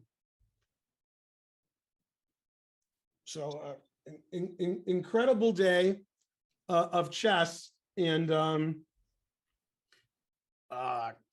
mean, it was a bloodbath like yesterday. And Irina and I are doing commentary tomorrow. So we insist that we see 4 more decisive games, right? Yeah. At least. I mean, that was just incredible. Yeah. So yeah, let's have a look at the leaderboard now, since this game, I assume he resigned. And let's see what's going on at the top here. We have a new person joining and 1 leaving. Wesley and Fabi are still tied for first, but instead of MVL, he's been replaced by Dominguez. The 3 of them are tied for first. And man, the truth hurts. Even though he won, Darius is still in last place. Man, harsh. That's not fair. Yeah, and Sam improves his position, and Mamedyarov and MVL are going to have to do a lot of winning to challenge Wesley for domination of the Grand Chess Tour. Let's have a look at those standings. Wesley's in first, Shaq is in second, MVL in third.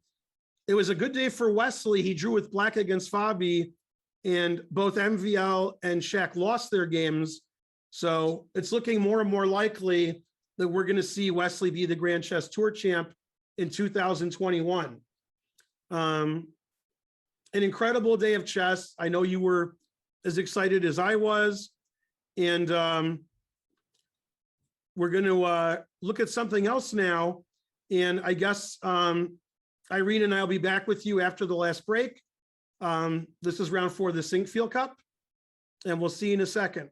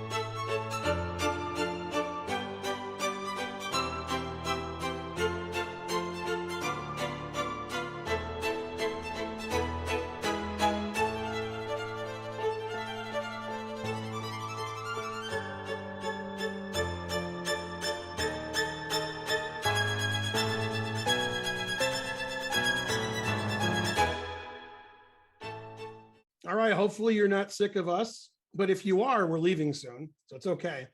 That was a great round. I thought there was no way to top yesterday's round, which also had 4 decisive results. But what was different about this round from the previous round is the people who weren't doing well in the tournament, they did well today. And MVL fell from grace, losing without really putting up a big fight. And Dominguez joins the leaders. We only had 1 draw, and that was an exciting game too. I mean, your thoughts, Irene? I just thought it was a great round. Yeah, I think first of all, to me, this is like the comeback round, right? We have a couple of people who lost yesterday who actually came back to win today. Shankland versus Mamedyarov and Rapport versus Svidler. Then, you know, we had the round, the game between the leaders, which was really hard fought. I mean, could have gone either way. Caruana was better, but Wesley showed a lot of good defense. And Swiercz versus Xiong. I mean, Xiong, okay, even though he lost, it was really put up a great fight. I mean, at some point he played himself into a drawn position. But Darius finally gets on the board, which I'm sure makes him really happy. And I think it means a lot, you know, when you finally, after 3 losses, you finally win a game and you show that you're capable of winning games in such a field. And no, everybody is really good. Everybody can win. Everybody can lose. Yeah. And Dominguez is looking good. You know, I mean, he really made kind of just play such a clean game against Vachier, never really gave him a chance. Yeah. I think he completely earned his place in the top. Now, I misspoke earlier. I said that even after winning, Darius was in last, but it's not true. And I was totally shocked. Peter Svidler has half out of 4, and that sentence has never been uttered before. Peter Svidler is a very solid, very strong player, capable of beating anybody. Half out of 4, that's so he's actually in last place. That's incredible. Yeah, definitely. So far it hasn't gone his way. I mean, he hasn't really had great positions in the games that I've seen, right? Ben, not today, not yesterday. It always kind of felt like he was getting overall the dynamic of the game was never going too well for him. So I feel like he's got to, you know, probably rethink things. Sometimes it's not your tournament. These things happen. Let's look at the pairings that are upcoming, especially for the next round, but even further ahead. You can see them there on your screen better than I can, because they're too small for me. But maybe Arena can see them. I can read them for you. We got Mamedyarov playing Dominguez tomorrow, so that's going to be a really interesting game. Yeah. White. Svidler versus Shankland. Okay, I mean, we'll see if Svidler can improve his standing in the tournament.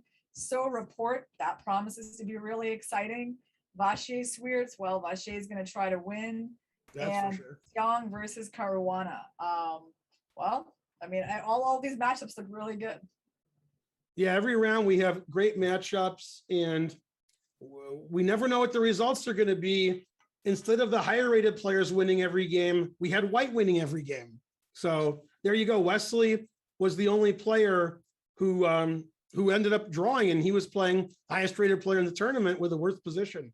So 3 Americans tied for first, and it's probably easier to do when most of the players are American in the field, but still anything can happen. Anybody can win.